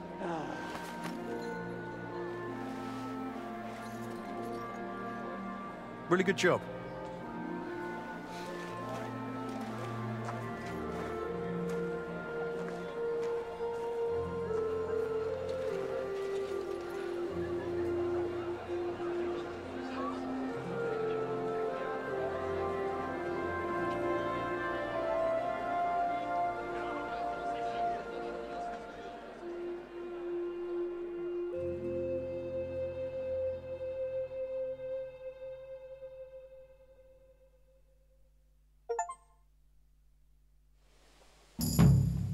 Henry, come here.